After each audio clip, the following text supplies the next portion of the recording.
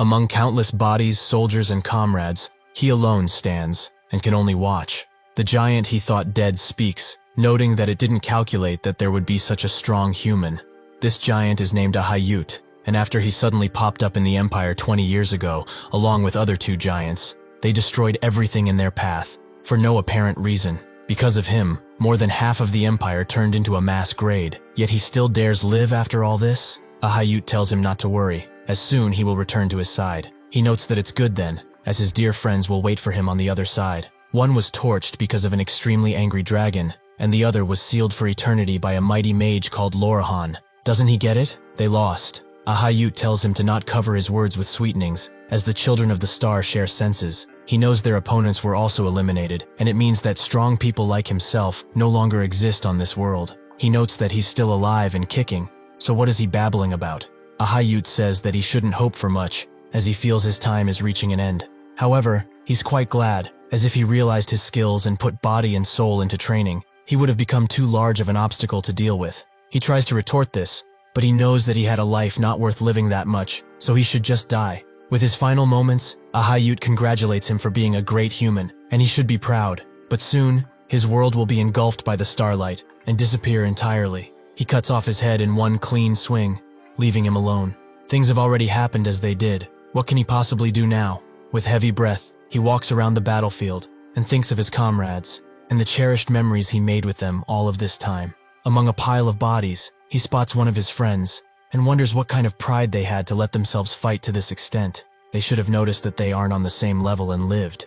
He closes his eyes and wonders why only his sword worked on a giant that could deflect the Empire's strongest sword aura. If he did it some other way, if he knew about this, they wouldn't have died a dog's death. But now, nothing can be done. Suddenly, he hears someone talking, and he walks towards it. He is quite surprised to see the great commander, Adashan, still alive, although barely. He tells her that for someone of her status, she shouldn't be like this. She says otherwise, and tells Ronan that he's a corporal, so he isn't keeping appearances either. But what's more important right now? Is a Hayut dead? Ronan confirms it, and notes that his body isn't far away from here. Tears roll down Adashan's face, and she thanks him for doing this. Ronan says that if she's that grateful, she should listen to his request at least. Usually, soldiers like this are either abandoned here or buried randomly, but he wants them cleaned up and treated well. Adashan says that he looks more alive than her, so shouldn't he be the one to do that? He begins coughing up more and more blood. He is definitely not more alive than her, as he could die at any second. He was a fool and in turn fooled around, but it still feels quite unfair that he will die. Adashan asks what he wants to do if he were to live, and he says that he would do lots and lots of things. But now, the only thing he can think about is the academy. That big and ugly bastard kept reminding him of it, as his sister's only wish was to see him at the academy, but soon he will be reunited with them.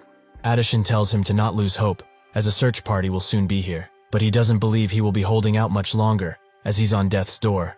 The rain suddenly stops, surprising them both. The ground begins to shake uncontrollably, and when Ronan looks in the sky, he spots a being with 8 wings. Behind it, countless giants are ready to attack. Adashan's whole world is in shambles, as in the end, she couldn't save the world this time either. Ronan snaps her out of it and tells her this isn't the time for thinking, as she should hurry and use telekinesis on him so that he can fight. She's very surprised he's still willing to fight in this situation, and he notes that even if he dies, he will not give those bastards the reward of killing him while he's still. She finds his valiance quite comforting and thinks that this man was the missing piece in all of this. She gets up and suddenly kisses him as to transfer something from her mouth. She whispers something to him, and Ronan asks what she means, especially in this type of situation. Adashan notes that if he ever sees her again, he should tell her to not do anything dumb and become a tailor, as she always wanted to try. Those words are the last of humanity. As with them, the whole world is wiped out. The blue orb glistens, and Ronan wakes up screaming for her, but she's nowhere to be seen,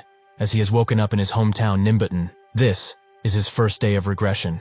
He sits under a tree's shade, and can't believe that Adashan's last words were true. What she told him was that this orb that she gave him allows the person holding it to regress back in time. That's how she, a simple tailor woman, became the Grand Commander. The orb allows a person to regress a total of 4 times, and she already used 3 of those, so only 1 regression remains. She's handing it to him, as she believes he's the key for humanity's salvation. He needs to sharpen his abilities as much as possible, and the best place for this would be Philian Academy. Ronan slams his head in the tree and wonders just what he's supposed to do by himself, even if he has this much time. Suddenly, he remembers that this is in fact the past, so he rushes to see his older sister. While running towards his home, he spots that some punks are bullying a child by tying him upside down. That's when he notices that the child isn't held up by a rope, but rather by magic.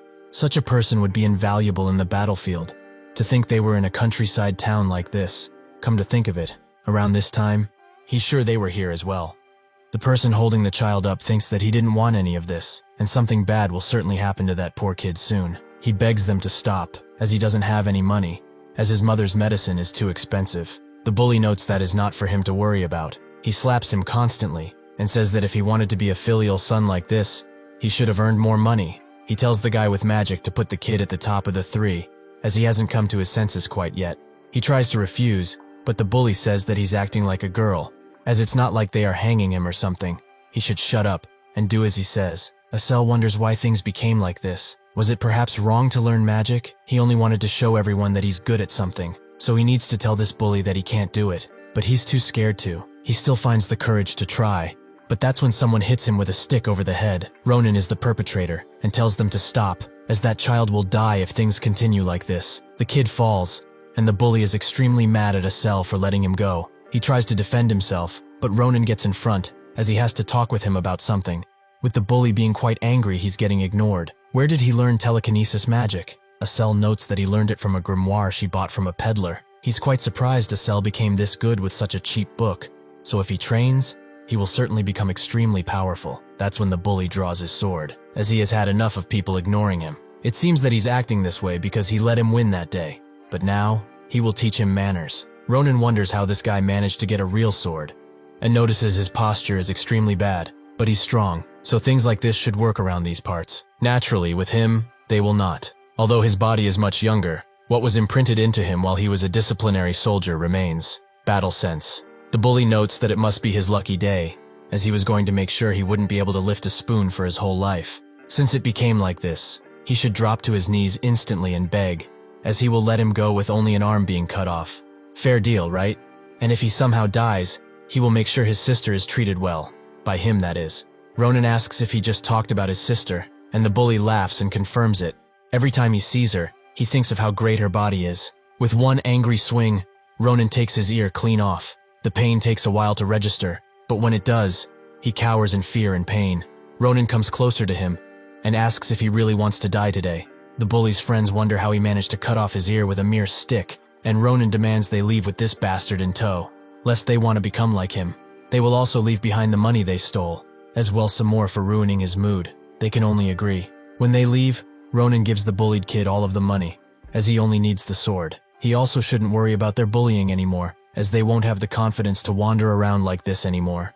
He thanks him profusely once again, and Asel grabs their attention. He also apologizes, as he knew that what he did was wrong, and he shouldn't have, even though Hans threatened him. He apologizes again and again, but the bullied kid sighs, and notes that he was crying like this the first time he was dragged here. When he saw him, he only thought that they were in the same situation, so he shouldn't blame himself, as it's not his fault at all. With that, he leaves, and Ronan looks at her, as apparently, he's the only one that knows she's a girl somehow. He asks her if she remembers that they had some business to talk about, and she confirms it. He notes that they will be meeting in 4 days, as he's busy right now, so they will meet then. Oh, and if she thinks of not coming, she knows what will happen, right? Asel is quite puzzled by this whole interaction. He arrives at his sister's door with some flowers, as he remembered she liked flowers. But is this perhaps too much? He turns away as he thinks he's doing too much, and that's when she opens the door, and is glad he's back. While he was a disciplinary soldier, he thought to himself 1,000 times, what does he say to her when they see each other again? Should he apologize for leaving without a word, or tell her how much he missed her? He thought about it very often, but those things could only be said by the soldier Ronan. All that he can say now is that he's back. Iris, his sister, prepares him a meal, and is extremely glad that her cold brother actually gave her flowers. She asks if he wants more to eat, but he notes she's already given him plenty. Ronan also asks how old she will be this year, and she notes she will be 22, but why does he ask? He excuses this question as simply forgetting, and notes that if she's around that age, there are 10 years until those giant bastards come. She feels his forehead as to check for a fever, and he notes that she's still the same as she remembers, bright, kind, and warm. She's making him wish that this moment could last forever, but he isn't allowed this luxury, as he's the only one who can protect her and the world. He removes her hand and notes that he has something important to tell her. He was actually thinking of joining the academy soon. She is extremely glad he has come too, and rushes to get something out of a hidden place. A pot full of gold, saved especially for a day like this. He finds her amazing, as this is no small amount of money, but although he appreciates it deeply, this much won't do. Iris wonders what he's talking about, and that's when he says he wants to join the Imperial School, Philian Academy. She screams in shock, which can be heard even outside. The Philian Academy is the Empire's best educational institution. It holds the continent's most outstanding teachers, and combined with the Imperial family's generous funding, this place is sure to give anyone who goes there the finest education. It's prestigious enough to be called a factory of heroes, as many have come from it. Adishan, the great commander, swordmaster Shulafin, and the worst criminal, the Winter Witch. The guys from Philion were quite useful during the war, so he understands why Adishan mentioned it to him. However, being so famous is also an issue, as its fees and entrance standards are quite heavy. He also didn't expect that reaction from his sister, but he will show her the results. He goes to the meeting spot he established with Estelle, who came only because he said that he won't let her go if she didn't come. Ronan notes that they will be busy tonight, as there's something he wants to test her on. It's nothing much though. All she needs to do is lift him as high as she can. She's surprised he requested this, as it's quite dangerous. Ronan tells her that it's not all that, so the only thing she needs to do is listen to him. He will not die from it, so she shouldn't be scared. She begins using her telekinesis, and rises Ronan high in the air, who thinks that this is much better than he initially expected. Although its stability and height is lacking, this feeling is quite familiar, as during the battle with a Hayyut, what allowed him to fight equally with that giant freak was telekinesis. It's a rare ability, even among mages, so that means she's going to become the most important thing needed for his battle against him. This start is quite lucky to begin with. Estelle notes that it's becoming difficult to hold him, and he urges her to hold a little while longer, as he has something to check. He will be coming down himself, and with those words, he cuts Estelle's mana, and lands perfectly. She's shocked he just did that, and asks what he did exactly. Ronan shrugs it off as it being nothing, only some acrobatic movement he's been able to do for a while. That's not what she was asking about though, but Ronan urges her to keep her mouth shut, as he also doesn't know much about it. However, this might be the reason his sword worked on that guy in the first place. He can take things slowly, however, as there's something that needs to be done. He hands Estelle a bag, and says that she needs to follow him, as before the moon disappears, there's something they need to do. This adventure might become the first page of Ronan's biography, the Empire's greatest history, and in general book. Ronan tells her where they are going, and she's quite unsure about their destination. He asks if she doesn't want to, but that isn't the issue. He has talent and a knack for martial arts, but she doesn't know anything. Plus, she's quite cowardly and timid. Ronan, in turn, asks if she really wants to live like that, wasting her innate talent on humoring punks. Is that truly the way she wants to live? And yes, she does have idiotic sides too. She's cowardly and timid, easily becomes a crybaby from just about anything, and also a plain loser. But all of this is fine, as she can change from now on. She shouldn't dally around too much, as the time that passes now cannot be taken back, and one day she will come to regret it, like he did in his past life. He hopes that changed her mind, but she finds this as him worrying about her, which she's quite glad for. Ronan notes that he won't force her into anything, and turns his back away, but she says that she will come with, as she wants to change as well. She will go to the academy with him, so he only needs to show her what's needed. Ronan smiles, and notes that this is the first time she's acting this way, so they should start her next objective. He smiles sinisterly, as everything is going just as he planned it to. They come up to something, and she's quite shocked at her first objective. Her opponent, who can bring out her true skills, is a lunar goblin, and the leader of a pack at that. Isn't it great? But they shouldn't waste any more time and get started already. The lunar goblin is a type of creature that appears around this area quite frequently, and they can be differentiated from other normal goblins by their yellow skin and disfigured bodies. But the thing about these types of goblins is that they go absolutely crazy over gold and other valuables. Due to this, they often ambush merchants to steal such treasures. And when they gather enough, they put all of their stolen goods in one area and hold a festival. On a night with a full moon particularly, just like today, Estelle fears the worst, and Ronan confirms her suspicions. This night, they are going to steal of their valued treasure. She says that she's never heard a whisper about the goblins holding a festival revolving around treasure like this. So how did he know? He notes that he has his ways of knowing things, as he can't just tell her he saw them in his past life. He would sound crazy.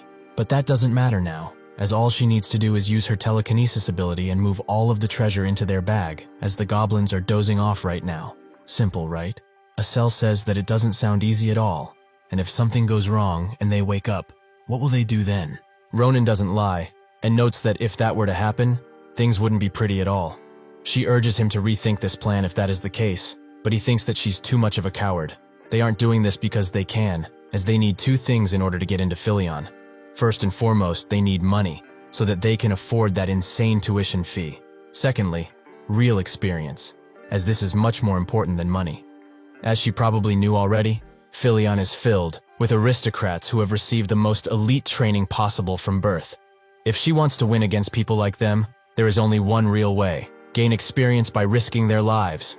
Those goblins seem like the perfect opponents, as they gain cash, but also some experience. Two birds with one stone, as they say. Does she perhaps have a better and more grandiose idea? She confirms that she in fact does not, and Ronan notes that they should start right now. Little by little, the treasure and valuables are slowly being dragged into their bags. Estelle is concentrating very hard, and Ronan instructs her calmly. Eventually, the last bag gets filled up, and he congratulates Estelle for doing a good job while also gaining some experience. Wasn't it easy? Estelle says that they indeed managed to do it, and he thinks that he wasn't that confident in her abilities, but she adapted quite quickly. She's much better at this than he originally thought. He has found a real nice minion to do his bidding. Ronan says that with these bags filled up, they should get going, as there isn't anything left for them here. They should head back before anything goes wrong. That's when two men who are chasing a bird start screaming through the forest for it, which wakes up the goblins, who become extremely mad goblins, as their precious treasure has disappeared. They all get up and search for the thieves, but it doesn't take long to find them, as Ronan and Estelle didn't manage to get out of the area in time. All of them charge the thieves, and Estelle is ready to pass away from how scared she is. She falls to her knees, and Ronan notes that he knew things were going too well for this situation. Estelle suggests they throw the bags at them and run away, but Ronan is having none of it. How does she expect to pay that tuition without this? Earn it? She tries to say that this is not the important thing right now, but she doesn't get to finish, as the goblins are extremely close. Ronan analyzes the sword and notices that it's made quite cheaply, so it should withstand about 15 attacks at least. However, there are 30 of them. One jumps to him, and he's still thinking. 15 attacks? That's plenty. He cuts off the heads of 3 with one single strike. Now he only has 14 attacks left. Birds scream throughout the forest, while Ronan takes care of the last goblin. Estelle can only stare in shock, as she can't hope to explain what she just saw.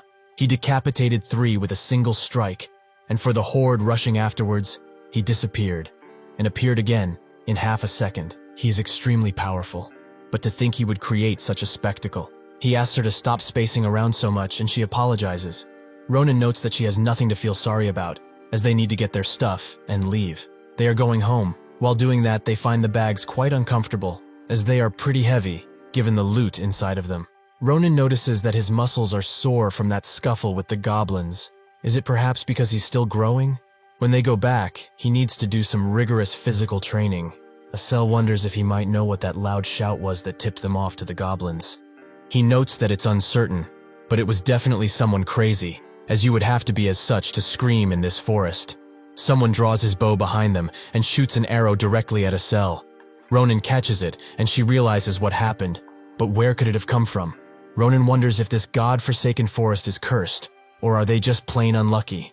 He asks the people who shot the arrow who they are, and they notice that these are kids, not goblins.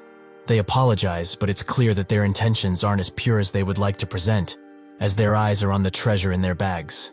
Ronan notices their suspicious attitude and their predatory eyes, so they should stop talking nonsense and answer him properly. Who are they? They are both surprised by his reaction, and the short-haired one apologizes for not introducing themselves while coming closer to him. He pulls out a knife and claims that they are Caliboro.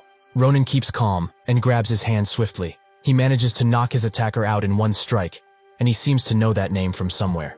The other charges in, and Estelle musters up the courage to use her powers to stop him and tell Ronan that there's another behind him. He congratulates her for doing this and kicks the knife out of the attacker's hand. He catches it, and in not even a second, he slashes him everywhere. The attacker and his body took a while to process what happened, but there's no saving for him, as he dies in an explosion of blood.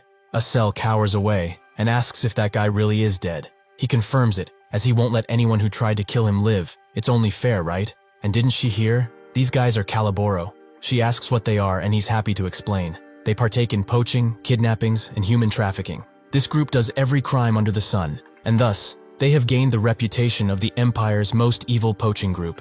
So, if he wasn't here, her organs would have been harvested and buried somewhere. Knowing who these people are and letting them live is a crime in and of itself. She needs to understand that. The bag that they had with them suddenly starts moving around, and Ronan wonders what can be inside of it.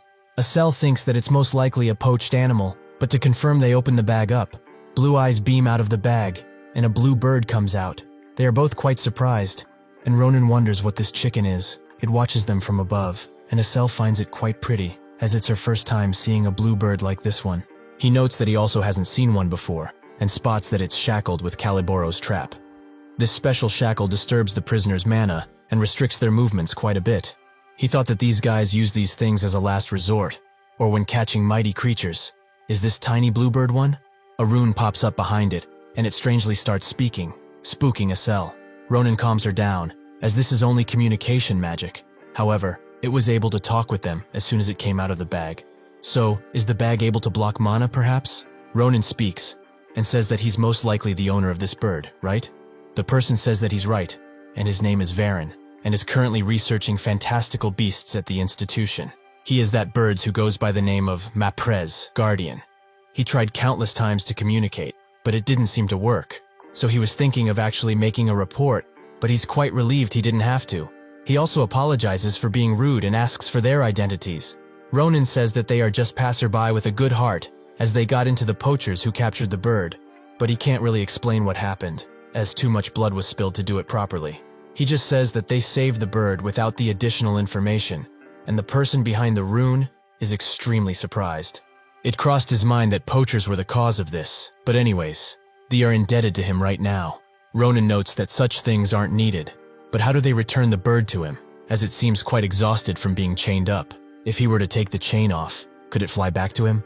The owner confirms this, as the bird has a great homing instinct, so he should be able to free it. Ronan cuts the chain, which breaks instantly, and urges the bird to go back to its father, as he's making him worry. The bird is extremely grateful and starts cheeping around. Ronan notes that the bird is currently shoving its ass into his face and dancing around. So what does this mean? The owner notes that it just wants him to pluck out a feather before it flies away, as it wants to meet with them again, someday. After plucking out a dream bird's feather, it will direct to the main body constantly, like a compass of sorts. With that, he says that if he comes by the institution someday, they should come and visit them, as he will definitely repay them. The bird flies away, and Estelle asks Ronan what he's holding. When he looks at his hand, he's also quite surprised. A few days later, a merchant assesses the valuables they have obtained, and notes that he will give them 20 gold coins for this certain piece. This man is the owner of the Carabel merchantry, Duan Carabel. He notes that all of the items he brought today are quite valuable, so it must be his lucky day. Ronan says that he's quite glad he has finally found someone who understands, as all of the merchants he tried up until now tried to scam him, which pissed him off quite a bit. But to think such a confident and worthy merchant was around here, walking around really paid off. Duan notes that he's honored by his words, and asks if there are any more things he would like to sell. Ronan pulls out an egg from his pocket, and says that he's curious as to what this thing is, but won't sell it. That night, the blue dream bird left this very egg behind. Initially, he thought it took a crap in his hands, but it didn't. However, this didn't stop him from throwing the item into a boulder before looking. Surprisingly, the boulder broke first, so it seems that this is quite the valuable item. He doesn't know if it's that bird's egg specifically, but it's certainly a product made by a fantastical creature, so it might be worth quite a lot. The merchant analyzes it diligently, and notes that this color and texture can be only one thing. Ronan is now anticipating some very good news, but his dreams are shattered, as Duan says that it resembles horse crap. He doesn't know what it is, as it's quite the unusual object, so why doesn't he get it appraised in a place made for that? Ronan sighs and says that he will, but he can't sell it now, as he's quite curious about it. He also asks if he has any books about Philion, as they are planning to do the entrance exam together, but they don't know much about it. Duan notes that this is perfect timing, as his daughter is also doing the Philion exam, so he's sure she will be of some help to them. She eventually comes around and asks who these people are. Duan presents her to them, his only child Maria. Ronan looks at her and seems to recognize her from somewhere. Duan urges her to say hello, as these are some customers he made a big deal with. Maria asks what these babies sold him, and Duan demands she be more polite. He also apologizes to them for her rough language, as she grew up in the merchantry. Estelle notes that it's fine, and Ronan walks up to Maria, asking if it's really her, the same one that uses Sen as her middle name. She confirms this, but how does he know? Ronan notices that she indeed looks like that person, but something is quite strange.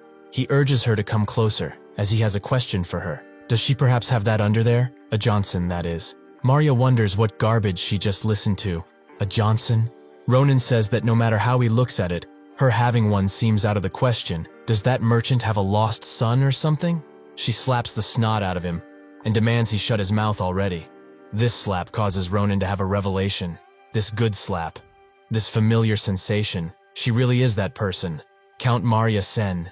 When he was a disciplinary soldier in a place that went by the name of Armarlen, Maria was in charge of the supplies. She held a great work ethic and also had an easygoing personality, which allowed her to get along with anyone. She was quite the impressive person. When talks about Johnsons occurred among the guys, Maria got unusually angry and had a habit of slapping people around. He always wanted to ask when they met again, but he never got the chance to as she died before he did. To think he would find the answer to his burning question here? She was a girl. All this time? She sees him laughing and thinks that he didn't have enough. So she charges in for another attack. Ronan hits her in the head and says that she's acting up after slapping him. He only let her because he was in the wrong. This causes her to get mad, so she headbutts him in the chin. They continue to fight like animals, with Estelle and Duan watching in horror. Eventually, they have to intervene. A while later, Estelle is surprised at this turn of events, as these two just fought like they wanted to kill each other. But now, they are seemingly getting along. They assess the things they just bought, 3 swords and a magic wand. Maria asks why he bought so many swords, as she imagines it would be quite troublesome to carry this many. Ronan notes that they are just reserves, as he uses a sword quite roughly. She asks what he thinks about the quality, and he says that they aren't bad at all, but the best one is this one, which is made with black iron. Maria agrees, as black iron is quite sturdy, so it's an item even renowned knights often seek out. She doesn't know how roughly he treats his sword, but this most likely won't break. Ronan thinks that this was one of his favorite weapons in the past. Maria explains that this wand has a good magic stone inside of it, so is it perhaps for this cute little mage? Estelle confirms it and notes that she uses telekinesis magic. Maria finds this amazing and notes that she will surely get a scholarship with that type of magic. This only leaves them 2, so what technique will he show during the practical exam? Ronan asks what she's talking about, and she explains that in order to enter Philion, everyone must take a practical where one will need to impress the professors and show them techniques. They also have a theory exam, which is quite difficult, but not as difficult as the practical, to the point that it's said, if you pass that, you won't need the theory exam at all. Basically, he just needs to prove his worth, or forget about the academy. Ronan notes that a swordsman like himself just needs to show good swordsmanship. But what do people usually demonstrate? Maria says that nobles usually show their family's secret techniques, but most martial artists and applicants alike demonstrate their personal techniques. Ronan stops her for a second, and asks if kids who use swords can use mana at this age, even though they aren't mages. Maria finds his question quite weird, as being able to do that as a prospective Philion student is a given. One would constantly sense their mana anyways, so why not use it in combat? Ronan doesn't get it all, but Maria does. He doesn't know how to sense mana, right? Ronan asks if it's not similar to using aura, and Maria is shocked she's talking to this guy about entering Philion. How can he say mana and aura are similar? He notes that it's probably something he knew about already. So why is she making such a fuss? She demands he come outside now, and that she needs to borrow the swords for something. He asks if she will pay for them if something were to happen, and she explains that it won't take that long. But if that happens, she will pay the price 3-fold. So, how about it? Now they should stop the chit-chat and get to some special training. Mana is the source of the power of nature, and like air, it's natural and exists everywhere in the world. However, that doesn't mean that everyone can use it, as in order to, one needs to see and feel his own mana and be able to use their mana sense. To enter this stage, one can use training, innate talent, or other things, with various personal reason also coming into play. But it usually takes 1 year of training to even start sensing mana.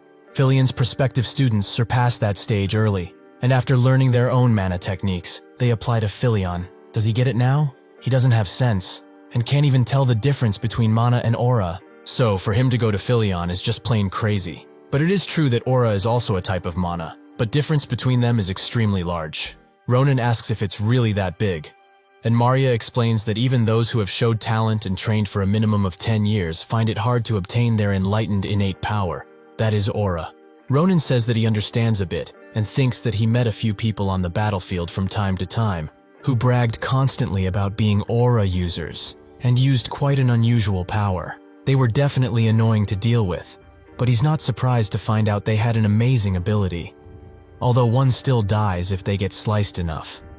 Maria says that they should stop with the explanations and get started already. He will probably learn faster by using his body, rather than his head anyways. Ronan thinks that she's a young girl, so she can't hope to do much. But she closes the gap instantly, which takes him by surprise. Their swords clash, and Ronan spots that she's ready for battle. They continue to fight, and Ronan is surprised she's exerting this much power at such a young age, and also dual-wielding. He can't see it, so he's not really sure.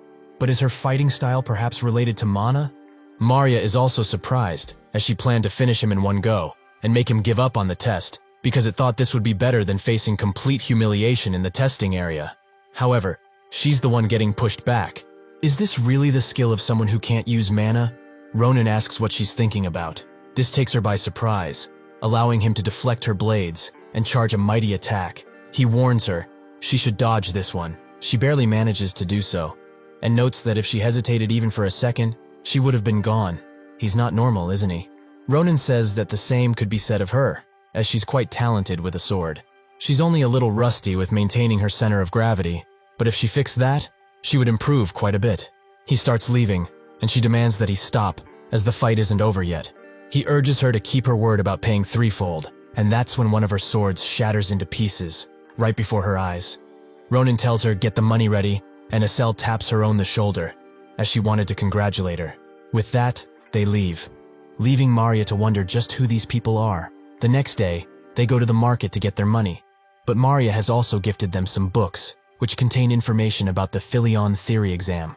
She's sure they need them, as the exam is taking place next month. Ronan notes that they indeed need them, but why would she go this far? Is she perhaps trying to mess with them? Maria calms him down and says that it's nothing of the sort. She's just taken a liking to them is all. It's a simple service because Shu wants all of them to pass for free, no additional fees needed. She would have liked to teach him personally, but because of their deals, they need to head out, so they should study hard. As if they fail even after this, she will be mad. With that, she leaves, and Ronan thinks that he needs to train his body and also study, which he has no knack for. But this is certainly not a bad feeling.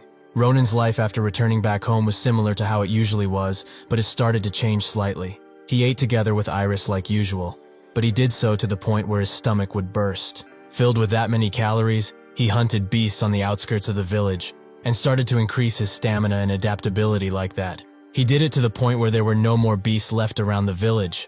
Besides that, he also studied, which was unimaginable for a disciplinary soldier like himself. But despite that, he tried his best, and after a month, their main story is about to begin, in Valon, the capital city. At its center stood the best education institution in the whole empire, the White Tower's own small city. Estelle admires Philion and how masterfully crafted it is, but Ronan urges her to not stand in the middle of the street like the bumpkin she is, and move, as they will be late for the exam. She replies in a strange way, as she still finds it quite surprising that he grew so much in just 1 month. Ronan urges her to stop thinking about useless things and get going. He thinks that since they are here, they might meet him. The sword saint Schlieffen, a descendant of Grancia, a prestigious swordsman family. He is a genius who is considered the strongest in the entire empire. He should be around their age, so he might be taking the exam now, but it doesn't really matter. Estelle asks if he has that thing, the feather the dream bird gave them, that was supposed to lead them to its owner. He notes that he did indeed pack it before they left, and he was also planning to visit after the test. That's when they notice that the feather is pointing to the highest floor of Philion. Inside, the bird's owner notes that he isn't really used to being a professor, but the bird is cheering him on, which he appreciates, but he should keep going, to repay the kind hero who saved him. This is Philion's zoology professor, Varen Fanashir, a Wer-Lion. He thinks that he should open the window for some ventilation, as they need to present himself nicely to their hero, right? When he opens the window, however, he sees Ronan, who looks like he's here for other things. He spots the bird from before, but him and his owner both scream, as this has taken them by surprise quite a bit.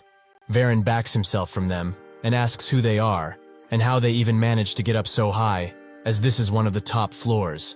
Ronan notes that he screams way too loud, and Asel says that this is why they should have taken the stairs. Varen asks if they are after his precious comrade Marpez, but that's when he notices what Ronan is holding, the feather. He finally realizes that they are the heroes who saved Marpez.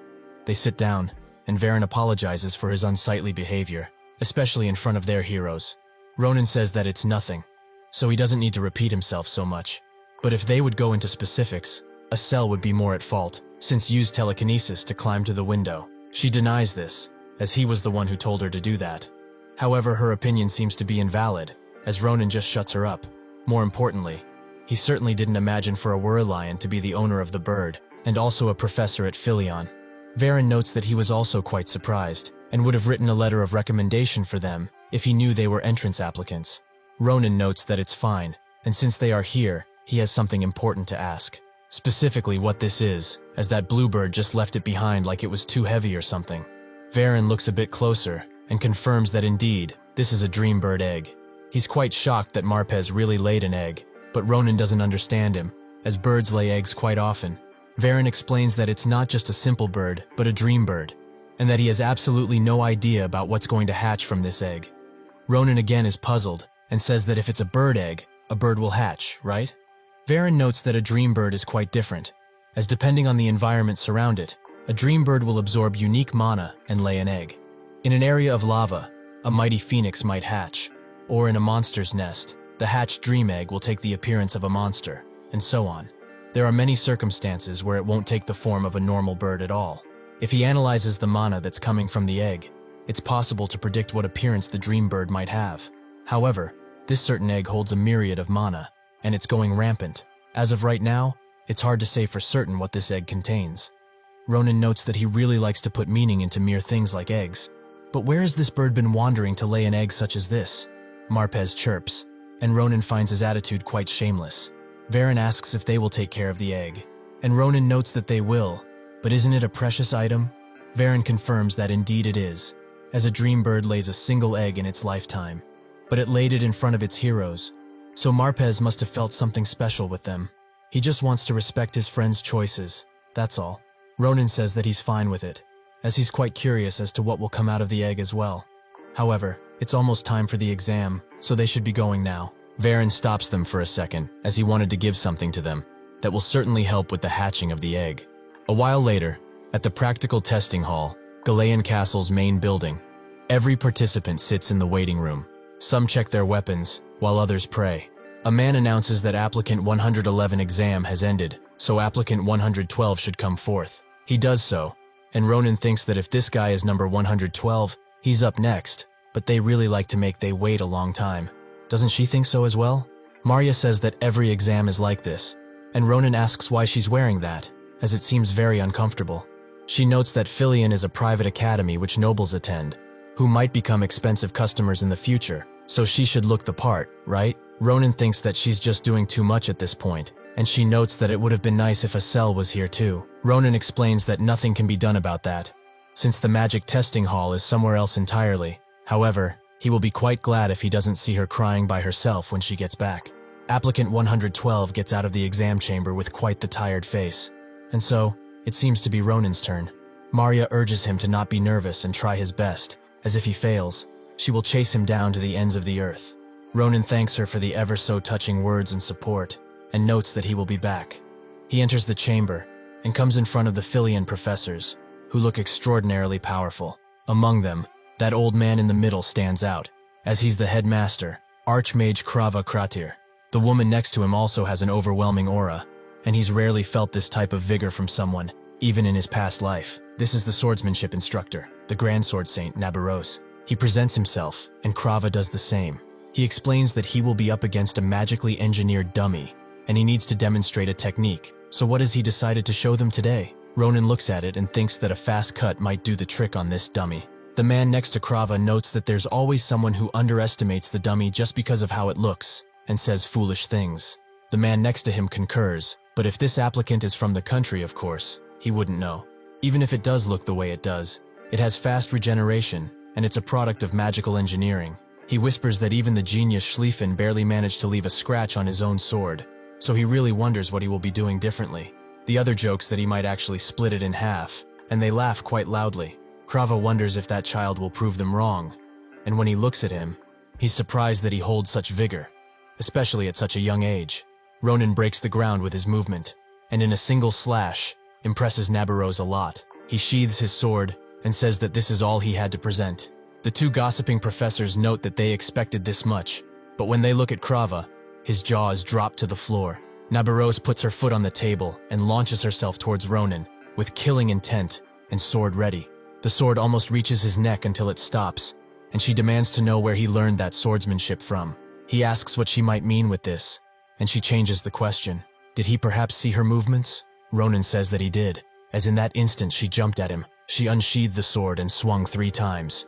Nabarose says that he's correct, and it's just like what he showed them with that arrogant cut. Did he really think she wouldn't notice? That foolish swordsmanship of his? He slowed down his last cut intentionally, just in case they didn't see it, like he was being considerate of them or something. He's quite arrogant for his age, but has he really forgotten where he is? Krava looks at this, and the theory professors, who now feel a bit guilty, wonder what to do. Ronin thinks that this is just a simple misunderstanding, as he only adjusted the strength because he thought the sword wouldn't be able to withstand the last cut. But judging by the current mood, it seems like she wouldn't believe him now. Nabarose sheathes her sword and says that she will remember him, and will definitely be the one to teach him. Krava looks at her and thinks that she basically called dibs on this to be her disciple already. It seems that he needs to pay more attention to the trainees from now on. He congratulates Ronin for a job well done, and notes that now they will end the test with a common question. It doesn't have a real answer, so he can answer with what he feels like. What does he want to learn from coming to Philion? Ronin ponders the question a bit, and he answers with, to not have any regrets. That is what he wants to learn first and foremost. Krava says that he can leave, and he does so. To not have any regrets, huh? He wonders how he will be able to teach him something like that, and one of the theory professors asks what's going on, as he and Nabarose are acting quite strange. What did that boy really do? Perhaps a trick. Krava notes that it might be a good way to put it, or rather, pure talent is a better way to explain. The head of the magic dummy falls off, and the cut is extremely clean. Ronin thinks about the lady who threatened his life just now, and wonders if he would have been able to win, even in his past life. He thought he went through way too many hardships for anything to surprise him anymore, but this is something very different. He thinks that he did good coming to Philion, as he feels he will be able to learn quite a bit. Now, only the written test is left, but it will be quite easy, as he memorized lots of things. However, after finishing, he's very down, and says that he's done for.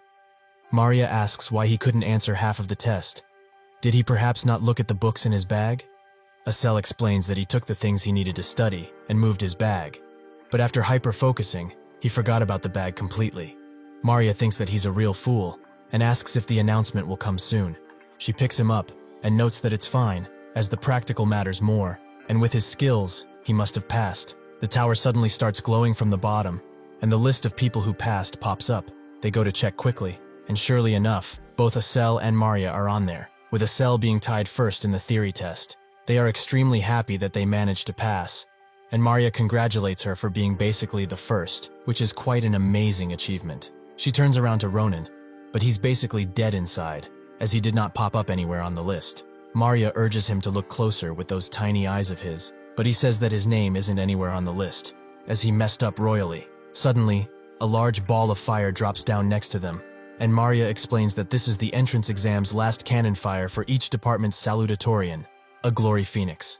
It sends a few fireballs, and one heads straight for Ronin. It causes a pretty large explosion, but after the smoke clears, Ronin sees that he's been invited to the martial arts department's salutatorian, as he got first place in the practical, and we won't talk about his theory placement. The girls hug him tightly, and Maria notes that for someone who flunked the theory exam, he must have done something amazing to enter the martial arts salutatorian. Ronin thinks that if he got first place, that guy lost to him, and with his personality, there's no way he's just going to stay quiet. Sure enough, he comes from behind, and notes that he must be the one who came first in the practical test. This is the Sword Saint, Schlieffen. Other people are surprised that the Empire's shining star would be here, with Maria and Asel also being quite shocked because of his presence. Ronin thinks that if he's the same as he was in his past life, things will become troublesome.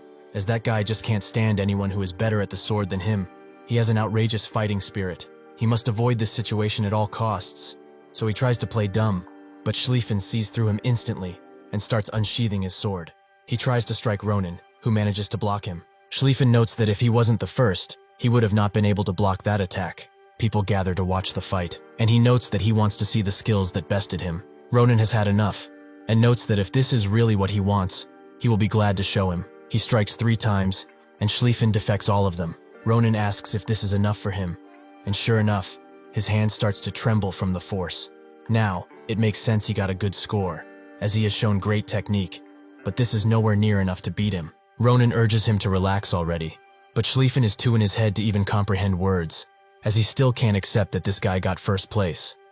Ronan thinks that this bastard is plain crazy, and this is exactly why he didn't want to meet him. At this point, he will start manipulating aura, which will be very bad. As he can't handle his aura called the Tempest Sword, he's sure that he can't. However, he has a plan, so he starts running, and Schlieffen asks how he dares turn his back to an opponent like this. Ronan grabs a cell and puts her in front of him. Schlieffen is extremely angry that he's using a lady as a meat shield. Can he really call himself a knight? A cell notes that he's a guy. At this point, I think that the author is also quite confused about his gender, so we will leave it like that. Ronan uses this opportunity to hit Schlieffen square in the face and bolts it out of there with his party. One of the teachers comes to see what's going on and spots that Schlieffen is injured.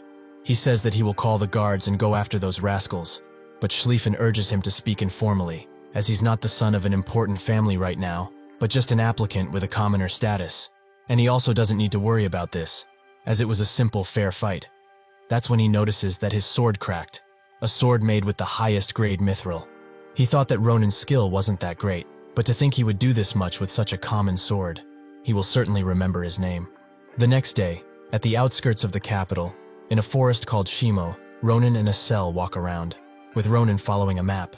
Acel asks if they can really afford to do this right now, as yesterday, he broke the nose of the heir of the Grancia ducal family. What will he do if he decided to retaliate, huh? Ronan notes that he shouldn't worry, as he's a good guy, just crazy about the way of the sword. He's someone who upholds principle and trust above all else, everyone's role model, one who protects the weak, basically the epitome of the perfect noble. He probably said that what happened was a simple spar, as if he hadn't, they would have been behind bars already. Acel notes that he's right, and they arrive at the mana vein Varen told them about, the Fernardo Spring. Mana that hovers around the world for an unknown reason and gathers in a single spot is called a mana vein. With its existence, mana would be absorbed by its surrounding matter.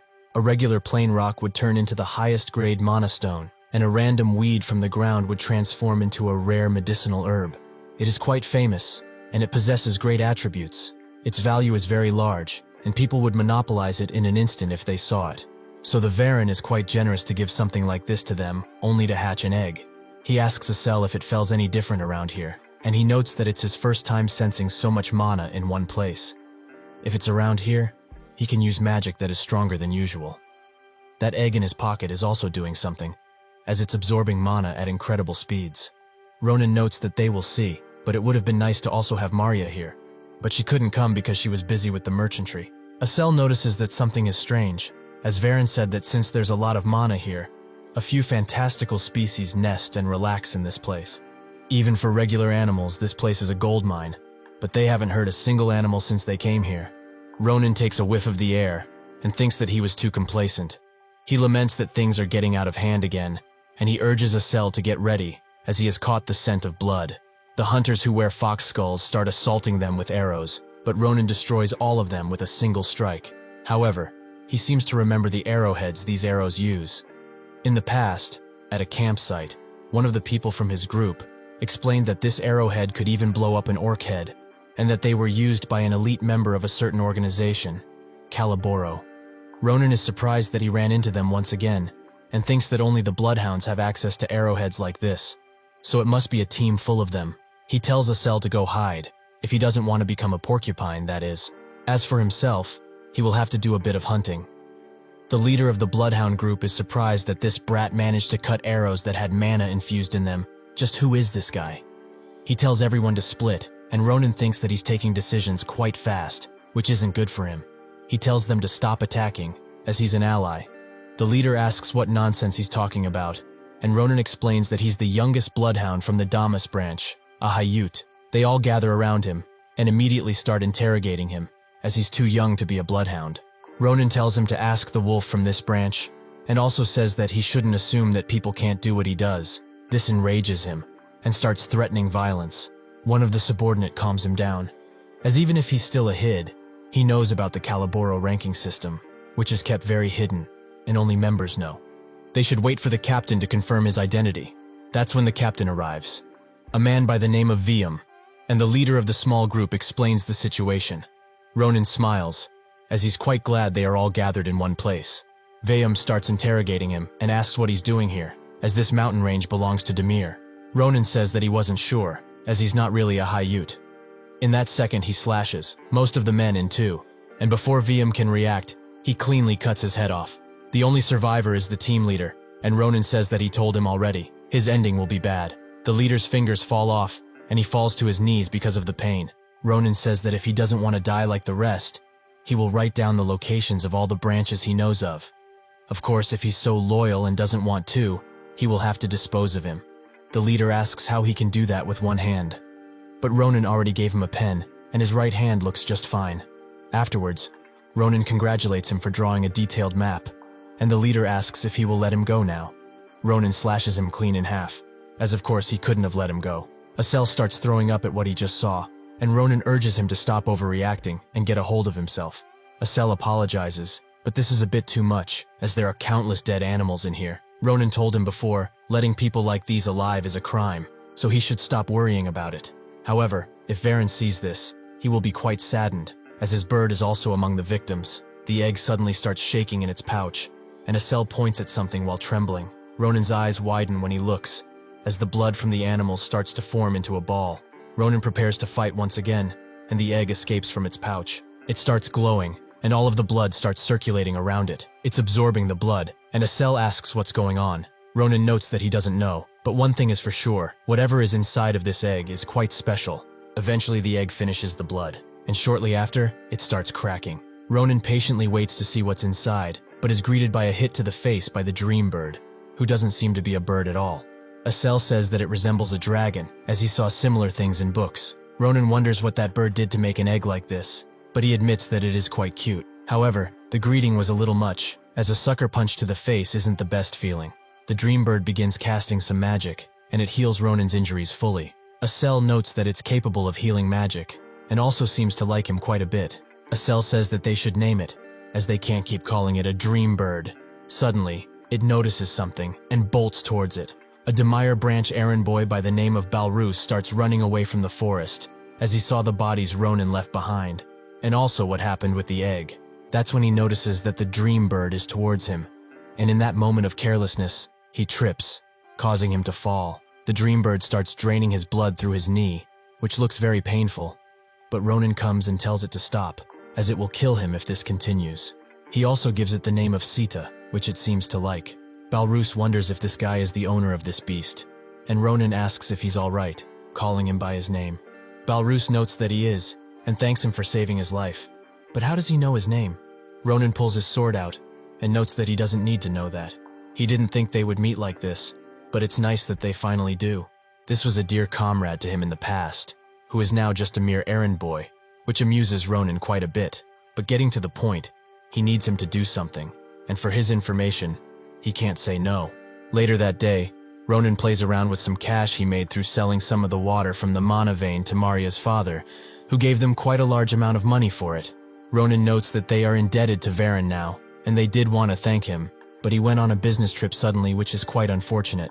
However, in addition to the job he assigned Balrus, the map he received from that bloodhound is quite useful. He also instilled so much fear in Balrus that he wouldn't think of betraying him. Asel asks if he wants to buy something with the money, and Ronan thinks that the entrance ceremony will be taking place soon, so it seems that he does have something.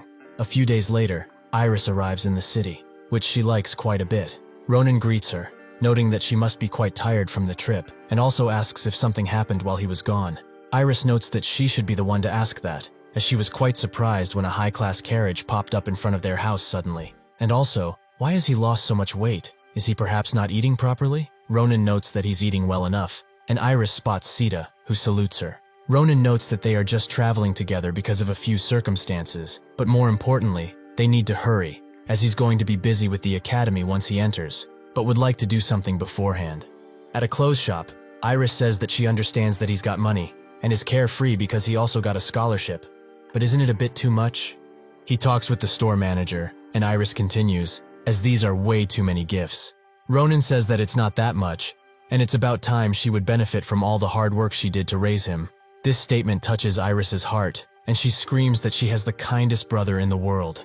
They finish shopping, and Ronan says that they will go to a few workshops, as he needs to repair his sword thanks to a certain someone. That certain someone pops up suddenly, which shocks Ronan and Sita a lot. Ronan asks what he's doing here, and Schlieffen says that he came to order a new sword, and that's when he spotted him. So he decided to wait until he came out, so he should stop misunderstanding things so easily. Ronan pulls out his sword, and notes that because of him his sword is in a poor state. Does he really want to for another round? Schlieffen notes that it's not a bad idea at all, but Iris gets in front of them, and demands that Ronan stops using such foul language. He tries to talk back, but she doesn't let him, and she turns to Schlieffen to apologize. In that moment, the most influential young man, and the Empire's shining star, fell into the trap of simping, as he fell in love at first sight. She continues to apologize, but while blushing, he says that it's because of his lack of tackiness, so a lady such as herself shouldn't take the responsibility. She grabs his hands, and notes that she's quite glad Ronan has a friend like him. Ronan just stares, as he's quite stupefied because of the situation. Schlieffen notes that he will compensate for the broken sword, and while he doesn't have any gold, they can have this, his family's proof of identification. Ronan is quite shocked that he would just give out something like this, and Schlieffen explains that if they are going to get a sword, they should go to the blacksmith on the western end, as that place has hundreds of years of history, and they will surely be able to enter if they give them that. With that, he leaves, and Ronan is still shocked. With that proof of identification, one could buy most villages. Is this simp really the sword saint he once knew? The next day, at the entrance ceremony, Krava welcomes the freshmen of class 787 to the school. He talks about their limitless potential and the education they will receive here. But most of all, he congratulates them for their abilities. Ronan thinks that this is quite boring, but things like this aren't bad from time to time, as his sister seems to be liking it. Krava snaps his fingers, and a strange glow envelops the students. The students are all shocked, as the sky is seemingly shattering out of nowhere. With a large blue flash, they are all transported into an arena. Ronan wonders if Krava really teleported everyone with just a snap of his fingers, who notes that now since everyone is here, they should start the meeting between their seniors and juniors. The senior-junior meeting is something that occurs between the incoming freshmen of the school and the seniors who have been here for 2 years. Because this is the place where they meet each other for the very first time, the process is known and expected to be quite intense. It is also an event which the Filian school deems special. The way things are done are as so.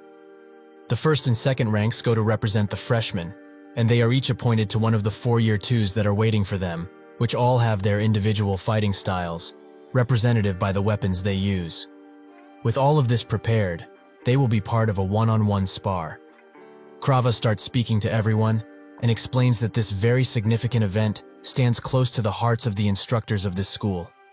It is not just about the professors, who eagerly wait to see what new pupils they can train and nurture, but also about the relationship between the seniors and juniors, as they learn from each other, for example, their weaknesses. He believes that from this exchange, they will be complementing each other, and competing like this is the start of their real, true education. These duels are only for educational purposes, and through them, the representatives of their respective years will be able to demonstrate how they take their first step into the real world. Naturally, because of this, the freshmen will be given the choice to choose who they fight, and it is possible to decline a duel. So they shouldn't feel burdened by this greeting, and feel free to do as they please. Ronan is kind of mad that this guy keeps beating around bush, as this is basically just hazing the freshmen. From the right, the first guy is the martial arts major sophomore standing at rank 1, Nasdo. The second is in the same category, but stands at rank 2, Brahm, who is glad to see some hardy freshmen this time around. All of them seem to be in the same category, but with different ranks. The one on the left is called Karun, who is rank 4, while the red-haired woman on the right is named Irina, who is rank 3. Brahm starts screaming about how excited he is for the battles to start, and notes that he can't hold it in anymore. He wants to fight with all of his might. This creeps Ronan out a bit, and thinks that, with this situation, he can show his older sister that he is not going in this place just to get beat up. It would also be better if he could show her his great companionship with this guy that is standing next to him too, but that is still to be seen. Krava announces that they can now choose who to fight, and Ronan puts his hand up, as he has a suggestion he would like to make.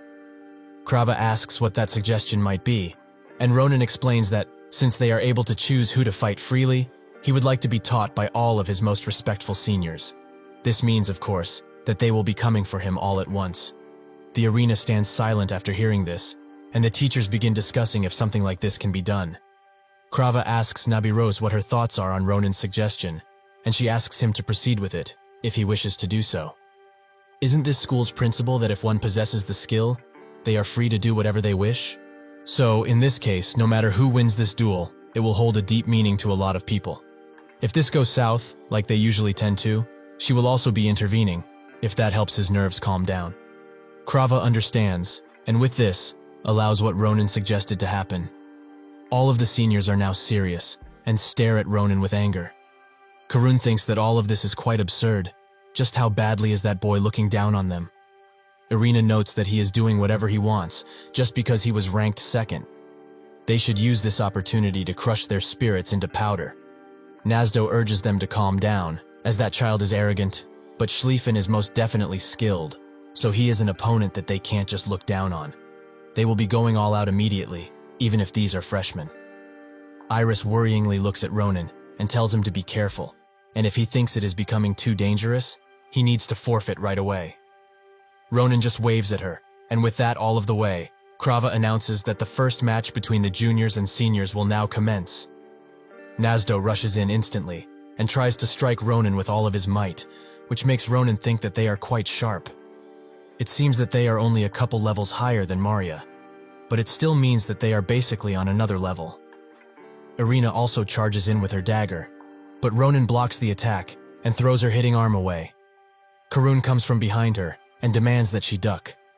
She does so, and the spear almost reaches Ronan, but he blocks it, who is quite surprised by their level of teamwork. This attack pushes him back a bit, but that's when, in a moment of thinking, Brahm comes from behind him and gets ready to strike him with all of his might. Before he does that, he asks Ronan why he would be doing something like this, as he wanted to have a much more valiant spart with him. He tries to hit Ronan with the blade, who notices what they are all trying to do. A swift and strong finish blow, or distraction, while the others follow it up with an attack. Truly, they are all at a really high level, strategically at least. In that second, he jumps out of everyone's sight, and also hits them. They all begin falling down like swatted flies, but this proved to Ronan that they are all amazing, and this school that grew them into this must be even more so. He looks behind, and is quite surprised to see Brahm still standing, as he thought that his fighting spirit would have been shattered at this point. Well, he will remain considerate until that happens, so he should hold tight. They both charge in, but Brahm notices some extremely strange, as Ronan is now copying Nabarose's fighting style. Or this is how it seems to him at least. Ronan smiles, and with 3 swift attacks, Brahm's sword shatters into small pieces, and Ronan thanks his seniors, as he has learned quite a lot from them. What happened here shocks the whole stadium, and they all shout with amazement and cheer for Ronan as he is extremely skilled, while the seniors look at their broken weapons. Nazdo begins laughing, as this fight was so one-sided, he can't hope to be upset about losing it. Where did this freshman even come from? One thing is for sure, at least his strength is plain monstrous. Ronan looks at his sister, who is almost choking a guy from the excitement, and thinks that with this, nobody would dare to try and bully him. Now, there is only one thing left to do. He makes his way to the seniors and congratulates them for the amazing fight. He has learned quite a lot from this spar, and from them. He only placed himself in this situation because he was very excited to be a student of Philion, but their strength is truly unimaginable. From the bottom of his very heart, he thanks them for accepting his challenge. He also pleads with them to pardon the rudeness that he displayed today, and looks forward to learn even further from them. He finishes all of this with a bow, and all of the seniors stare at each other in shock and awe. Suddenly, Brahm starts screaming that he was wrong about him. He is not only extremely strong, but also extremely polite. However, he needn't be so humble, as he fought fairly and won just as so. He should be confident about his victory. He rises Rona's hand up and tells everyone that this is what an exemplary Filian student should be like. Brahm congratulates him on the amazing display of skills and manners, making Ronan say that he is quite the fiery man. With this, since he has shown his social skills so much, he is sure that his sister won't worry about that anymore.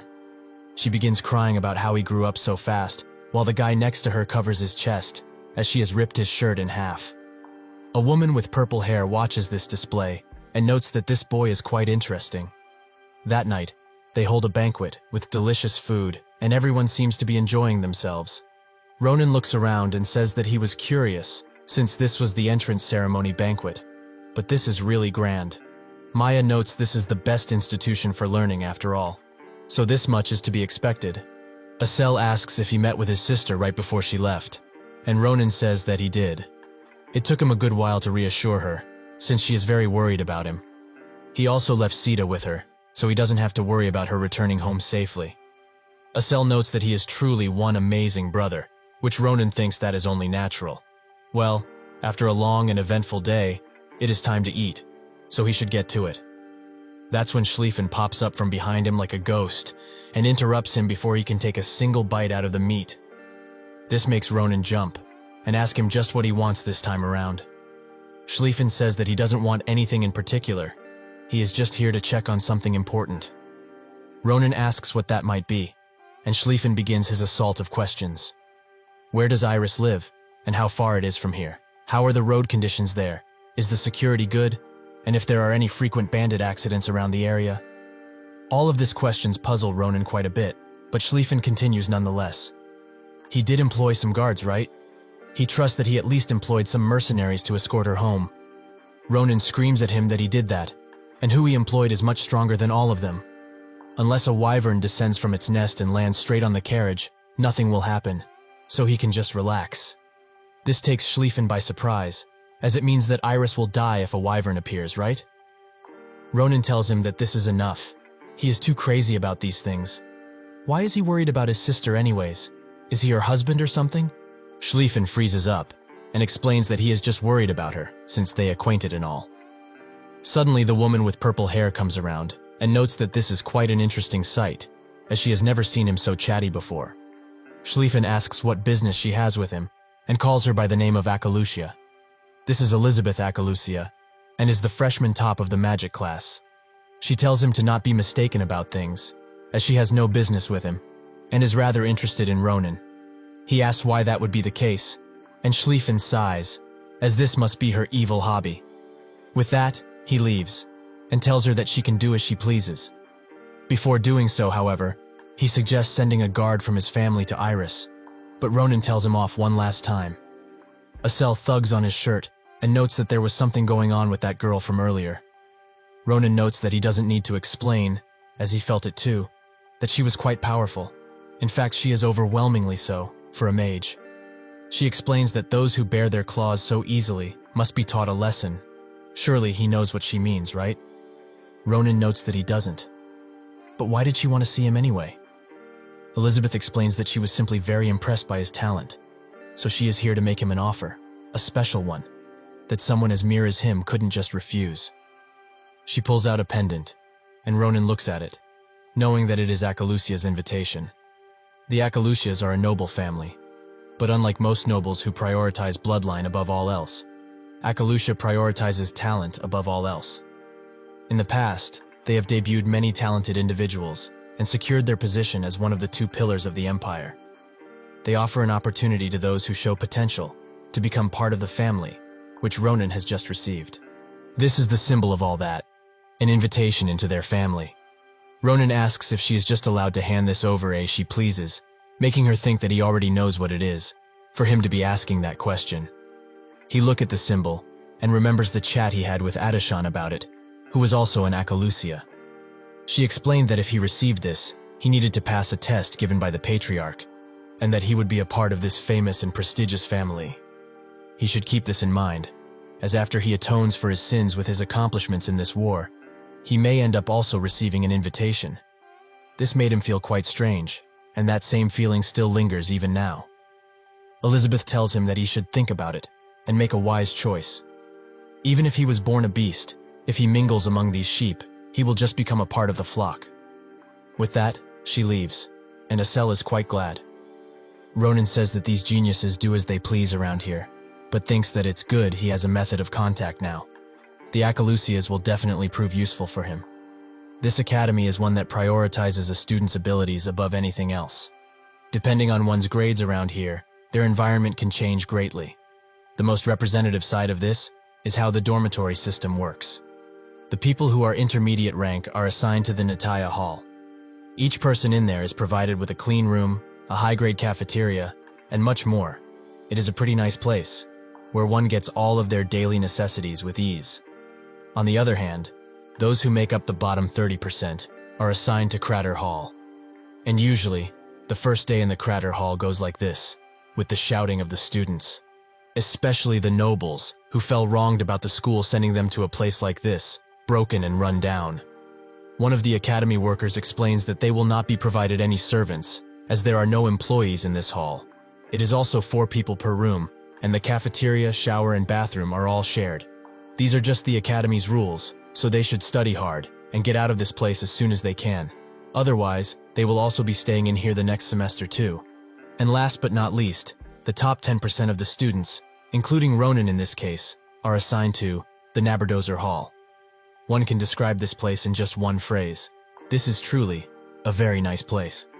Ronan is surprised that they would accommodate mere students like this, and they also receive the class registration form on their table already. He is just supposed to write down what class he wants to take on this timetable. It is important to get adjusted into this place in the first year, so he heard it is not wise to choose many classes, but all of these look very interesting.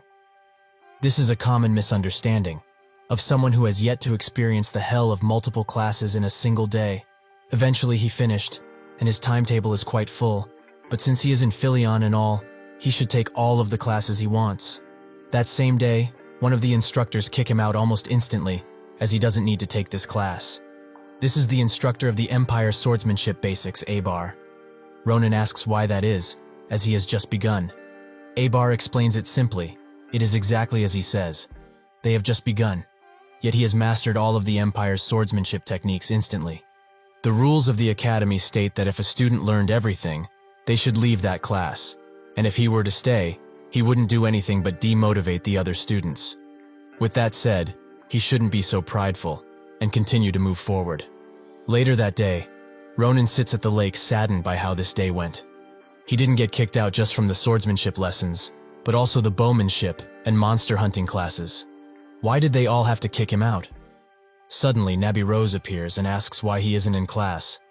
But she can probably figure it out, that he completed all of those easily. Ronan confirms that is the case, and wonders if all of the classes are like this. Maybe Philion can't do any better than this. Nabaros is pleasantly surprised that he managed to complete all of those classes in a single day. But it is to be expected from someone like him. It only took him 1 day to copy her technique after all.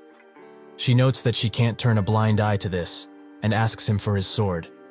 She will now be teaching him a very important lesson.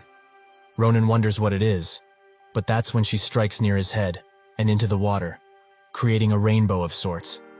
Nabarose explains that this is to be expected from a chunk of metal that is his sword. Something like this cannot be called a true weapon, as it only wears down the owner's power. He should watch closely what a real weapon can do. She pulls it out, and in that second, basically splits the lake in two with just one strike. Ronan is extremely shocked by her power, and she notes that perhaps he gets it now, what he is truly missing here. A weapon is categorized as a piece of steel that is sturdy and sharp, and it shouldn't break when wielded. And even if it does, one can just obtain a new one. It is expandable. This is what Ronan thought, until he saw this display. This is just ridiculous, as he is certain that she used the sword that is in her hands. But when he used it, with the same slash, it was much smaller. Nabaros explains that one breath and a handful of strength is all that is needed to put one's life on the line if they are on the battlefield. So wasting strength isn't wise, and if he uses mana, then it is essential he finds a weapon that suits him. Of course, it's something that he still can't get, because he doesn't know how to use mana just yet. Ronan's hand shakes, and he asks her if she knew all of this time. She did, and tells him that even with this, he has a lot of energy, which she finds quite amazing.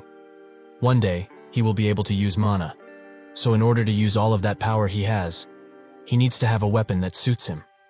However, now, it looks like he has a lot on his mind, so he should attend his class. Ronan asks if he really can, and she notes that he can. Even though those who have reached second year are the ones allowed to, she will make an exception and let him attend. However, instead of that steel shaped like a sword, he should bring a real, proper weapon. That is the only condition for him to attend her class. Ronan explained what happened to his friends and goes to a blacksmith on his first day off, with Sita also returning. This is the place that Schlieffen told him about when giving him the medallion, so it should be quite good.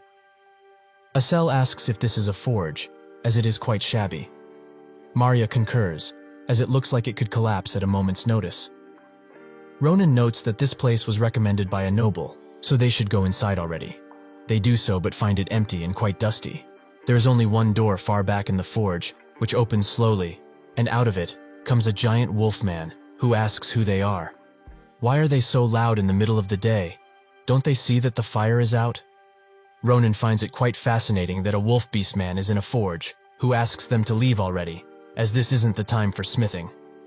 Ronan pulls out the Grancia family symbol, and notes that he came here to buy a weapon, as Schlieffen recommended this place heavily.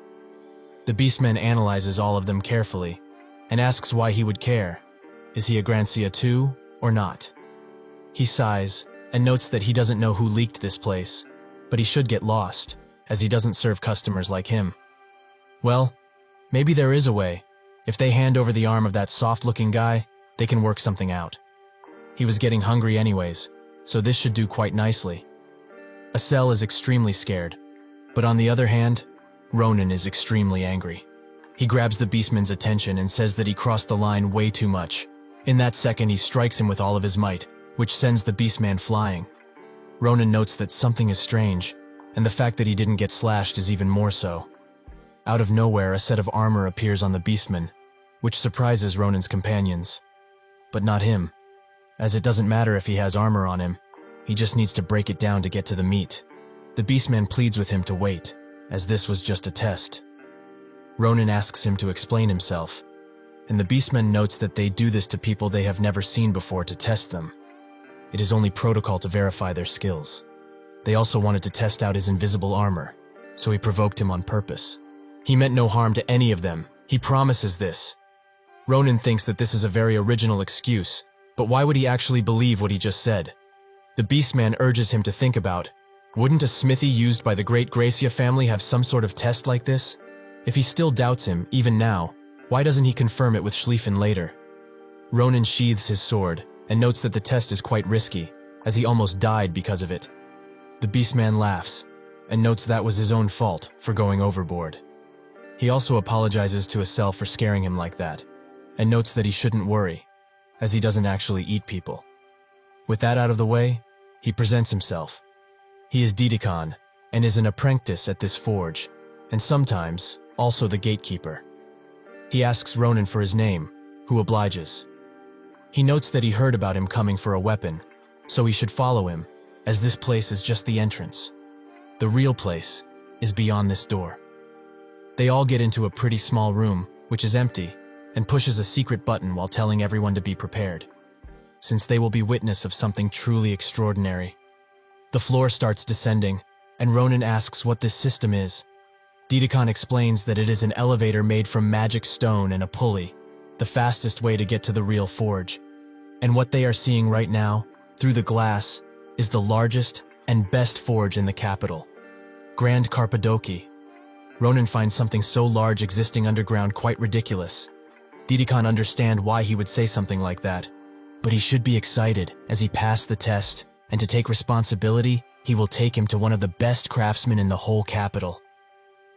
Ronan looks at all of the blacksmiths working diligently on their various crafts, and is surprised that there were so many in this forge underneath the capital, of all places. Didikon notes that indeed, this is something very precious, and this forge only gives items to the royal family, as well as some selected nobles.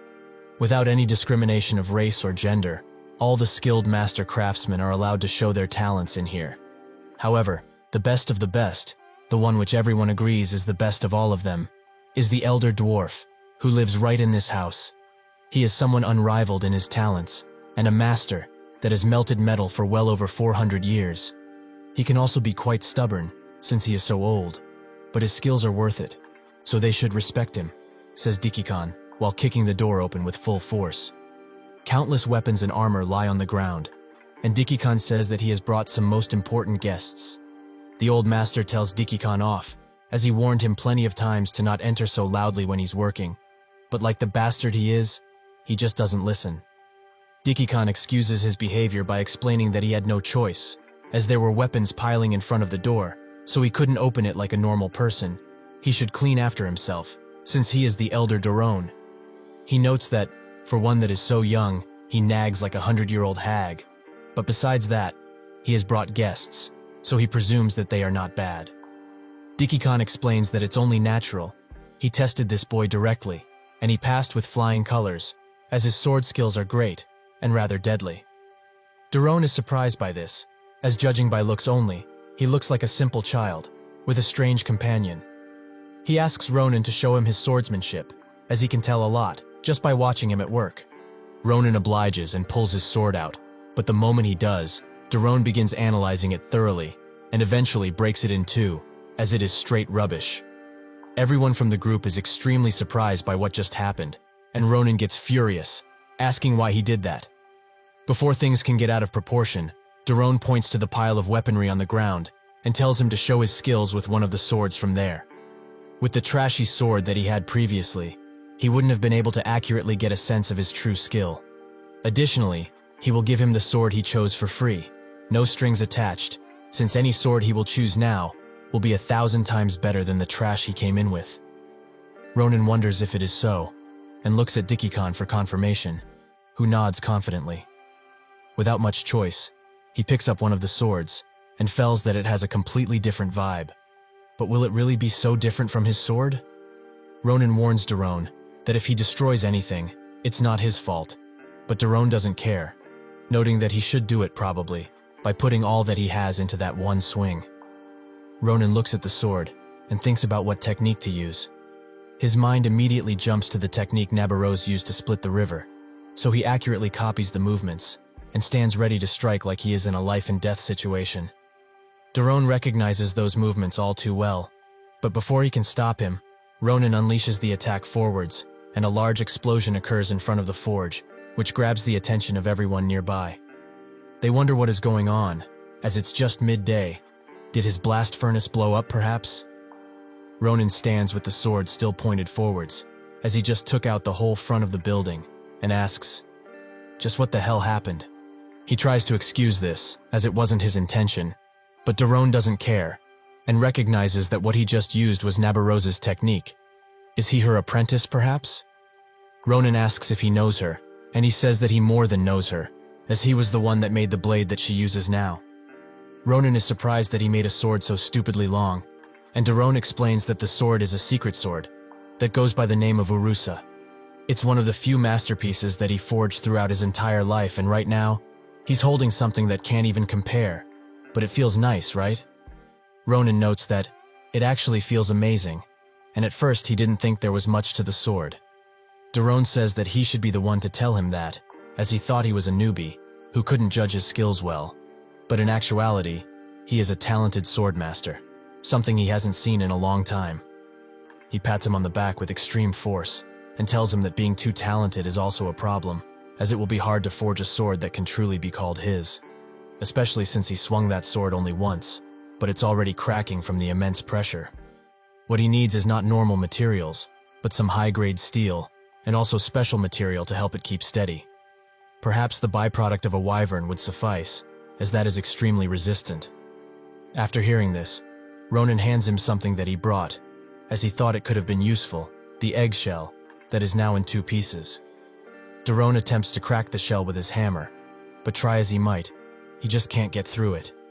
He is extremely surprised, as this hammer is made out of mithril, but it couldn't make a dent in this eggshell. What is it made out of? He is now extremely excited and asks if he can really use that most valuable thing in his crafting. Ronan agrees, as it's literally useless for him, but that's enough for him to make a good sword, right? Daron, now more fired up than ever, says that it's plenty and he should come back in 2 weeks, as a sword that rivals the Empire's best will be in his hands. Ronan notes that he will be looking forward to it, and Daron tells Asel and Maria to go meet with the other masters, as he can't send them back empty-handed, and if they tell them that he was the one who sent them, they will look after them with great care. He would have liked to do it, but at this moment, re-smelting this is his only purpose in life. He smashes it with the hammer, and the others watch with confusion, as he finds way too much enjoyment in this. Below ground, exactly below the group in fact, there is a large tunnel, and a woman notes that she is tired of how the blacksmiths above are extremely annoying beings. The man behind her notes that he feels the same, and he wants to set them on fire now, but she tells him to hold back, as it is not yet time to reveal themselves. It will not be much longer anyways. They will start with these worthless blacksmiths, and then everything in the Empire will be buried under the true light of the world. A few days later, while walking around the school grounds, Ronan thinks about what happened.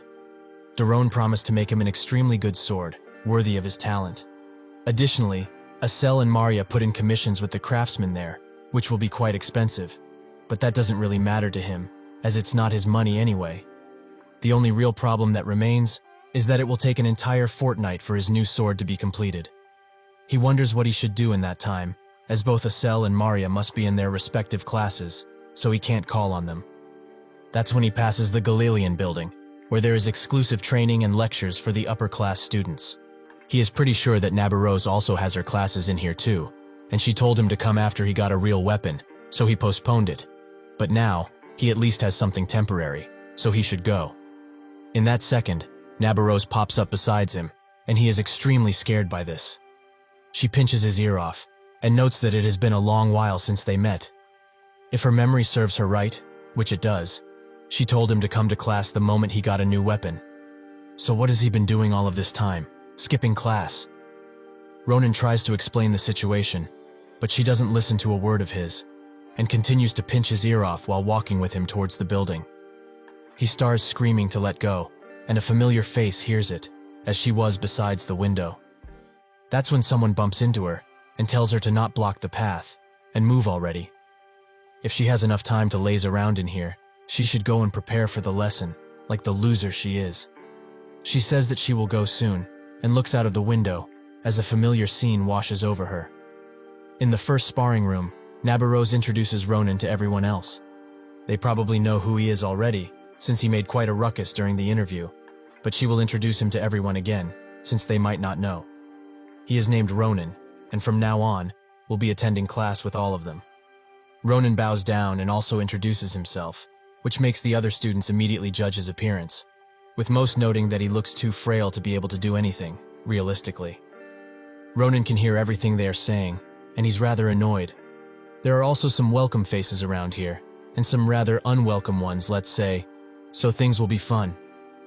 Suddenly, someone opens the door and apologizes for being late. Ronan's eyes widen as he recognizes that voice. She apologizes again and again for being late, but Nabarose says it's fine, as they just finished introducing the new guy, so she should go say hi. She turns to him and explains that she is the second-year martial arts major, who is also the Ta for this class. Her name is Adashan, and it's very nice to meet him. Adashan Akalushia was acknowledged for her incredible commanding abilities, and was the first woman to rise to the Grand Commander role, while also dominating the battlefield with her famous cool-headed judgment and outstanding leadership. Thus, she got the title of the Iron Lady, and those who have been under her direct command always say, "Inside her body runs not blood, but cold and fine iron." Ronan wonders, who would have guessed, that someone as great as her could have such a calm expression. It's very clear that she has no memories of the regression, so she has turned to her original self, and that means that he has to fulfill her request, from way back then, to tell her to just not do anything stupid and become a tailor, like she has always wished to. This puts him into a difficult situation, however, since earlier, everyone was calling her for various things, one to check his technique, one asked to change the towels, and so on. She is extremely busy, it seems. Why is she doing all of these small errands that only an attendant needs to do? Suddenly, someone comes next to him and asks to spar in a duel. He apologizes for being so abrupt with this invitation and introduces himself. He is the third-year Cardin Own, and he has heard about him and how amazing he was during the interview. If the rumors about him really are true, he would like to learn from him, if possible. Ronan notes that he has a lot on his mind right now, but before he can refuse, Cardan apologizes for not coming for a duel with a weapon, so he calls that loser Adishan to bring his weapon. Ronan freezes in place, as who does this bastard think he's calling a loser? Eventually, Adishan arrives with the weapon, but Cardan immediately gets on her case, as she brought a long spear, and he recently switched to a short spear. Is she that stupid to not remember such vital information? Adishan apologizes, as she saw him a long spear last lesson, so this is why she brought him one. Cardan sees this as her talking back, so he hits her in the head with the wooden part of the spear, continuously. He explains to Ronan that she is someone who doesn't have the right to take this kind of class, and only came here after begging on her knees, that she should be good at chores at least. Ronan is filled more and more with unbridled rage, and eventually he can't contain himself anymore, so he grabs the spear and tells him that they should do it, just like he said. If not, things might become dangerous for everyone. Cardan doesn't understand, but Ronan looks at him with fully killing intent and tells him that they should fight, as he will show him who is the real bastard in this fucking place. Everyone gathers around, and Doran is surprised by what he just heard. Why is he doing this? But he already knows. It's because of that commoner loser behind him. Does he even know her, though? Or are they both lowly commoners? Are they perhaps from the same disgusting commoner family? Ronan hands him his weapon and tells him to just shut up and take his beating with at least a bit of grace, if he doesn't want to end up in a grave. He hits him with a light jab, which sends him flying backwards and also cracking his spear. Ronan notes that he was whining before about not getting the right weapon, so he fixed it for him. Doesn't he like that?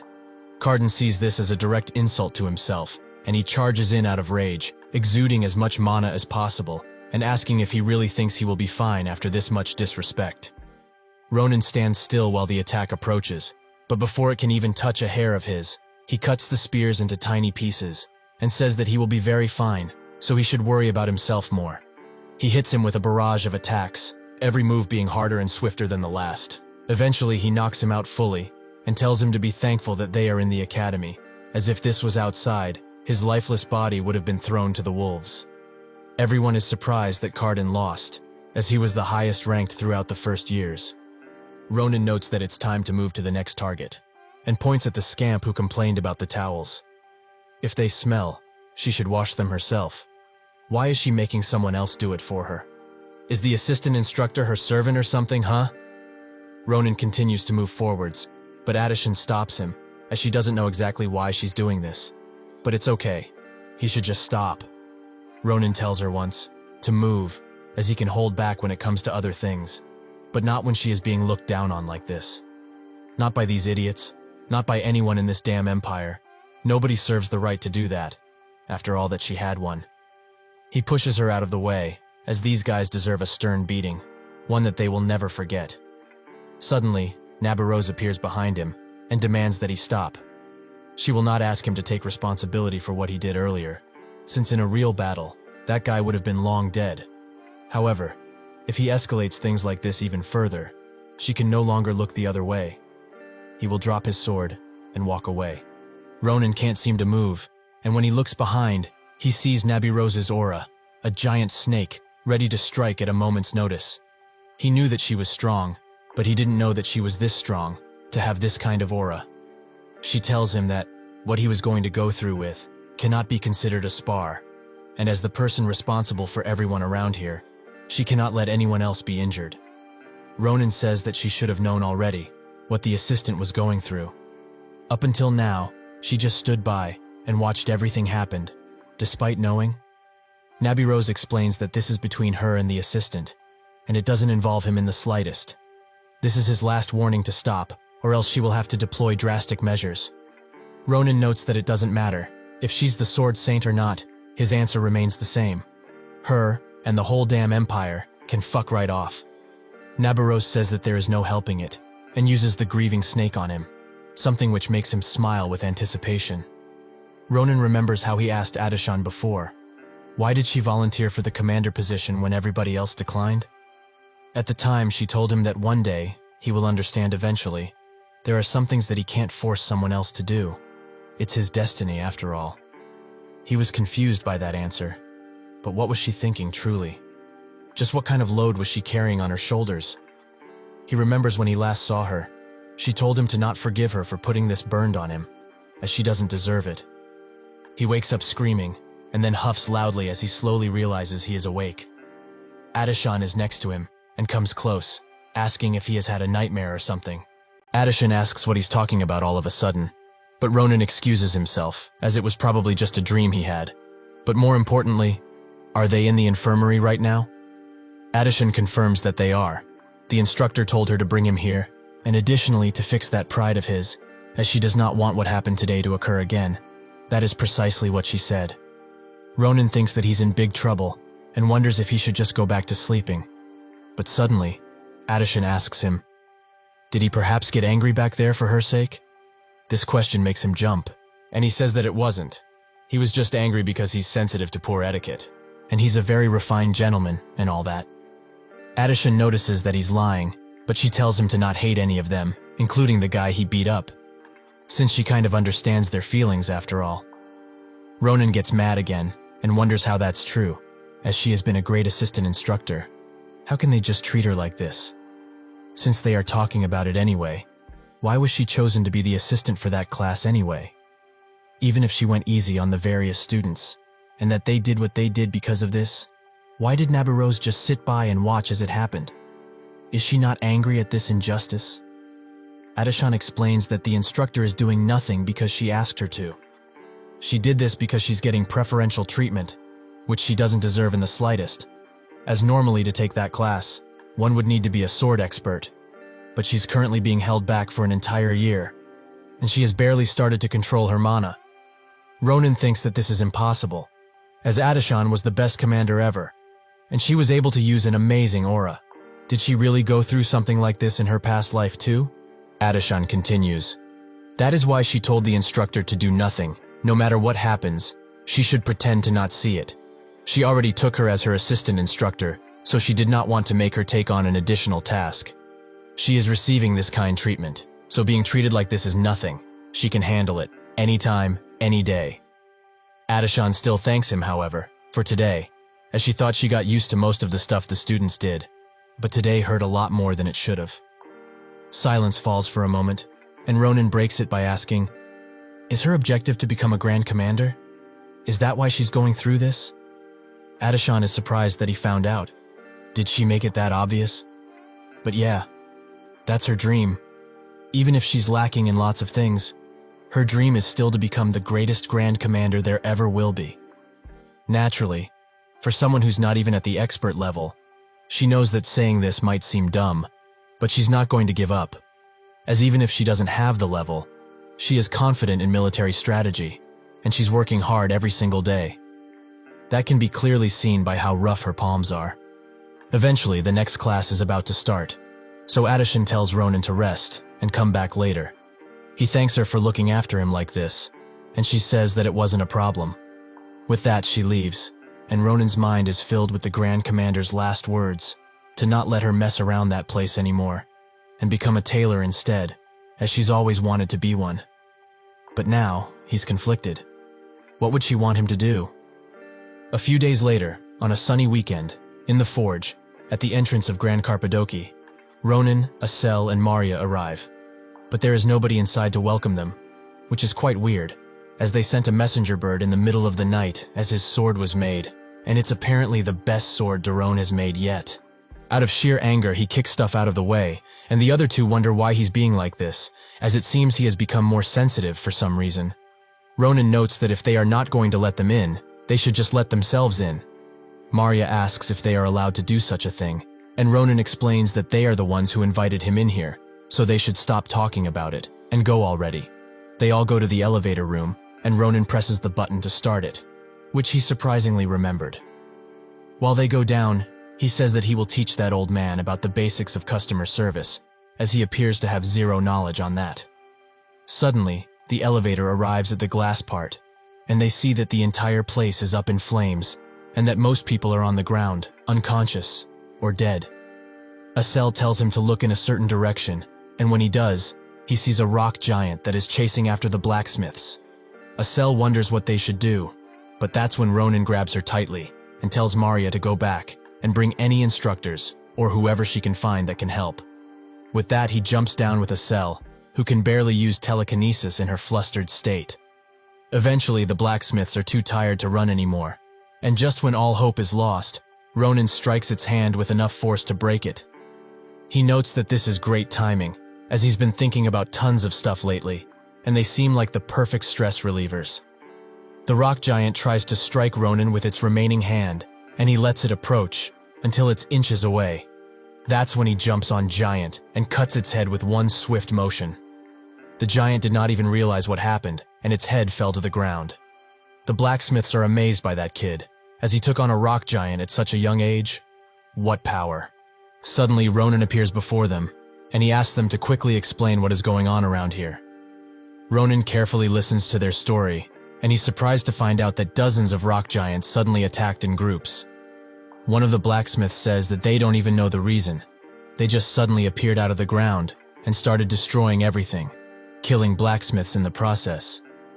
Additionally, one of them grabbed several blacksmiths, including Daron, and returned to where they came from.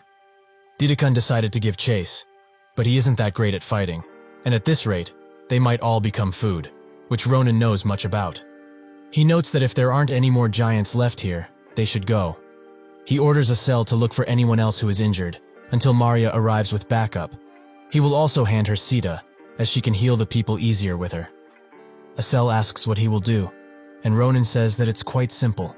He is going to save the ones who got taken away, as he has something he needs to get from Daron after all.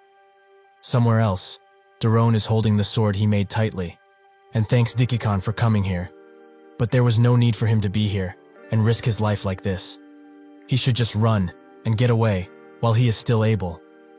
Dikikon tells him to shut up, as he has enough on his mind already, so he doesn't need all this crap from him too. If he has such strength to say dumb things, he should swing that sword around instead of holding it like a baby. Daron says that he can't, as this is his best work yet. He can't just taint it like this with his awful swordsmanship. Dikikon says that he's crazy, even though he knew he was obsessed with weapons and such. Now is not the time to be like this. Suddenly, the rock giants break through the hole they were hiding in, and one of them strikes with all of its might. But Dikikon holds the fist in place, and thinks that with this final hit, the defense enchantment that he put on his armor has been destroyed. But it's kind of sad.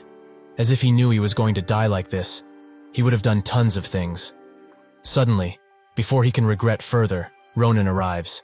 And much to Dikikon's surprise, he cuts the golem into countless pieces. Ronan congratulates him for holding out for so long.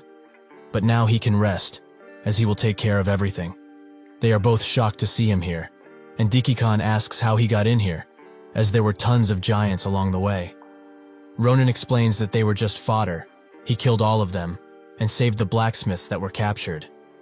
Dikikon wonders how that's possible, but Ronan tells him to stop speaking about that, and orders Daron to give him the sword, as he can't use the sword he currently has any longer. Daron is confused, and Ronan notes that he's talking about his masterpiece, the sword he made for him. Isn't that what he's carrying right now? Daron finally understands, and hands it to him, while explaining that the hilt is not complete, but he is sure he can still use it well. Ronan picks it up, and says that it's time to see just how much of a masterpiece this sword is. A couple of golems charge in, but with one simple swing, Ronan easily takes all of them out, which surprised all of them, excluding Daron, who is just happy to see his sword doing something. Ronan is amazed by the amount of power he can exert with it, and Daron asks if he likes La Mancha. This is the name of the sword, a name he got from his favorite daydreamer. Even so, this sword is above many, as it's extremely light, and the material is extremely sturdy, rivaling mithril in fact, so it can withstand any swordsmanship thrown at it. As a nice bonus, the sword has a hidden trait, to restore any damage it takes by absorbing any kind of blood. Ronan notices that it's absorbing the golem blood, and congratulates Daron on a job well done, He really did impress with this. Dikikan says that this is not the time for congratulations, as they have to get out of here, since they are most likely the last ones around here. Ronan tells them to go on without him, as he has to check something out. It's not much, but judging by his feeling, it seems that there's a few rats hiding around here, and there's a big one among them too. Dikikan asks him to elaborate, and Ronan explains that something just feels off, as he knows about rock giants and their habits, and they are not known for gathering like this. Additionally, they are very well behaved, if one doesn't annoy them first, that is. If they need more evidence, they should see what's on the back of their heads, a suspicious mark that he hasn't seen before. Daron notes that it's a magic circle, but he's not sure about its origin, as he can only feel the reverberation of the mana, which is quite crafty. This must be the reason the rock golems were acting out, but who could have done such a gruesome thing? Ronan has no clue either, but he feels that soon, they will certainly find out, one way or another. With that, he begins sprinting across the numerous halls. Previously, he thought that he might have been wrong, but now, he's certain that there's someone here, as there are human footsteps. And there's a defense mana stone too. The people who did this really planned every single detail out. Suddenly, Ronan hears talking and hides behind a wall, as he wants to hear what they are talking about. But that's when he notices the giant golem that is present in the room, and judging by this scene, those two robed people are the ones behind this. But what could that giant golem be? He has never seen anything of the sort. Suddenly, he hears the two strangers talking about an intruder, as the brainwashing link they cast on the giants has been tampered with, and it was probably done by a third party. One of them is quite annoyed, as it seems that the Imperial dogs have acted on this pretty fast. What should they do now, though? They have no giants left, and they can't operate this big one just yet, since the situation became so drastic. Should he just go and slaughter everyone? The woman, who calls him Eduan, says that the situation is still salvageable, as they destroyed most of the surrounding facilities, and that will greatly affect the Empire's weapon output. They can't do anything now anyway, as if their identities are revealed, that person will not sit still at all, so they should retreat. This woman is called Cyrilla, and Eduan notes that she's quite rigid, but alas, they have no other choice, so they will do as she says. He asks if he should get rid of that, and she tells him to do as he pleases. Eduan then notes that this is dedicated to the one that has been spying on them, as the smell of sulfur coming from the smithy is getting on his nerves already. He then unleashes a fire attack on Ronan, which explodes pretty widely, but Ronan naturally still stands, as he has dodged that attack. Eduan is glad to have someone new to play with, as he seems like quite the agile toy. But he will put him in his place first, as he summons tons of fire attacks that stop inches away from Ronan, who thinks that this guy is not just an average mage, as materializing magic this fast is a skill, for sure. Eduan asks how he got here, as the defense system they put in place was not easy to break through. He's sure about that. Ronan notes that he wanted to ask them the same question. Just who are they? Even if they really wanted to meet with each other, isn't meeting in such a place quite weird? Eduan says that this guy is tons of fun, but Cyrilla tells him to stop wasting time, as they have plenty of stuff to do. He tells her that it's fine, he needs to have some fun, before this empire is buried entirely in starlight. Ronan's eyes become clear as he hears this. These were the last words of a High Ute, the giant he killed in his past life. Ronan asks them, do they even know what those words mean? What they entail? Damn fucking rats. Eduan is puzzled as to why the mood changed so suddenly, and Ronan orders the both of them to come with him, as he has tons of fun questions to ask them. Eduan smiles, as he has never seen such a confident brat before. He tries to ask him if he can get out of the situation he's in right now, but he doesn't get to, as Ronan cuts off his hand instantly. He explains that it's very possible for him to get out of anything, so they are both screwed. Eduan screams as he crawls to his arm, and Cyrilla is stunned, as she doesn't know what to do.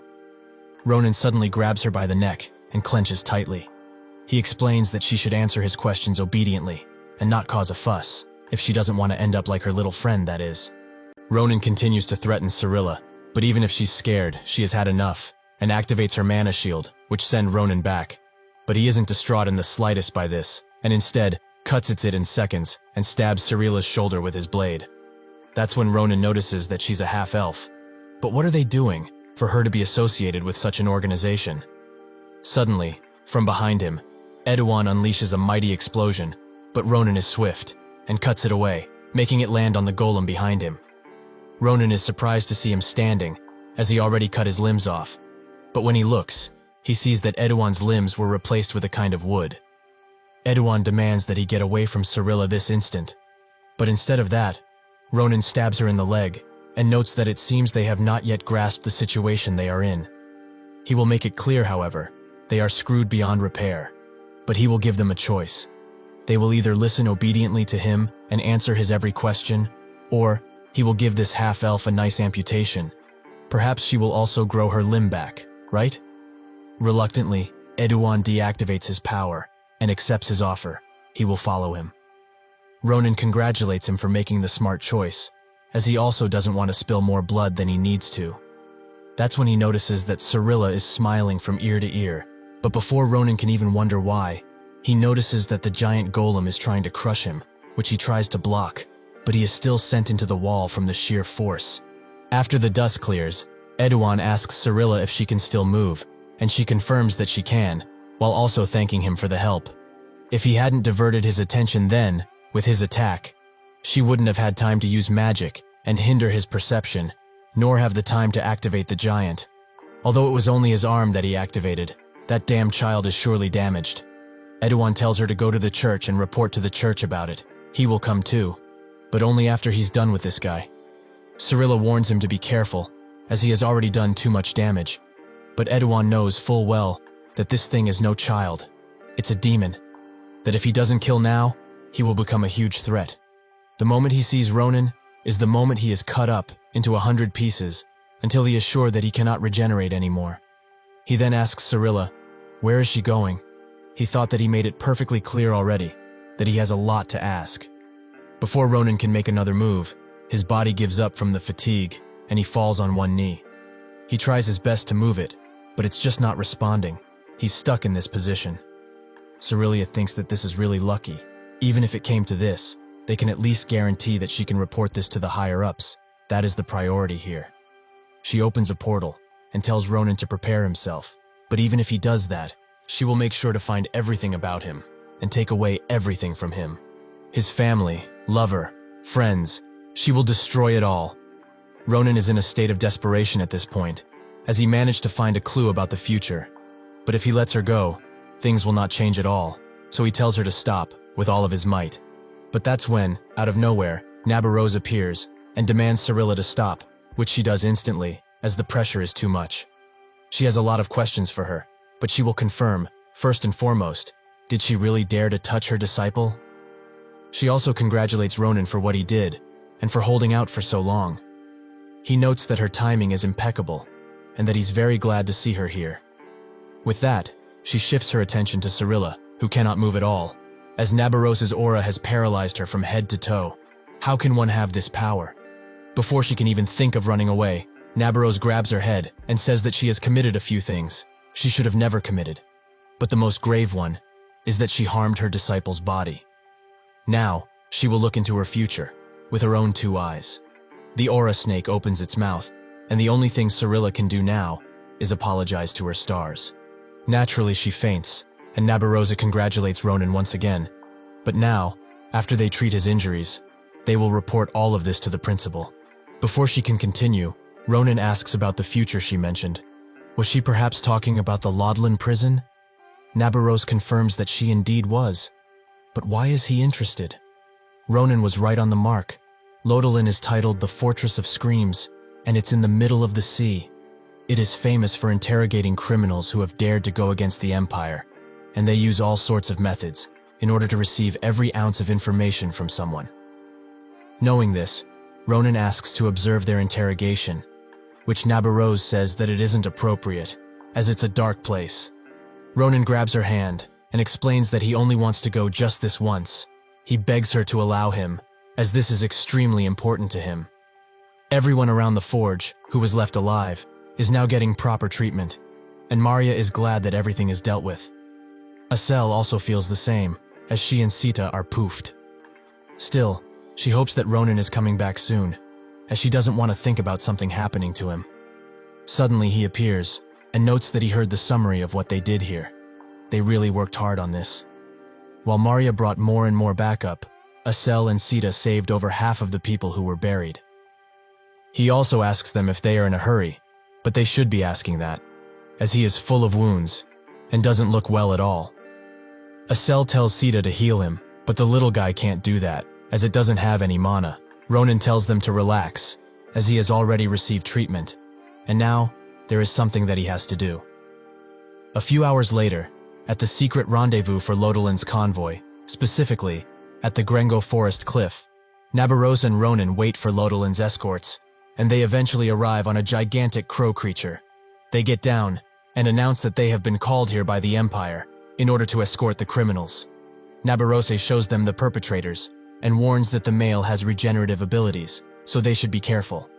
One of them says that they will, but the interrogator will be very happy with this, as such a fun object will be a great toy to play with. With that, they grab them and say that they will contact them after the interrogation is over. They should continue to work hard for the prosperity of the Empire. Nabirose explains that probably, in 1 week, those bastards will open their mouths, and she will let him know once they do. That should be enough, right? Ronan confirms it, and also thanks her for the opportunity. After this, time moved quickly, and the restoration of Carpadoki quickly went underway, thanks to the Empire's support. Ronan returned to the Empire, and started to train even more diligently with Nabaros.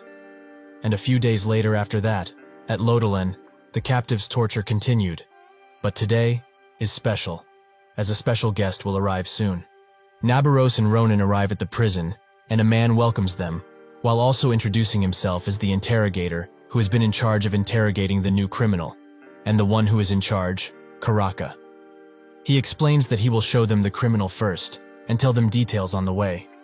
They agree, and Ronan notes that he did not expect such a nice-looking old man to be an interrogator in this place. Nabaros smiles, as everyone who meets him first says that, but he shouldn't judge him now, as he will find out soon why he is called the worst nightmare.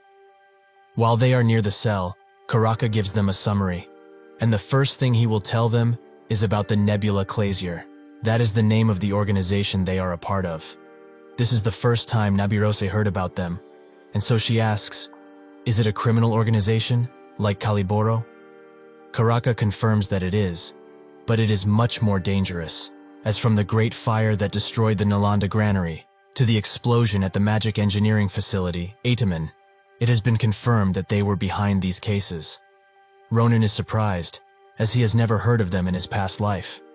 While Karaka tries to explain further, Ronan interrupts him and asks, did they perhaps use the word starlight or star's advent in any way? He confirms that they didn't, and Ronan notes that it's just something he heard from them while they were fighting. Perhaps it has something to do with their goal. Karaka swiftly grabs his mask and slowly puts it on, while his expression changes instantly. Ronan is shocked by this, as the kind old man that was in front of him just now transformed into a maniac. Karaka opens the door to their chamber and notes that he's quite ashamed by this, as it seems like he was not able to show them the sincerity of his actions. Ronan looks inside and is shocked to see Edouan and Cyrilla in extremely poor states. Karaka explains that Edouan is quite an amusing toy, as he regenerates using his specialized dark magic. But if he gets burned, he can no longer regenerate, and after that, he cut his limbs off and put effort into the torture. That is how they became the bestest of friends. That is what he believed anyway. But friends don't hide stuff from each other. Did they not agree to be sincere with each other? Edouan notes that he told him everything, he swears. So Karaka asks him about the star's advent. For his information, he would like this conversation to stop with him, as Cyrilla does not possess regenerative abilities. So if he doesn't comply, he will focus his attention on her. Does he really want that? Softly, Cyrilla begs for death, but this makes Ronan think, can Edouan really withhold information in that state? That's when he tells everyone that maybe it's not that he's not saying it, but maybe he can't. There are methods used on soldiers to protect secrets, to be able to withhold information, with a forbidden magic cast on the respective soldier. Karaka lets him go, and notes that he can't believe he missed something so obvious. They should also wait here a bit, as he needs to get something. Eventually, he comes back with a cursed eye, a monster that eats curses. It's quite useful for people like Edouan, who cannot say certain things. After explaining, he puts it on Edouan's head, and the monster crawls under his skin and directly into his brain, which consumes the curse that has been put on him. Karaka asks again, "Who is the star's advent?" Edouan explains that the star is an eternal entity, the only grace that will save them, the lowly beings, from Earth. As the small lights, who are waiting for the star's advent beyond the skies, they work to ensure that nothing interferes with their wish.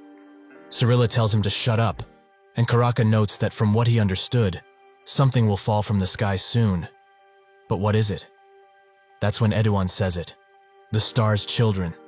Which makes Ronan clench his whole body, as a Haiyut was one of those too. Ronan walks next to Edouan and asks, "The children of the start that he is talking about, is he talking about a Haiyut?" Edouan asks how he knows of such a thing, but before long, his body starts to swell, and Karaka protects Ronan with his magic, as the explosion was quite volatile. Karaka did not expect this, and Ronan asks if this is a usual thing for him. Karaka explains that it doesn't happen often, as it's rare for things to get to this point, but it was probably because the curse was cast in two parts.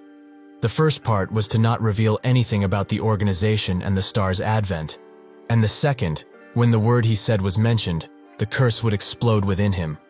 So, he will have to ask now, what is a Haiyut? If his theory is correct, that information is secret even within Nebula Clazier, so how did he get it? As the interrogator, he must know, so he will have to answer now. Ronan explains that he coincidentally came to know it, as he heard it when he was eavesdropping on them. At first he thought it wasn't important, but upon coming here, he changed his mind. So, he apologizes for interfering. Is that enough to please him? Karaka knows full well that he's hiding the truth, but he doesn't think he's of any danger to the Empire, as his eyes are filled with something. Willpower, maybe, or better yet, it's anger, directed at these prisoners. Nabirose swiftly puts her blade at Karaka's neck and tells him to stop, as she doesn't believe he dared to question her disciple in front of her. Karaka apologizes, as he is double-checking everything. Ronan says that it's fine, but he's glad that he got out scot-free this time.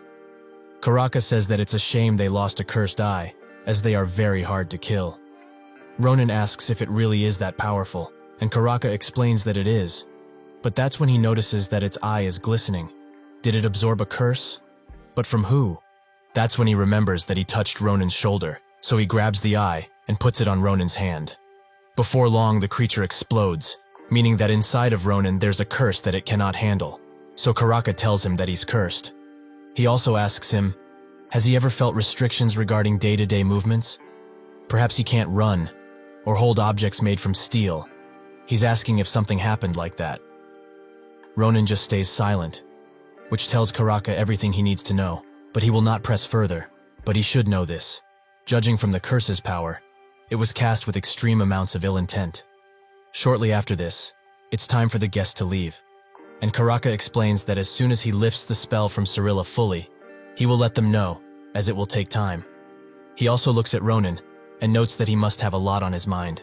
He confirms it, as he just found out his body is cursed, but Karaka tells him to not worry, as he is a Filian student, and that place holds the only mage in the continent that knows everything about curses, Maya's secret. While leaving the prison, Ronan keeps rubbing his eyes in the carriage, and Nabirose notes that he has been doing that since getting in the carriage. Is it that itchy? Ronan says that it's been a while since it started happening, but he knows it began ever since he has touched that eyeball monster. Is there something wrong with him after all? Nabirose tells him to relax, as this is one of the common symptoms that appear when a curse is getting weaker. So it's actually good. However, does he still not have a clue as to why a curse was cast on him in the first place?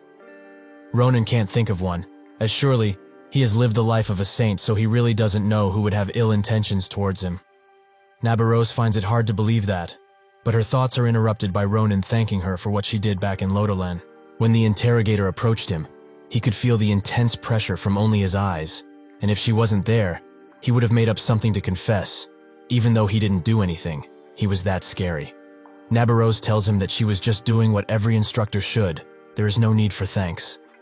Ronan looks at her and thinks that she is not only extremely skilled, but also a good person. The more he gets to know her personally, the more she seems to be a nice person. But something is really strange about her, as even if she is so great, he didn't hear a single thing about her in his past life. Could Nabirose have done something unforgivable to the Empire? If not that, then who really knows at this point? The next day in the training area for magic students, the Sherry Forest, there is a location called the Pillar Park. At the entrance of the park stand Ronan and Adishan, who notes that it's been a long time since they last met each other, but it was because of the instructor's grace that they were able to. Anyways, how has he been this past few days? Ronan just looks at her with a confused look, as he hasn't thought of what to do about her yet. Actually, he just didn't have the time to think about what he should do, but for now, he will just pretend like everything is normal and laugh it off. He says that it has truly been a long time since they have met, and asks how she's been doing. Adishan explains that after what happened, all of the guys who were scared of Cardan became much more friendly, although she is quite concerned about Cardan himself, as he gets scared every time he sees her and starts screaming. She must say, it's really not that bad of a feeling though. They walk inside of the park, and Adishan seems to have heard from the instructor that he has a curse that needs undoing. Ronan explains that it's true, as it just kind of popped up, but he heard that he would have to meet one professor's secret. So he came here to do so, but this place is quite strange, so he wouldn't be surprised if Secret was also the same as this place. Adishan notes that the professor is a really unique person, with a very unique office, so non-magic students don't even dare to come here. So that is why she asked a younger magic student for guidance. She must have been here by now though. Suddenly a shadowy figure appears in front of her and charges to grab her. But this was actually a hug from Eri, because she was happy to see her since they haven't talked in a while. Ronan just looks at this with a plain face, and remembers that this girl is the same one who was constantly yapping about the wolf and the sheep of this world. Akalusha Elizabeth, if he recalls it right. Adishan apologizes for calling her here so suddenly, but there were some urgent matters to attend to. Akalusha Elizabeth tells her to not worry, as she is always welcomed here. But why does she need to see Professor Secret so suddenly? That's when she notices Ronan, who is locked in and sweating bullets. She stares back at him with a defeated expression. To break the awkward atmosphere, Ronan explains that he was the one who asked to see the professor. Also, it has been a long time since they have met, so he greets her too. She starts screaming from the amount of embarrassment she is feeling right now, and asks why he is here. After everything is settled, they go and eventually arrive at the professor's office, which is a shabby cabin in the middle of the woods. Ronan finds it very suspicious, so he asks Eli if she is trying to bury him alive for what he saw back there. Elizabeth tells him to not call her Eli, and no, she will not bury him, so he should just follow and shut up already. Ronan does just that, but he is surprised that someone like her would be friends with the Grand Commander. But she was the original Akalusha in the first place, so the only question remains on how exactly they met. Elizabeth opens the door of the cabin, which reveals a lone granny standing in a rocking chair, which makes Ronan wonder if this really is Professor Secret. Elizabeth tells him to not rush, as there is one more step to entering. They both approach the rather motionless granny, and Elizabeth is saying this just in case, but no matter what happens from this moment forth, he should remain motionless and not do anything foolish. Ronan agrees to those terms, so Elizabeth begins casting a long spell on the granny, which eventually ends with the word open. A strange purple mist seeps out of the area, and suddenly, the motionless grandma becomes an enlarged head, which unhinges its jaw and sucks them in. Ronan is rightly quite shocked to see this, but Elizabeth tells him to not be afraid, as they are now entering the real office, Separatio.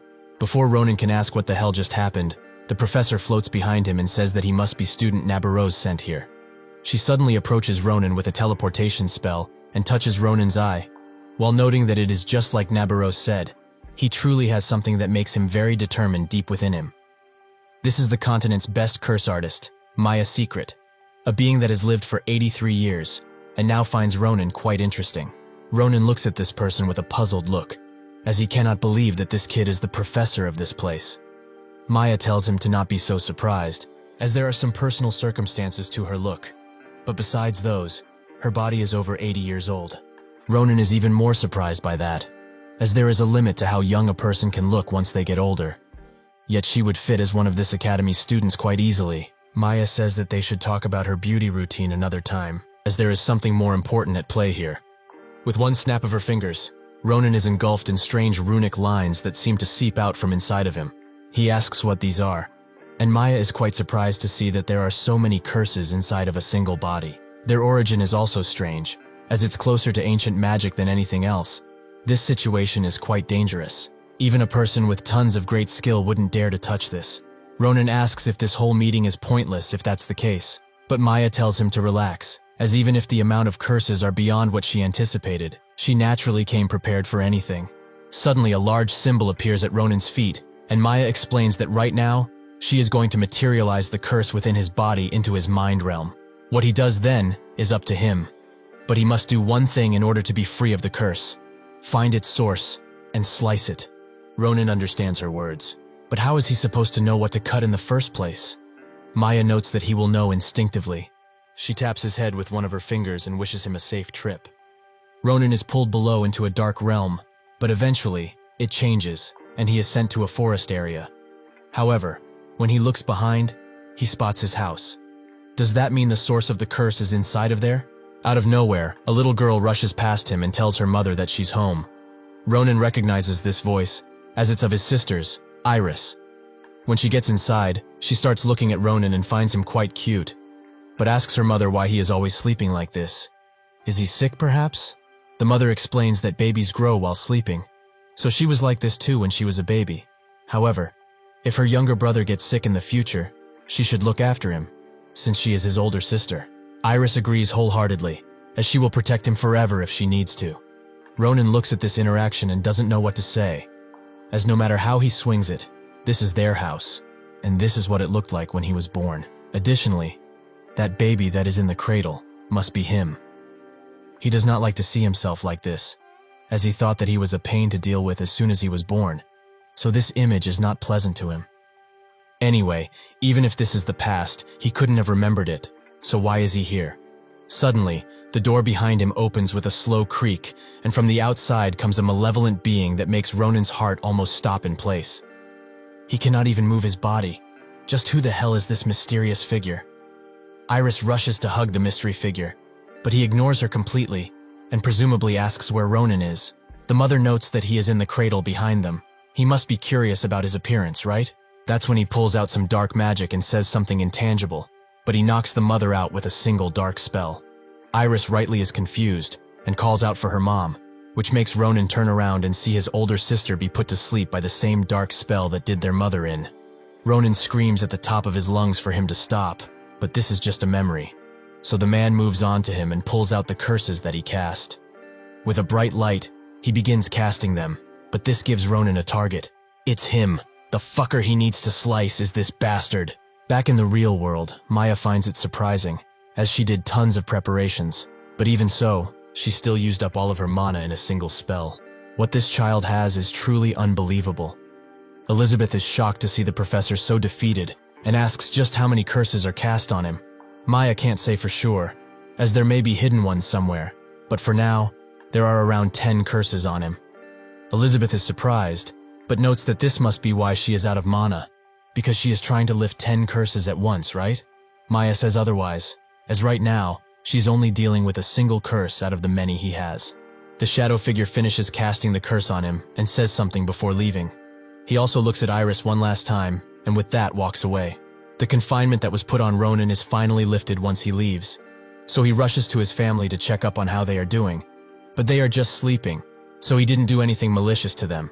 Ronan sighs in relief, but his mind is going in 1,000 places now, so he needs to focus, as he only needs to do one thing in this realm. He needs to kill that fucker.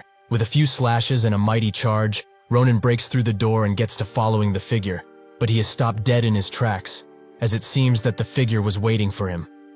Ronan thinks that this means that this bastard must want something from him, yet he does not speak a word. Ronan asks how he dares to lay a finger on his family while he is there.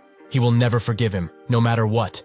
He rushes to the figure with rage-fueled eyes, but the figure calmly looks at his hand and creates a sword to defend himself with. They both start trading blows, but unfortunately, Ronan is being pushed back by the figure, and eventually he cuts him up really bad, which makes Ronan fall to his knees. Ronan doesn't accept this reality, as he hasn't been able to even scratch the figure with his sword. He just can't manage to reach him. He notices that the figure is walking away, but he cannot allow that, so he tells his body to stand up already, as he has something to ask him, no matter what. He manages to get up and say that this is not over yet. Why did he do what he did? Their expressions, tones, and actions. He knows that his family does not act that way to just anyone. He sensed the same affection that he gets when Iris looks at him. So that means he is that fucker, right? But why would he do something like that? The figure does not say a thing. Ronan clenches his sword tightly and notes that he made Mom and Iris sad. He even placed a curse on him. But he has no excuses or explanation to help his case. He charges in once again and asks how he still dares to call himself their father. The shadowy figure becomes clearer and looks at him with the same golden eyes that he has, almost as if to say sorry, and accepts his fate. Ronan cuts his head off with great force, and once it falls to the ground, he strikes it again and again.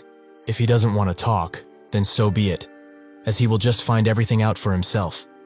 So he should get out of his body right now and leave like the bitch he is. Eventually, Ronan wakes from his slumber and finds himself still in the office. Maya comes from behind him and asks how he feels after that experience, but Ronan is too shocked to answer and asks who she is. However, seeing his attire, she must be Maya, who is now much older than he originally was. She congratulates him for his good senses, but Ronan asks why she suddenly aged so fast. Is it because of him? Maya tells him to relax, as this has nothing to do with what she did for him. Enough about him, though. Does he feel any different? Ronan says that he does, and if he's honest, he thought that she wasn't a normal person when he laid eyes on her, but now, he can tell that his thoughts were an understatement to say the least. Maya says that if he feels this way, then it means that everything has worked out just as he planned it to. They sit at a table and Ronan explains to Maya what happened in the mind realm. Maya is quite surprised, as it's rare to see a curse use the memories of a person they had no recollection of in order to create a background. He also thinks that the curse was placed by his own father, but why does he think that is? Ronan explains that it's the most likely thing, as he was able to hear the words that his sister and mother said to him. Also, when he put his family to sleep, he felt that something was off. However, it was too foreign to be his. It was a foreign feeling of sadness. Maybe that is why he was more riled up about the whole thing than ever before. If he thinks about it now, though, with a clear head, those feelings might have been from his father. Maya notes that he also said that he had no recollection of his parents, right? Ronan confirms it, as both he and his sister have never doubted it. It is as if the memories in his mind were cut off entirely. Maya sips her tea, and thinks that it's not only his mana sense that was sealed, but part of his own existence was also done in. She explains to Ronan that his father most likely altered his memories too, and during the process, part of his memories must have been transferred into him. Magic related to memories often have these kinds of side effects, and as such, the mind realm could have been made using his father's memories, rather than his. The reason he was able to use mana at the end may be due to the fact that it was upon recovering his lost senses that he was able to temporarily activate his mana sense. Ronan looks at his hand and notes that these shiny strands that are coming out of him must be mana, right? Maya confirms that it is. As of now, he can only see it, but one day he will be able to use it just like all of the students of this academy. If he can remove 2 of the 9 curses he has, that is. Naturally, that will take time, since the curses are strong and from an unknown origin. For now, she will contact him when the preparations are done, so he should go back for today, since the sun is already starting to rise. Ronan is surprised to see her in her younger self again, so he asks if her body changes based on the time of day. She notes that she also has a strange body, just like he has, so she would rather not talk about it. She gets serious for a second, and notes that he might be burdened by the harsh truth that will reveal itself with time, but he should stay collected, as the days ahead of him would be for nothing if he were to live in the past. Ronan agrees and bows down to her, as he will be relying on her from now on. Somewhere else, at the same time, in the Grand Carpadoki's basement, a man looks at the giant golem and notes that it's much bigger than the reports say. Even still, a student managed to hold off this thing alone. Quite shocking to say the least. Another person approaches him from behind by the name of Dolan, and so the man asks how the recovery efforts are going. Dolan explains that it is progressing quite smoothly, so things should be back to normal in a week, give or take. Additionally, he looked into what they were doing according to his orders, but he was unable to find out anything that they already knew. However, thanks to Philion, he was able to confirm the identity of the student that was at this scene here. Would he like to meet him in person, since he's the Duke? This man is the head of the Grancia Duke family, Joseph Sinivan de Grancia. Before he can answer, he notices that the golem behind him has started to move. Dolan apologizes for his rudeness, but could he leave this place for a bit, as he will have to take care of this. Joseph tells him it's not needed as they were in a hurry, so he will take care of this thing. With 3 swift sword movements, he cuts the golem into pieces and tells Nolan that they should go, as he wants to meet the young hero who saved this place. The next morning at the Naberdozer dormitory, Ronan is woken up by a loud knock on his doorroom, which he is very annoyed by, but when he opens he is met with Dolan's face, who he doesn't recognize, so he says that peddlers aren't allowed in the dormitories. Dolan notes that he's pretty rude, but does he even realize who he's being rude to right now? Ronan notices that he looks to be from some royal family, but besides that, the mana he is feeling around him is so dark to the point where it's kind of odd, but there's something else mixed in too, something which may not even be mana.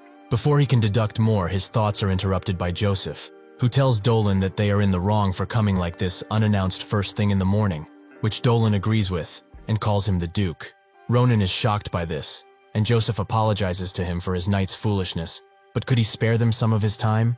Naturally, Ronan invites them inside, where Joseph presents Ronan with La Mancha's sheath, which was finished just yesterday. Ronan wonders why someone as important as him brought him this, but Joseph explains that the master craftsman of Carpadoki insisted on this. Master Daron specifically was quite thrilled. Besides that, however, he came here to express his gratitude, as the Grancia family and the Grand Carpadoki have a long-standing relationship.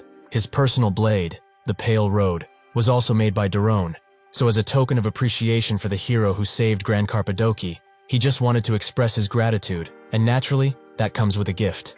Ronan is shocked by what he gets, a Grancia medallion and one with the Patriarch's seal no less. He gladly takes it, but says that he could buy 3 villages with this if he wanted to. Is he sure this is okay? Joseph tells him to take it. It's only fitting for the savior to get this much. Naturally, the other students who helped him were also generously compensated, along with a lower-ranked medallion. He only hopes that it's enough. Ronan assures him that it's plenty, which Joseph is happy to hear. However, they should get to the point already. Can he speak about the person behind this incident? He has developed a certain interest in these evil deeds of theirs. As he says that, Ronan feels true power coming off of him. Truly, he is the head of the Grancia family. He explains that those dirty little rats are much more devious than he can predict. They are quick too, as it took him some time to track them. Before he can say anything further, he feels that same strange mana off of Dolan, which is now much stronger. It seems like he reacted to him talking about them. Now that he thinks about it, this feeling is very similar to what he faced when he fought those 2 fuckers. Does that mean this bastard is also one of them? Joseph asks why he suddenly stopped talking, which allows Ronan to find out that Joseph doesn't seem to be feeling what his subordinate is emanating, but he is one of the strongest people in the entire continent. How can he not see this? Perhaps only he can feel it, but if that's the case, he needs to test the waters, and so he asks Joseph if he knows about the star's advent, something which immediately gets a reaction out of Dolan, so he must try to provoke him further. He begins saying that their organization, Nebula Cluster, consists of children of the star. Joseph did not expect for such an organization to ever exist, but how did he get all of this information? Ronan says that before the instructor had arrived, he lightly cut them up, and so they started to talk. But he can't deny those idiots and the sight of them begging for his mercy were entertaining, but he must want to get into specifics here. Joseph stops him and says that it's fine, he will confirm the rest with the interrogator. As if he hears any more of this, he won't be able to have breakfast this morning. Ronan gives up on telling him, but there was no reason to tell more in the first place, as Dolan can't even control his aura at this point. Joseph says that it's time he went, but Ronan thinks that if they infiltrated the Garcia family, he must take some urgent measures against it. Before Joseph can depart, he stops him and says that there is something else he must know about these evildoers, but since there's a lot to discuss, and he doesn't want to keep him further, he will write a summary and send it by email. He is sure he will find it interesting, especially the part about a certain Ahayut. That evening, while Ronan is sleeping like a baby, the strange mana appears again, and Dolan tries to cut him down without prejudice. But before the blade can strike him, Ronan disappears and pops up above him, noting that it's nice to meet him so late in the evening. Before Dolan can ask how he knew, Ronan points out that he should take a look there first, as he invited a special guest to this event just for him, that guest being Schlieffen, who demands an explanation right now. A few hours earlier, Ronan went to tell Schlieffen about Dolan, and naturally he didn't believe him at first, as Dolan had no reason to prepare an ambush. He is one of Grancia's top knights in both skill and loyalty, and he was appointed as his father's guard just 4 years after becoming a knight in the family. Ronan said that if it was for 4 years, his family is fucked, but whatever, he can come see it for himself, as he's got nothing to lose anyway, and if he's right, he will get rid of a rat bastard who infiltrated the family. Schlieffen demands an explanation once again, this time with his unsheathed blade pointing towards Dolan. Ronan asks why a traitor like him would just answer nicely. Truly, he is far too naive. With one large step, Dolan releases a bunch of electrifying mana that makes Ronan's body feel much heavier and distracts him from the attacking Dolan, who manages to send him away with only a few attacks. Schlieffen asks why he is doing something like this, but then Dolan charges him too, and tells him that it's nice he did not master controlling his mana. Considering his personality, he would not use such a powerful skill in an area where other people can get swept into it. Even so, it is unfortunate that their relationship ended like this, as he didn't want it to.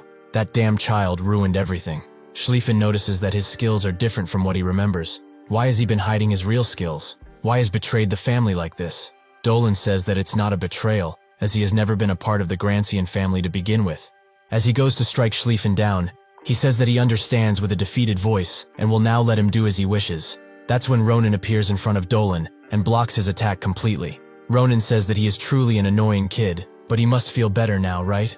Schlieffen apologizes, but it was important that he made sure this is what it was. However, now that he has found out, he will make sure that a bloodbath will happen in Grancia. Dolan can't believe that he can endure his mana at full capacity and still has enough power to wield his blade in such a manner. Just how much mana does this guy have? Was he also hiding his power? But there's no reason to do that, meaning that he grew stronger within that short period of time. As he thinks of how that is even possible, Ronan appears in front of him and says that he must be pretty bored, so he will help alleviate some of it. He starts beating on Dolan, who notices that he is as strong as Schlieffen, so he dodges an attack and kicks Ronan away. He then looks for a way of escape, which he eventually finds and swiftly gets out of the building, as the professors will surely be coming by now. He damns his emotions, as it led him into this situation where his cover was blown and he almost got beaten. He must hide for now. That's when Schlieffen appears behind him and says that he's right. Unlike his father, he is still lacking in his skills as he can't use Tempest Sword properly. But like the fool he is, he ran into an open field where he can use Tempest Sword without worry of hitting others. With that, Schlieffen unleashes the Grancia family secret technique on him, which he tries to defend at first, but the amount of power is far too much for him. So with his last thoughts, he prays to his dear star. Schlieffen gets on the ground and says that from this day forward, nobody will remember who he is in the family. But that doesn't matter, as he was never a part of it in the first place. Ronan comes around and says that he dealt with this traitor harshly. He must have been pretty angry, huh? Won't the state he left him in kill him though? He should have kept him alive for interrogation. Schlieffen says that he only severed his tendons. Theoretically, he won't die. Anyways, things are now fine because of him. So he will go and inform the household about this, as they need to track down all of the traitors that have potentially infiltrated. So he will leave it to him. With that, he runs away, which makes Ronan scream at him as he destroyed literally everything around them, and now he expects him to just handle things. That's when a golden portal appears behind him, and out of it comes Nabirose, who asks if he's injured anywhere, as they saw a storm come from around here. She is also accompanied by the headmaster, but Ronan notices that Nabirose is still in her pajamas, so he says that they are very thematic. But Nabirose urges him to answer the damn question already. The headmaster agrees that they can discuss PJs later, and it's a real relief that he was not harmed. But can he explain what happened here? Ronan agrees, but before he does that, he has something to say. A Hayut is the son of a bitch bastard rat who deserves death. The headmaster is quite confused by his words, meaning that he is not part of those cultists. The next day at the headmaster's office, he gets the information from Ronan that Grancia had traitors inside of it. This issue is much more dangerous than he thought, but again, thanks to his service, he kept the situation from becoming even worse. Ronan says that it's nothing, while also thinking that he can see special mana hidden from them, as he can't be certain it is what he thinks it is. And if this information were to leak out, everyone around him would be put in danger. The headmaster says that this incident will be investigated with the Grancia family in the middle, but enough about that, as the Empire is indebted to him again, so he feels that he needs to reward him. Is there anything he would like? Ronan was waiting for an opportunity like this, as there is something that he wanted to do at school, but it can be done only with his approval. The headmaster agrees to see what he wants to do at least. The next day, in the Grand Plaza of Philion, Ronan places himself near a board and tells everyone to listen, as he knows that their school activities happen only at school. So he created this for everyone. It's called the Special Adventure Club. Someone asks what that is, and Ronan says that it's a great question. It is a constructive club with external activities that mostly focus on fighting, so that they can reveal their true talents and serve the Empire well. Since he got the Grandmaster's approval, they are the only club that can go out of Philion, so if they want to join, they should drop by the first arena during interviewing hours. A strange woman looks at him while he speaks, and wonders if it's that guy that she needs. After a few hours at the interviewing place, Ronan is quite mad that he tried to recruit many talents, but in the end, only these two managed to survive until the last day of the interviews. Asel and Maria, who explains that it's because his so-called reviews were separated into two difficult tasks. One was the verification trial where he beat everyone up, and the second one was that those who survived had to sign a contract, pledging their entire life to the club. Asel says that she heard rumors about their club already, that if one joins they would need at least 10 lives to do anything worthwhile. Ronan says that they are just weaklings, but it's fine, as what he needs is some real promising individuals, like this one in front of him. It appears that Ronan had one last candidate, who wanted to fight him even though he would have been accepted, but he tells the guy, Brahm, that he passed this too. However, he will let him know in advance that the club activities will be quite tiring, so he hopes that's fine with him. Brahm says that this is what he is here for in the first place. He wants to grow stronger. With that, he tells the others to leave and rest before their first activity, as he will stay here and wait since there is still some time left. Someone might actually come. Day turns to night, yet nobody shows up. Only the crickets are here. Ronan gives up, and thanks Adishan for coming here when she had time, as she was a huge help, which she was glad to do. But it's a shame, as if she wasn't the assistant instructor she would have tried to join too. Ronan can't tell her that even if she did try out, he would refuse, as she needs to decide slowly whether she will give up on her dream or not. He will leave it up to her, as he can't force her. That's when the strange woman appears, and says that it's a relief he is still here, making Ronan think that this person is here for the club tryouts. The woman says something in a raspy office which Ronan doesn't understand, so he asks her to repeat. As she uncloaks herself, she asks, if she joins the club, can she touch it? Ronan is confused at first, but then said that he will not let her conduct shameful acts on his body. She wasn't referring to him, however. She was referring to the little creature on his shoulder. As Ronan pets Sita, he notes that he misunderstood her at first, but this little thing is always with him no matter what, so if she joins the club she will be able to touch him. Ronan also thinks that she's a strange person, as he did not sense her approach until she got too close. She's not a normal student, that's for sure, so she must be the real deal. The mysterious girl ponders for a second, and then asks what she needs to do for the interview. So Ronan asks her to show what she can do on that magic doll, and also say her grade and name. As she unleashes her mighty power, she introduces herself as a Magic Major Junior, Ophelia DeKnight, and with that she begins. Adishan is shocked to see dark attribute magic, with Ronan also being surprised that she can control that dark mana almost perfectly. Besides that, there is something else. He can feel a red energy coming out of her mana points. From the center of the mana, even Sita feels it. With her mana gathered, Ophelia uses Shadow Claw to completely engulf and blow up the dummy, something that creates a lot of dust. Even with this, Ronan can still see what she did to the dummy, and says that there's no need for a duel, as she has successfully passed. As he goes to ask her something, Ophelia uses telepathy to speak to him, and notes that he must have seen it, but he should keep it a secret for now, as things will become troublesome if others were to find out. But now they should move somewhere else, as she has something to ask of him. With that, they go somewhere more secluded, where as promised, Ronan lets her touch Sita, and finds out that he's a dream bird, which she finds quite interesting. Ronan says that she's even more interesting, as he heard that they left quite a long time ago. Vampires, he means. Ophelia explains that not everyone left the Empire, and it's true that they are few, but they are still scattered through the Empire. However, most live in hiding since they don't like tiresome activities, so Ronan figures that the reason she approached his club in spite of that is because of Sita's mana. She confirms that it is, as when she first saw him at the plaza, she felt the energy of blood magic, her species magic. Ronan was actually wondering about it, but it seems that Sita really has vampiric abilities. However, the first thing he did after getting out of the egg was absorb blood, so yeah. Ophelia is extremely shocked to find out that he used magic like that from the get-go, but then wonders how many years it's been since he was born. 3 years, or at least 5, right? Ronan says that it might have been 2 months at most, which Ophelia is amazed by, as he is already exuding blood mana of very high density. If that is true, then what she really wants might be possible. She instantly starts hyper-talking and says that she wants something from them. She was going to just leave after seeing Sita, but if she has her request fulfilled, she will work hard. Though now she needs to do some research. After that, she promises to be included in all group activities. Ronan stops her and asks, what research is she talking about? The next day, at Nest, the Filian club room area, Ronan and the others arrive at the Special Adventure Club, which is quite a big building. Ronan is pleasantly surprised by this, and says that the headmaster was really generous, but he also notices that something changed with Asel and Maria, as they both have things from Cappadocia. Joseph must have sent them, right? They confirm it, and Maria notes that she got a great sword, since she wanted to switch up her style from dual swords and see how it goes.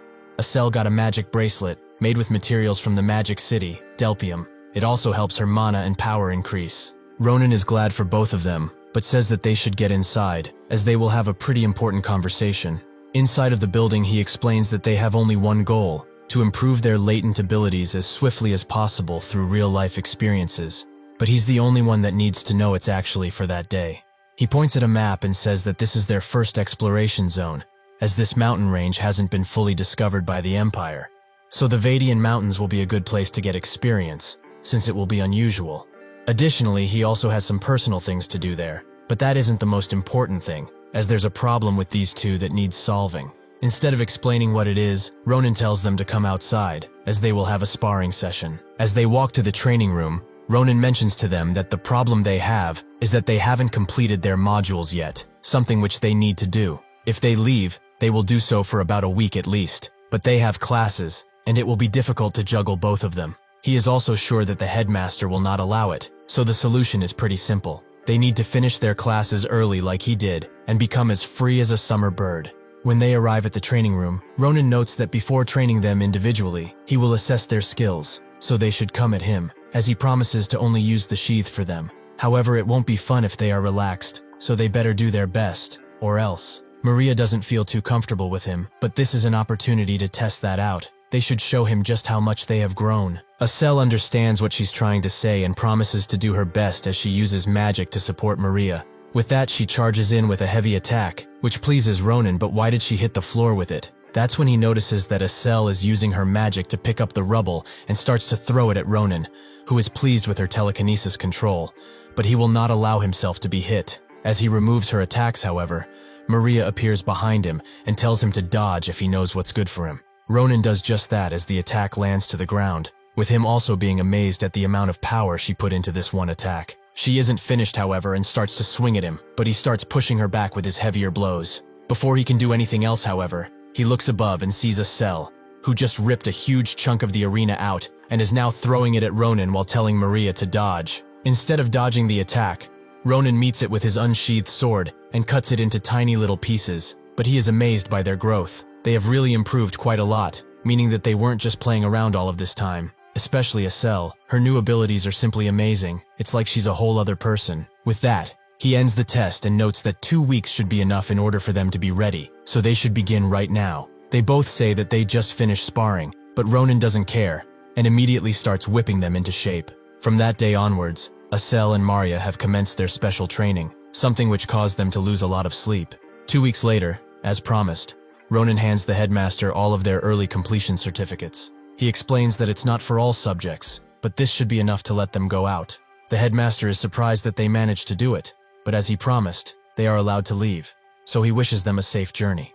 The next day, the first activity of the Special Adventure Club starts in the Vadian Mountains. Maria is surprised by how pure the mana is out here, and Brahm feels it too, but he notes that this will make training easier. He also asks Ronan what they will do, who says that they are still far from the core, so when they arrive, he will let them know. But he will tell them this, that they need to find a little something. Somewhere deep in the forest, the wind whispers to an elf that there are visitors, so he decides to greet them, as he hasn't had guests in quite some time. Eventually the party arrives where they wanted to be, at an orc encampment. Brahm finds it amazing that the orcs actually managed to create a village, which Ronan confirms that in these secluded areas, things like this can happen.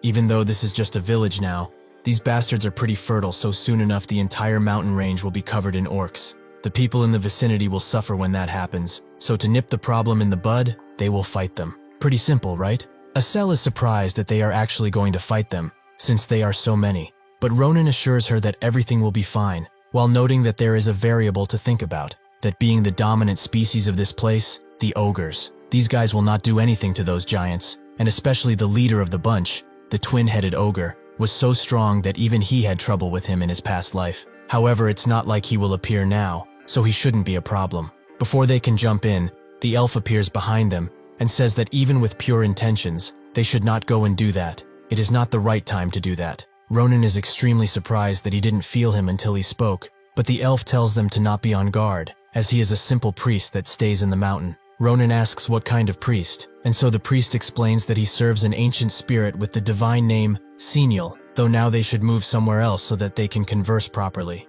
Before he can even finish his sentence, Ronan pulls out his sword and aims it squarely at his neck. He apologizes for his behavior, but he needs to make sure of something, so he should copy what he says. "Ahayut, you dog bastard!" Naturally, the priest is struck with confusion. After the confusion is aired out, they follow the priest, who notes that as someone who serves a deity, it was pretty embarrassing for him to say those words. He must admit thought it was a bit thrilling, considering it's been 200 years since he spoke like that. Ronan tells him that he did great, but just how old is he now? The elf says that he stopped counting after some time, but he's probably over 1,000 years old by now. Everyone is shocked by this, and thinks that this guy has been around well before the Empire's foundation, perhaps even more than that. He also asks what he meant by this not being a good time to kill the orcs, which he begins explaining. The monster's different actions have been puzzling recently, as the orcs who are not nocturnal go around the mountain range every night, while the ogres who do not leave their set territories started to explore the outskirts. Since they have not found the cause yet, it will be good for them to be careful, so they should relax a bit. Inside of this place, Seniel's temple. Brahm notes that this must be barrier magic, for the temple to just appear like this, and Acel assesses that a barrier of this scale is much greater than any of their instructors. She also asks Ronan if he knew about this, but he notes this is his surprised face, though he also thinks that this guy is by no means a normal elf. When they go inside, they all see the Seniel that the elf serves, which is a really rough rock. The elf says that it has other meaning to it despite its appearances, but he will only bore them with that story, so they should unpack and get comfortable, as there are many rooms in the temple. Maria then remembers that he should ask him about the place they are looking for, meaning the Cursed Eye habitat. The elf wonders why they are looking for such a monstrous place. Is it perhaps because of the curse that is cast upon him? Ronan is surprised that he knows, with the elf explaining that the dangerous vibrations around him were what gave it away, but they should go and talk somewhere privately. They go to a secluded place where the elf says that the moment he saw him, he knew that he wasn't a normal student. Something which Ronan answers with half a mouth, as he thinks that he was swept up in this without thinking. Is he just being too sensitive right now? Is this man really unrelated to those star-obsessed bastards? He does not sense any mana from him, and he didn't react at Ahayut's name drop, so he must be fine. The elf notices that he's deep into his mind, and tells him to drink this tea, as it will surely help. Once the tea's scent starts to engulf him, he looks back at the elf and sees an incredible flow of mana coming from him. The elf asks how he finds the tea's scent. Is it to his liking?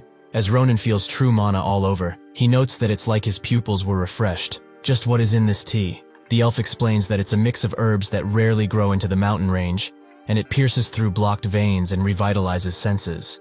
It is not so special that he can feel the effects only after one cup, but because of his curse, this might seem like something amazing to him. Since that's the case, he will pack him some so that he can have it regularly, only under the condition that he stops using the Cursed Eye to detoxify himself. While that thing does get rid of the curse, it also eats at his life force. So if he uses it repeatedly, his life will soon be at risk. He must not know that, right? Ronan confirms that he did not. He just wanted to rid of the curse, which the elf fully understand, but he must not hasten this, as it will take time, and if he makes a mistake, just one, he cannot take it back. Ronan looks back at the tea, and thinks that it's like Secret told him, that the curse is hard to detoxify, and that many preparations would be needed. Even after that, when he met that guy, he felt rushed, something which could have ended up doing him more damage than good, but thanks to this guy, he was able to prevent it. However, he feels strangely familiar. Ronan says that he felt rushed because of all the fanatics going around, the Stars Advent people, who are some strange people. The elf thinks about this, and knows about these people, but how are they able to make moves again? At night, he stands at the rock formation and thinks that if those religious people Ronan mentioned are who he thinks they are, they will soon take the lives of innocents, and a great calamity will befall this land. Will he really be forced to watch again, or will that child give him enough courage to push forward? Ronan comes around and doesn't expect to see him awake, calling him Sarante. He asks why he is up himself, and Ronan says that he's here for some water. But looking at this place again, it is truly fascinating. Does this boulder really represent God? Sarante explains that every 1,000 years his order moves 1,000 boulders to the Empire's most remote area. In that place, there is always rain, so most boulders do not last longer than 200 years. They wear away and disappear. Despite that, the ones that survive this trial will transcend and prove their will. The soul within them becomes a clear representation of Seniel. Ronan is surprised that it's so deep, but if that's the case, where are the other priests of this place? Sarante explains that everyone has circumstances, and devoting one's entire life on a god that will never answer is hard. Even he had his doubts, but something made him stay every time. Perhaps it was the will of Seniel, or the hope that one day someone will come around and save the world because of her. That to him is like fate, something which he couldn't just pass out to someone, and that time is very near. The next day, they officially organized, with the others also taking the tea, and trained their mana sensitivity with it. While they did that, Ronan helped with the foraging and exploring of the mountain, but he was surprised by Sarante's kindness, as they had just met, but he was really genuine. These 2 peaceful days passed without anything happening, but as always, tragedy always appears unexpected, and it is swift in its dispersing of despair. The day of the village orc raid, Sarante was quite worried for the team as the monsters were abnormal, but Ronan assured him that it's fine as because of him, and the training they have become strong, with the others also agreeing. Additionally, the trip timer was over, so they had to go back to school. Sarante noted that if it can't be helped, he will at least give them access to the barrier. With this they can enter freely, so if they feel any danger, they should not hesitate to return, and never let their guard down as the forest is beautiful, but it is also deep and crude. In a dark place, hundreds of orcs are dead, as a woman with a sharp blade walks around and says that person is hard to find.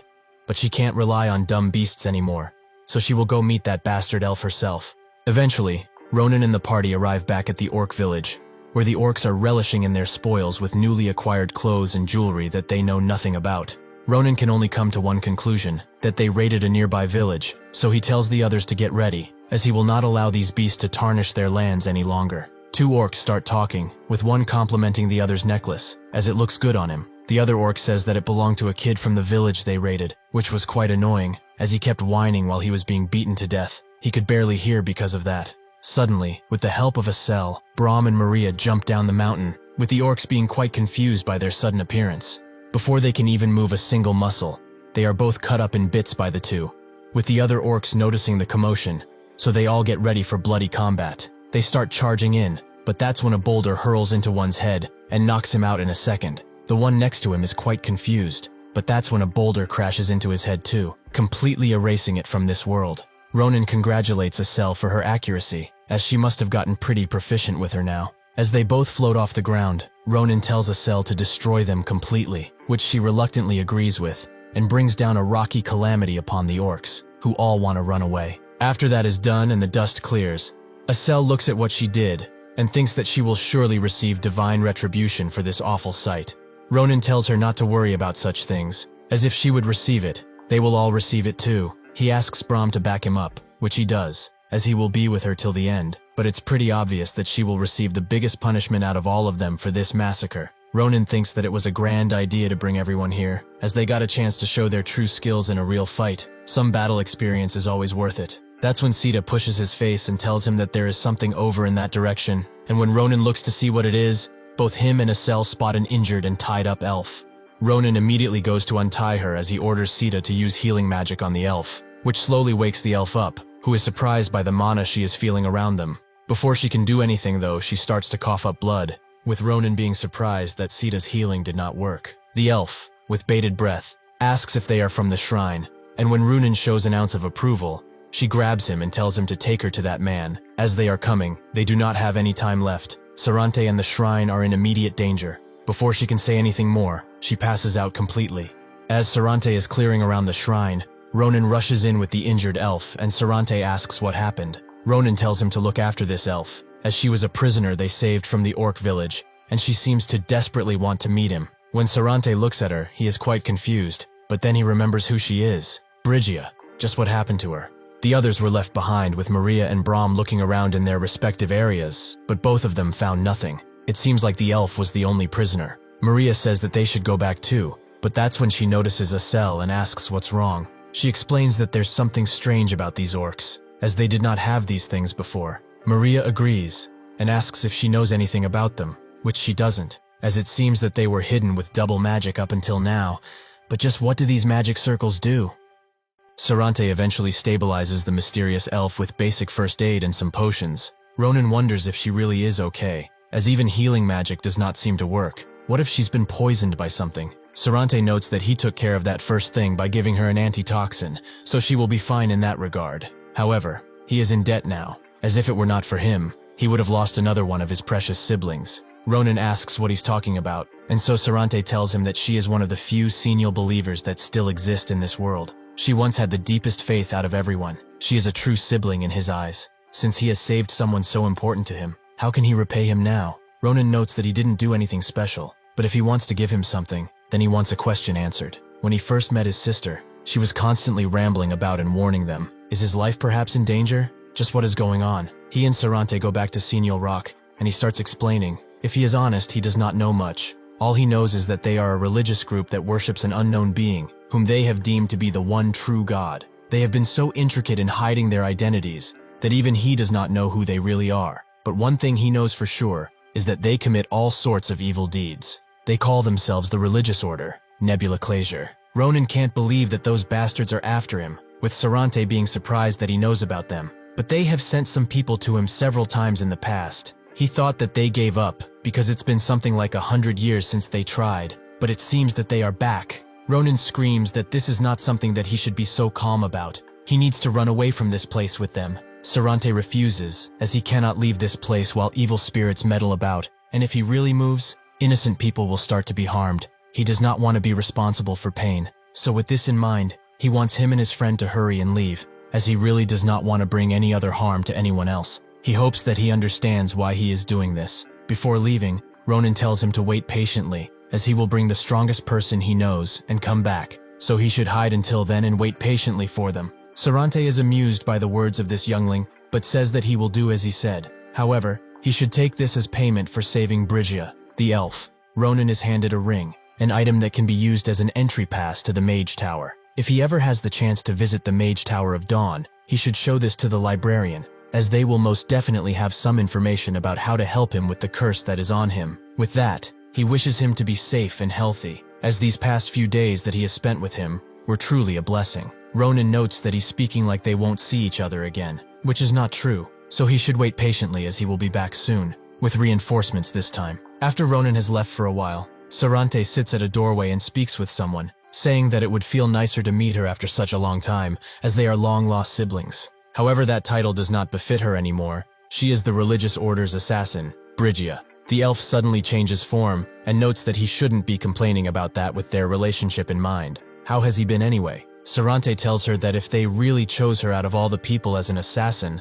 her religious order must be seriously violent. Brigia notes that he's not exempt from violent actions, as he fed a paralysis potion to her, and even lied that it was an antitoxin, which amused her quite a bit. Sarante says that he did not have a choice, as Roheim's shadow has been putting up a facade, her being captured by mere orcs. What a joke. Brigia notes that it couldn't be helped, as meeting him is not as easy as it seems. Even though she tried getting his attention with the monsters she gathered, he didn't seem to care much. That's when she stumbled upon something, or someone, very interesting. A boy and his playmates, who all looked like fun toys to break. They had his energy on him. So at first, she thought of cutting them into small pieces and throwing them around the forest to get his attention. But since she is an old believer, she held this primordial urge inside. Isn't he happy? Sarante says that if she would have done something like that, she wouldn't have been alive right now. Brigia notes that it was a simple joke. Is he so senile that he can't recognize that now? Anyway, they have chatted for far too long. She will tell him the orders that she was given, to win him over to their side.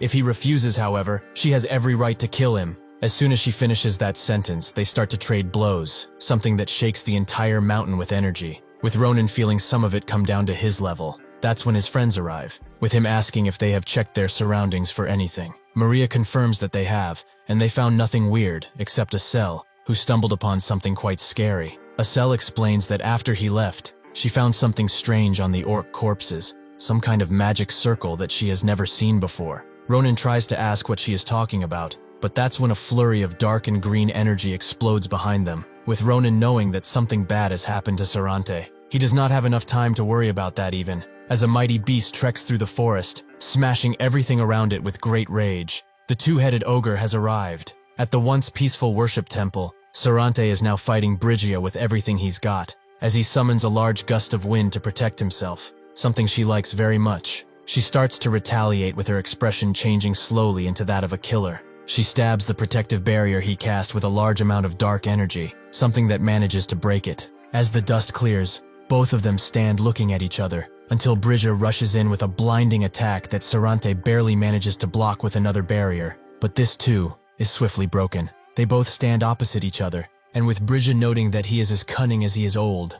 Wouldn't it be better to just join them already? His talents will just be wasted if he dies. He could also get an executive position and order people around and stuff. It's very fun. Sarante refuses, as he is too religious to serve a mere cult. From what he has seen though, she has gotten quite rusty with her abilities, as she was never this slow. Does her little cult not teach her anything besides worship? Bridgia notes that it's not like that. She's just a bit bored, as she has noticed for a while now that he's just buying time to let those kids escape the mountain, and hasn't been paying attention to her at all. He puts on that kind and rather pathetic act so that black-haired kid wouldn't get caught in this situation, right? So he could leave with an unburdened mind and soul. But that makes her even more curious. Why is he, who has denounced the world and all it stands for, protecting a child of the world? Sarante explains that they are his guests who he stumbled upon, and she shouldn't even think of laying her grubby hand on them, as if she crosses that line, it will be difficult for him to be as gracious as he has been up until now. Bridgia notes that he's quite scary, but what can he even do, as that has already happened without him knowing.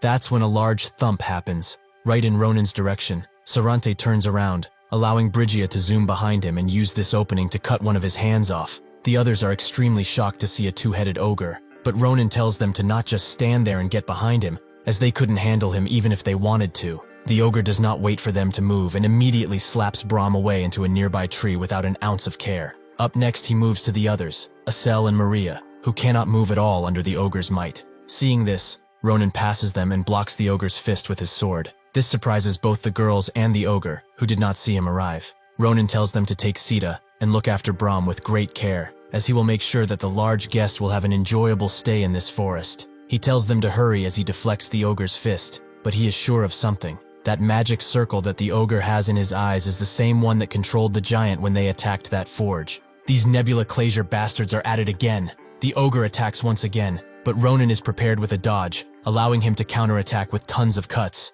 but it does not seem to do any damage to the ogre. It truly has legendary endurance. With him in the air, Ronan cannot move away from this next attack, which sends him flying through the forest. He manages to shove his sword into the ground and stop himself from going any further. He notes that he didn't miss this amazing strength either, but the ogre does not stop there, as it picks up a large tree and throws it directly at Ronan with reckless abandon for the other orcs next to it. Ronan stands still and says that he would have been really happy about a fight that he couldn't finish with one blow. But this ogre dared to do something that is deserving of death. It hurt his precious comrade, right in front of him, so he can promise that it will die a gruesome death. As soon as the hurdled three appears in front of him, Ronan cuts it down in half and jumps on the other trees nearby to arrive at the ogre, who screams out as it sees Ronan. He thinks that the only reason he couldn't defeat one of these fuckers in his past life is because he didn't have a way to pierce through its skin and land a deadly blow, but things are much different now. He has this sword, and the techniques that he was taught by his instructor. With this in mind,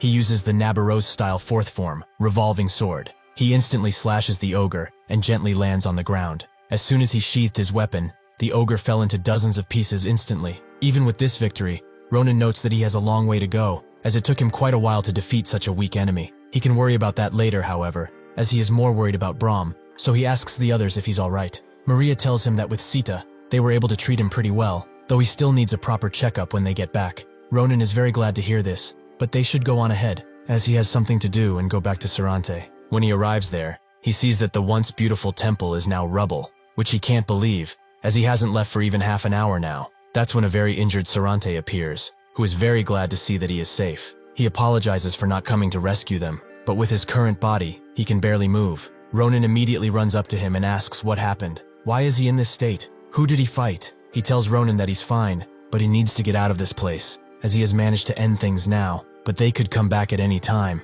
Out of nowhere, a dark strike comes from behind and impales Sarante's chest, something that confuses Ronan to no end. As Sarante falls to the ground, Ronan tries to put his hand on him, but that's when he starts to cough up blood. Ronan can't even think about it for long before Bridgia comes around and notes that she almost died. Is it really alright for him to actually try and slay his own comrade? To use such a powerful skill after losing one of his arms? Truly admirable. She might have really died if she did not possess the blessing of the stars upon her. Anyway, she did not expect to see him around these parts again. To think that he survived the two-headed ogre, which is quite impressive for a kid. Ronan asks who she is and how she dares to hurt Sarante. She apologizes for showing this ugly side of hers, but she promises they have met before, very recently too. Does he want to see it? She transforms part of her visage into that of the elf he saved and thanks him for his kindness. Ronan can't believe that she is the elf he saved. Was her being captured by orcs just a ruse? Bridget does not answer. Instead, she says that she's quite thankful,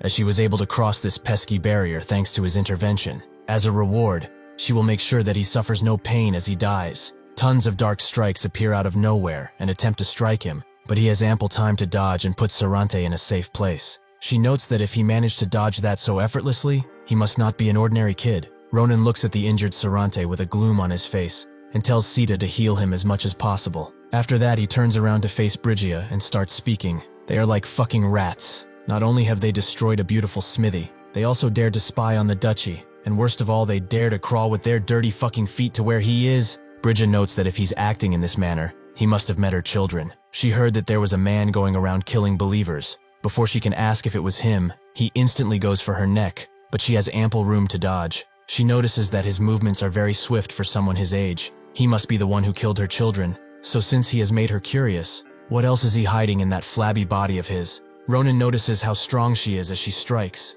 and she's reading all of his movements too. He must finish this while she still has her guard down. He goes to strike her once again, but they just start trading blows. Bridget says that she really enjoys playing with him. It would be a waste to kill someone as powerful as him. Does he not want to join the order? He will be treated like a prince. Wouldn't he like that? Ronan tells her to stop speaking crap, but she says that he doesn't really have a choice. She starts to harm Sarante with a few spikes and says that if he refuses, she will kill his little elf friend in the most gruesome way she can. So his life is in his hands. What will he do? Ronan does not give up, however. Even in the face of adversity, his only decision remains to shred her into 1,000 pieces and feed her to the wolves. After he pushes her away, she says that if he continues to act this way, it will make her want him even more than before. They start to trade blows with much more force this time, as they create gusts of wind with every blow. The barely conscious Sarante looks at Ronan, who seems adamant on winning no matter what. Brygia smiles and thinks that it's been such a long time since she fought someone so strong.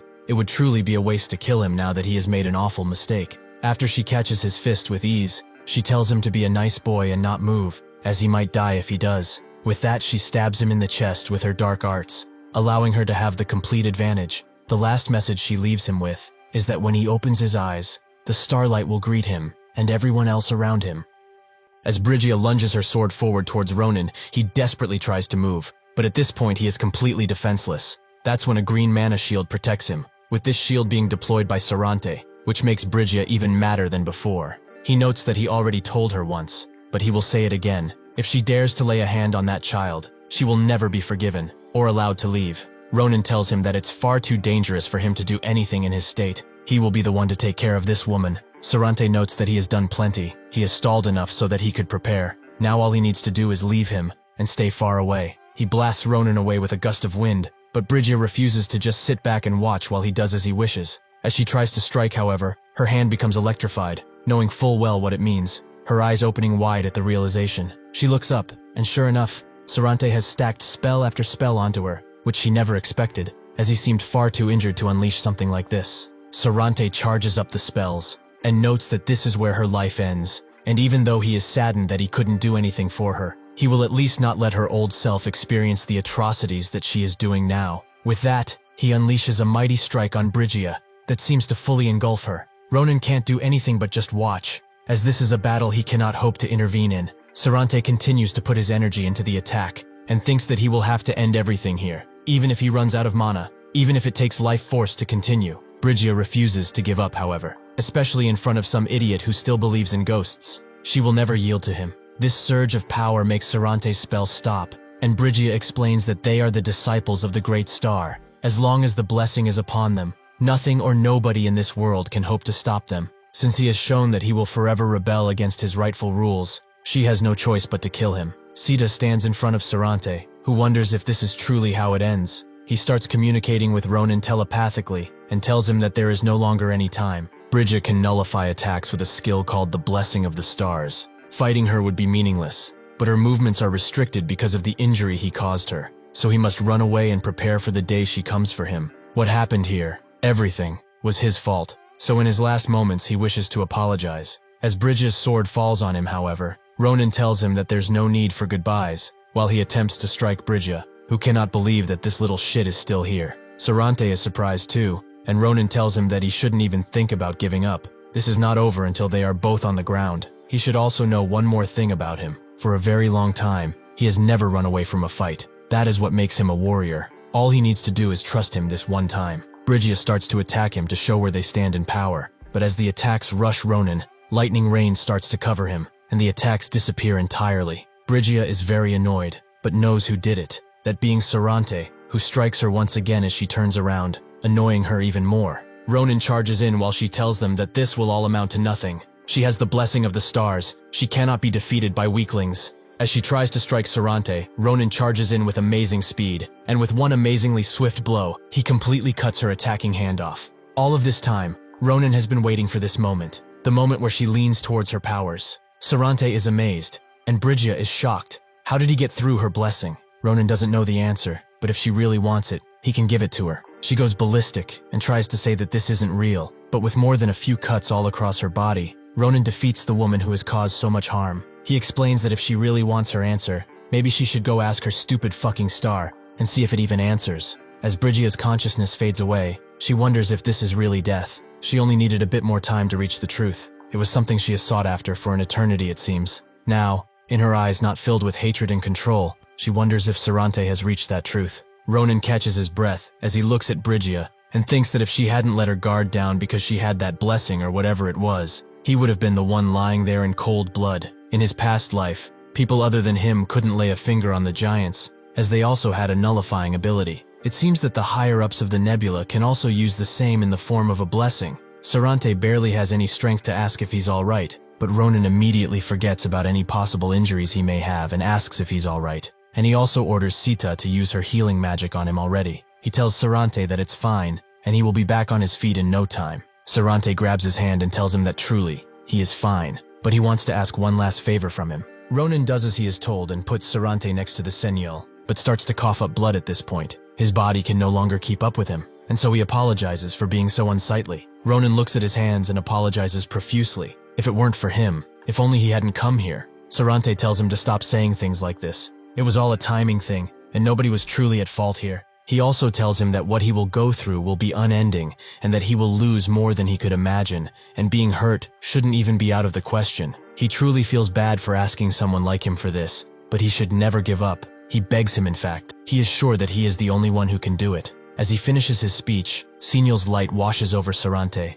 and he slowly starts to transform into a rock. Sarante just puts his hand on Ronan's cheek and thanks him for becoming his answer. He will keep watching him, from Senyul's point of view. He will never truly leave him, so he shouldn't worry. Eventually, Sarante transforms into a beautiful smooth rock, and as the skies clear up, Ronan can only wish one thing for him, that he may rest in peace. With that, Ronan left the mountains and returned to school. That is how his first adventure ended, with Sarante giving him what he really needed. At the principal's office, the principal reads the report written by Ronan about their first adventure, which makes him think that it was quite tough for their first adventure. Doesn't he think so? Ronan desperately explains that it was because of that angry and rather crazy woman. He swears he won't be this bad all of the time, so he asks that he doesn't ban their club abilities. The principal wasn't referring to their injuries or anything similar, even if he did not know that man for a long time. The death of a close one is not a light matter even to the toughest of soldiers. Is he truly okay now? Ronan clenches his fist, and notes that he would be lying if he said yes,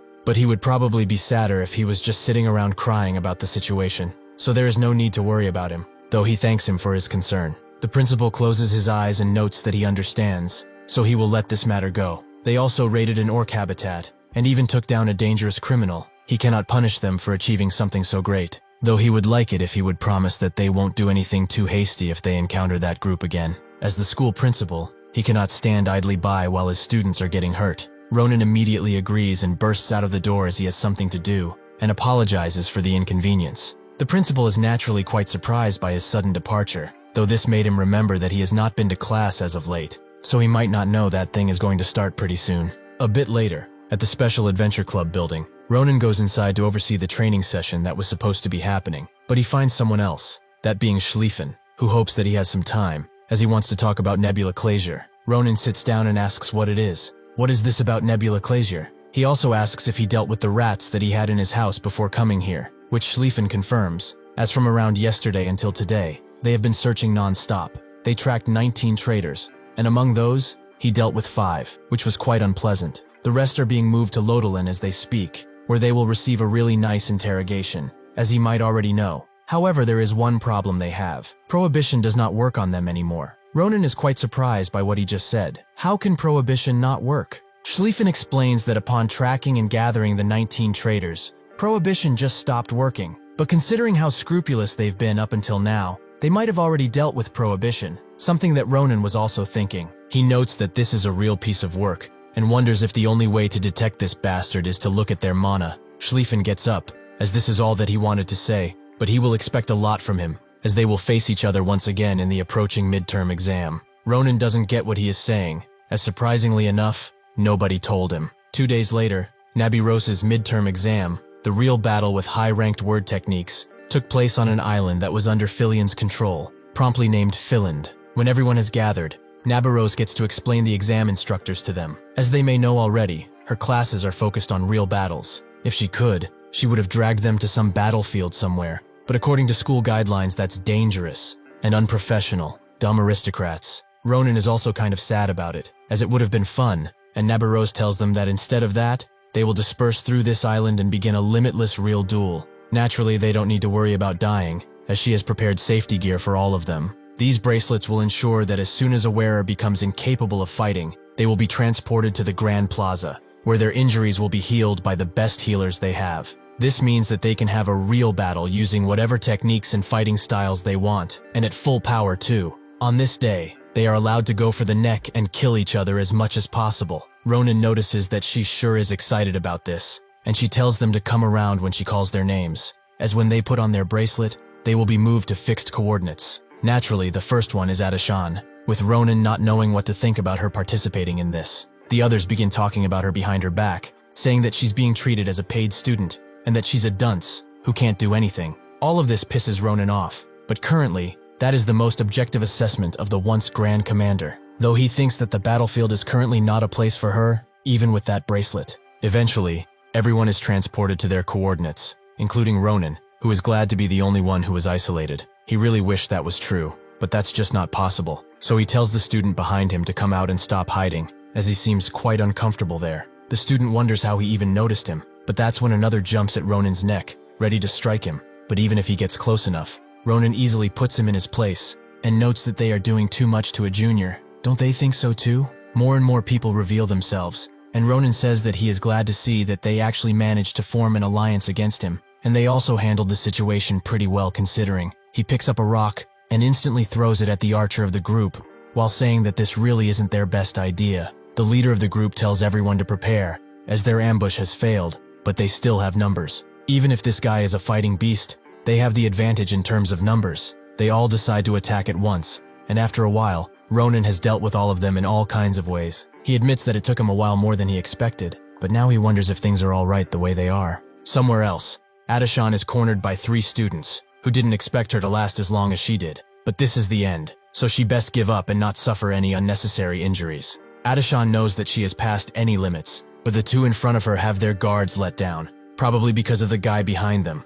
a top student named Ayun. Thanks to their carelessness, she can spot tons of openings, so she has one chance, one opportunity to seize the moment and end things here. She strikes the ground and moves on to defeat both students at once, but she doesn't stop there, as she uses her momentum to go towards Ayun, but he just strikes her with his weapon and sends her flying. He was wondering what she would do in this situation, but to pull such tricks, truly shameful. He knows that she's smart, so she must already know that no matter how much she fights, she can never defeat him. It was pretty fun to watch her try though, but that too has to come to an end. Ronan watches all of this from a nearby tree, and notes that this ended exactly how he expected. Adashan's strategy was the best thing she could have done, exploiting everything she had, including the ground. She was able to strike and display amazing battlefield knowledge. However, she cannot overcome the skill gap between them. Now that he has made up his mind, as soon as the exam ends, he will force her to leave. He thinks that it's over, but when he turns around, he sees that Adashan has managed to block Ayun's attack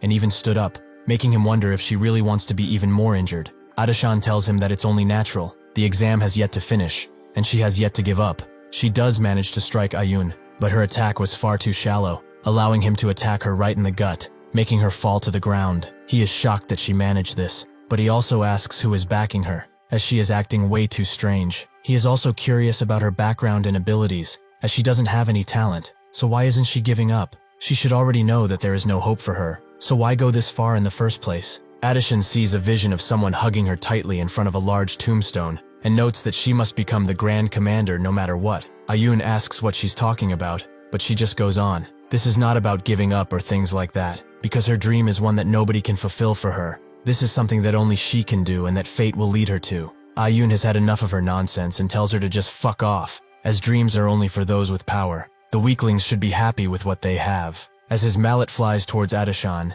it is cut in two. Ronan apologizes for intervening, but he will have to stop here, though he admits that he is strong. With that, he immediately removes him from the exam, and Adishan is very surprised to see that Ronan has come to the rescue.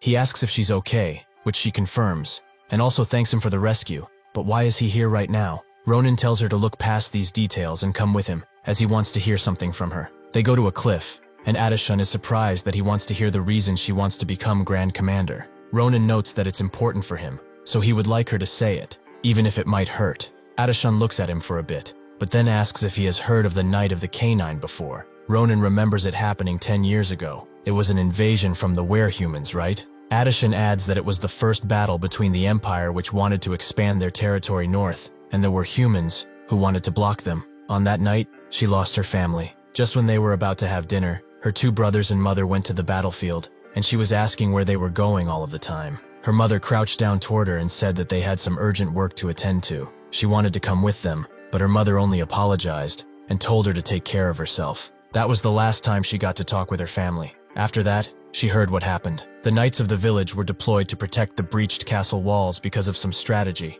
but from anyone's view, that was no strategy. It was sending soldiers to a meat grinder. They underestimated the forces of the werehumans drastically, and it resulted in a tragedy. As he probably knows already, shortly after that incident, the Empire and the werehuman coalition finished their negotiations. The Empire promised the werehumans their rightful land, and the werehumans were incorporated into the Empire. Her entire village, which was sacrificed for nothing, was only given a useless memorial monument at the cemetery. When she went to that cemetery and felt like the whole world had crashed down on her, one of the only surviving soldiers came by and asked why his comrades had to die like dogs. Some call this day a noble sacrifice, but she doesn't agree with that. None of the people involved had to die there. The negotiations could have been peaceful from the beginning. If they needed to fight, they had so many other strategies that they could have used. The deaths of that day weren't for some noble cause. They were a useless sacrifice that happened due to the superior's incompetence. She cannot endure that truth. This is why she's going to become the Grand Commander, so that there won't be meaningless sacrifices. She will become perfect in every way. That way, nobody will have to sit at the tombstone of someone they cherish. They fall silent for a moment, with Adishan apologizing for spoiling the mood, but it wasn't a cheerful thing to talk about anyway. Ronan notes that thanks to her, he understood something clearly. No matter what he does, it's impossible for him to make her give up. That also means that he can't just sit idly by and watch her go to her death. He cannot bear to experience that feeling again. Suddenly, a large gust of blue wind appears out of the forest, with Ronan saying that he is probably ready, though he is quite impatient. Since they are short on time though, he will get to the point. Does she know what Shadow Mana is? Adishan does not, so Ronan tells her that it's something that is tricky to obtain, but once she does, she will get significantly stronger. He knows someone who named it herself. That person reminds him of her quite a lot. She will probably be able to use it too, so they should look into it. Adishan doesn't understand what's happening, but Ronan tells her not to worry, as he has decided to help her. Just knowing that should be enough. He will support her with everything, so they should give it their all, since she is the Grand Commander after all. Before Adishan can feel touched by his words, Ronan pushes her into the water, as third place isn't bad for her, right? They will talk once he gets back. Now that he's free, he has enough time to deal with Schlieffen, who has come out of the woods. Ronan notes that since he came here like that, he must have taken everyone down already. Schlieffen confirms it. It's just the both of them on the island. He knows what that means, right? Ronan naturally understands. Better than anyone, in fact. They have a proper fight, and see who the strongest bastard of this school is. Adishan eventually wakes up in the main area of the school, where everyone is watching the match with eagerness. She also notices that she's been healed, and since Ronan told her she got third place, she must be out now. The ones who lasted until the end are only those two. After a large blast, Ronan tries to get out of Schlieffen's attacks, who keeps sending attack after attack, something he's amazed about, but he knows that his power has dispersed, so he goes on the counterattack and uses the Nabarose style to cut through the wind. This creates a lot of rubble,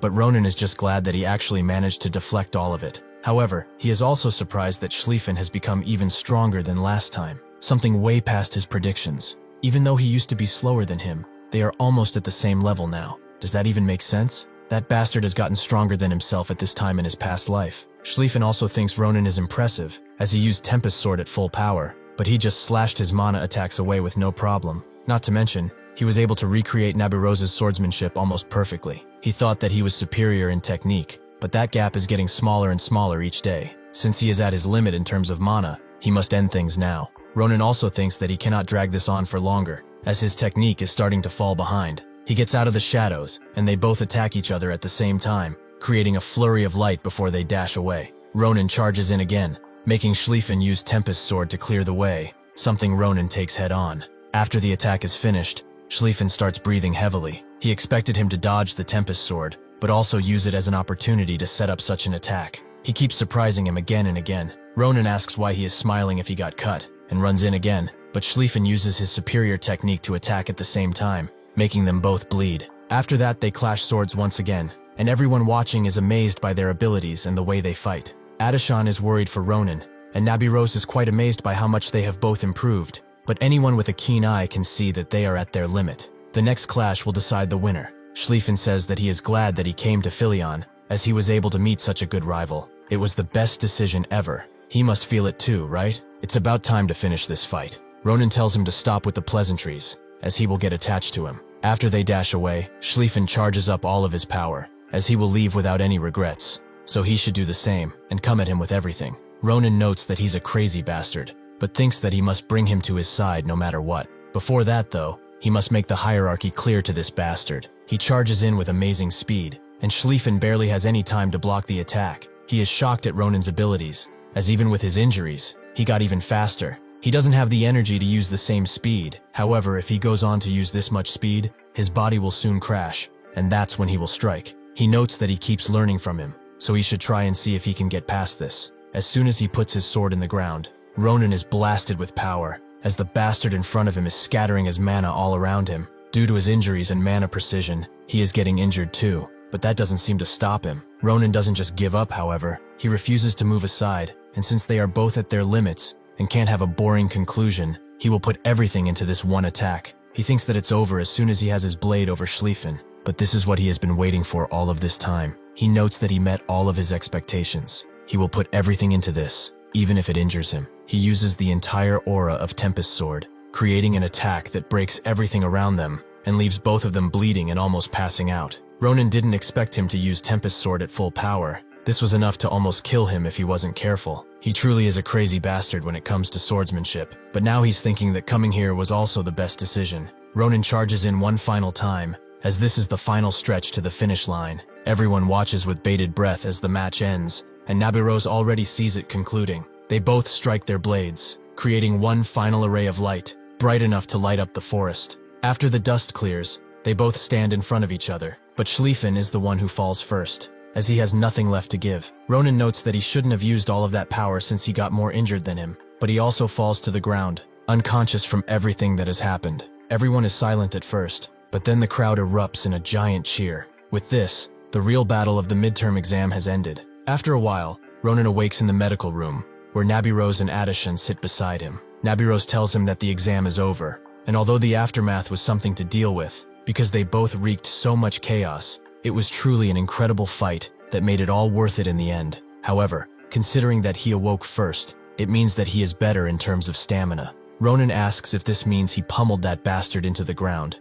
but Nabiros notes that it's unrelated to who won. Both of them were judged to have returned at the exact same time, so it's a tie, with both of them in first place. Ronin is a bit surprised, but understands. Nabiros is shocked that he's taking it so well. She imagined that he would throw a tantrum and start flailing around, with Adeshan thinking the same. Ronin notes that just thinking about the fight, this result makes sense, as that guy is extremely strong, much more than he anticipated. It's obvious what that means to everyone. From this moment forward, he plans to train even harder, so that he can win more easily next time. Nabiros is happy to hear something like that. It's not just his abilities that have improved, but also his mentality. Nabiros agrees that it's nothing to be mad at, as it was a good experience for the both of them, since he got to use mana too. Ronin asks when he did something like that, and Nabiros explains that he used it in the final collision, real sword chi. Ronin tries to remember, and he did actually feel something different at that exact moment. Was that really mana? Nabirose confirms that it was sword chi, something that can only be used with mana.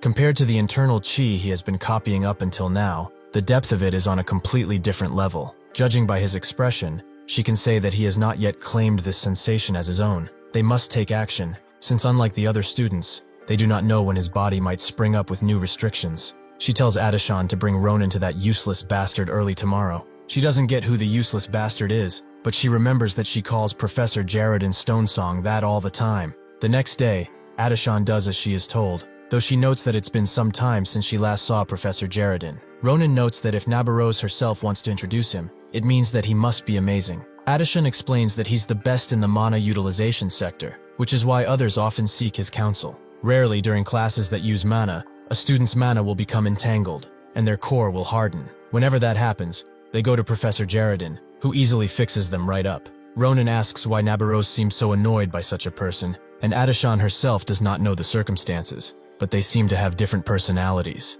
He will find out when he sees him. The professor has a unique flair to him. Ronan doesn't really care about that. The most important thing to him is that he can use mana, and if that professor is as incredible as they say, he will be able to know about the Grand Commander's mana too. Shadow mana was elusive even in his previous life, so he does not know much. It would be good to learn about it since they are both going to the same place. Adishan looks at him and heard that he met with Schleifen before he came here. How did it go? Did he agree to the thing he mentioned yesterday? Ronan says that he obviously did. That guy wouldn't refuse such an offer. When he was discharged, Schleifen immediately accepted Ronan's invitation, which he thought was a rematch, as he was not satisfied with the results of their previous battle. Ronan told him to stop staring so much, as even if he did not like the results either, he did not call him for this reason. That's when he presented him with his offer to join his club. He could leave school and gain real battle experience, and he wouldn't be bored either. Schleifen didn't know what to say, as he didn't want to be real good friends with an enemy he plans on defeating one day, meaning he just wasted his time with nonsense.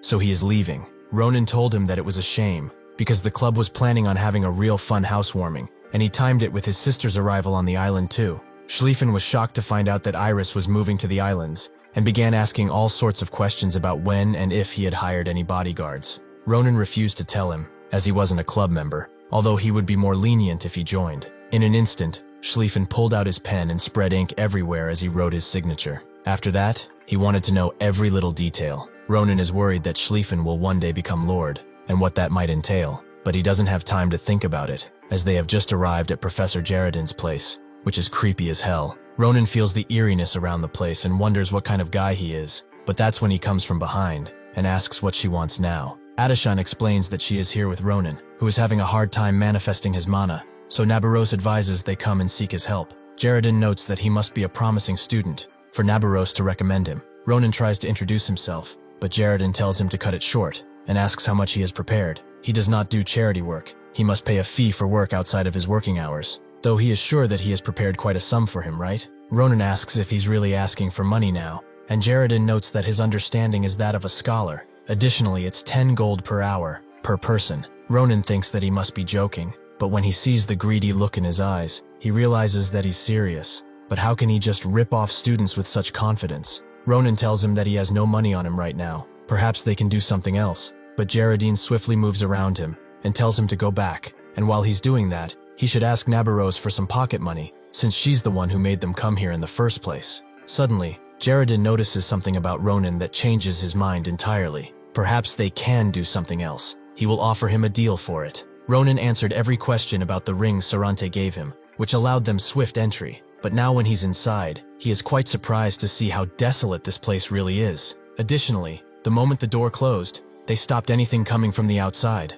Perhaps this is some obstruction magic at play? It must be so, because the door locks are strengthened with magic. But what can this do that requires such secrecy? Jaredin sits down with them and tells Ronan to hand over the object so he can examine it. Ronan gives it to him, but asks him to be gentle, as this is a precious item. Jaredin tells him that he has nothing to worry about, and starts analyzing the ring closely. He can definitely feel it when it's so up close. To think that such pure and clean mana would be put in such a small object, it must mean that a dragon has devoted thousands of years to do it, or perhaps it was an elf. Ronan is surprised that he was able to deduce that, but Jaredin says it comes with the job. Only the best are hired at Philion after all. Anyway, here's the deal. He would like to extract just a little bit of magic power from the ring, as there is an experiment he has been carrying out for a while, and he needs the mana of a species that has lived for a long while. They do have old elves in Philion too, but they cannot compare to this. Even if he's young, he does seem to have deep connections with powerful people. Ronan says that he does, and Jaredin only asks for this. Then he will help him with anything. Ronan notes that it's definitely not a bad offer, but he will only accept it if he helps Adishan too. Jaredin says that he only needs a small amount of power. Why is he adding a condition to this? Seeing that he doesn't want to, Ronan gets up as if to leave. Jaredin tries to offer him a discount, but when he doesn't budge, he relents and accepts his request. Before noting that he has quite the negotiation skills, he will look into his problem first. As Nabaros sent him all of the way here, it must be something quite urgent. He opens up a magic circle and tells Ronan to stand right there. He does just that, and Jaredin explains that his senses have not been opened for long, and there are also traces of him having used mana, which must mean that he never did up until now. Ronan confirms as such. He could see it but never use it, as one vile bastard cast a curse on him. Jaredin says that whoever it was, this is not an ordinary curse. The path of mana that's opened slightly is trying to close again, so he will channel his own mana and open it forcefully. It will feel like someone stabbed him in the back with a sword, but he can endure something like that, can't he? Before Ronan can prepare himself, Jaredin does what he just said, which does feel exactly as he said, but with it, he is able to go through Ronan's path of mana well, and open it quite easily. If things continue like this, he will be able to finish in no time, but unfortunately for him, he doesn't have that kind of luck, as a black mist soon envelops him, and a pressure falls on him, as a demonic eye looks at him with murderous intent. Jaredin wonders why a child has something like this in his body, but he soon is ripped out of Ronan, and a bit of the dark mist starts pressuring him in the real world, until it eventually overtakes him, and he starts vomiting blood. Ronan asks what happened, but Jaredin doesn't answer, and instead says some words to open a doorway. Ronan remembers that Eli said those exact same words too, and sure enough the same mouth swallows them, transporting them to Secret, who is surprised to see the situation in front of her. He swiftly moves to Jaredin as he must treat him at once, but asks what happened. Did he try to channel mana in his body? Ronan confirms it. He was doing it to apparently widen the blocked mana path in his body. Secret can't believe that this fool did something so reckless,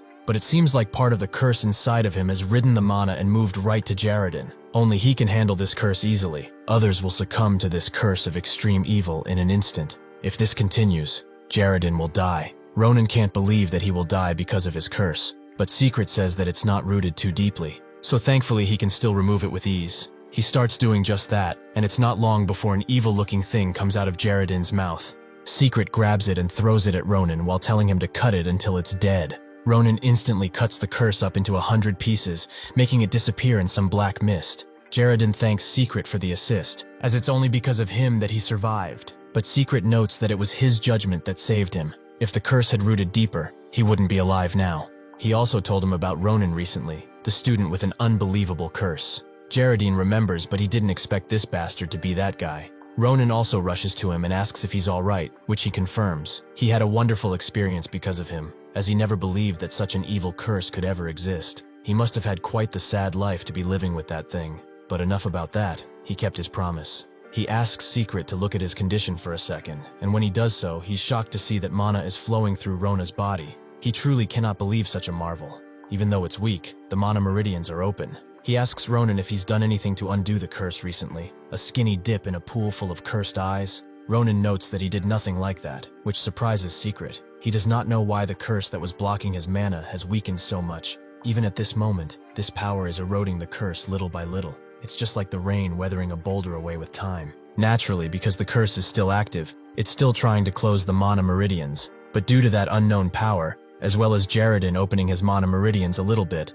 they won't be closed so easily. Ronan asks if he can use mana from now on, which Secret confirms, but it will take time for him to use it fully, as the curse is constantly aiming for his meridians. So if he trains every single day, in about 20 years, he should be curse-free. Ronan can't accept something like that. 20 years is far too long, but Secret notes that it's a miracle this even happened, without using any cure that could endanger his condition. Jaredin skips forward and says that there's a way to reduce this time. It will be different depending on how much effort he puts in, but he can shorten it by a lot, using the mana practice method he developed. With that, they both sit down, and Jaredin tells Ronan to listen closely. The amount of mana he can handle now is only a handful. His meridians have just opened, and are narrower than a child. However, if he does learn this practice method and trains with it constantly, he will be able to increase his mana use by a lot. It will all depend on his own ability, but in around 5 years, he should be able to use as much mana as everyone else. Ronan feels like 5 years is still a lot, but there's nothing he can do for now. Jaredin starts channeling his mana to let him feel his mana meridians.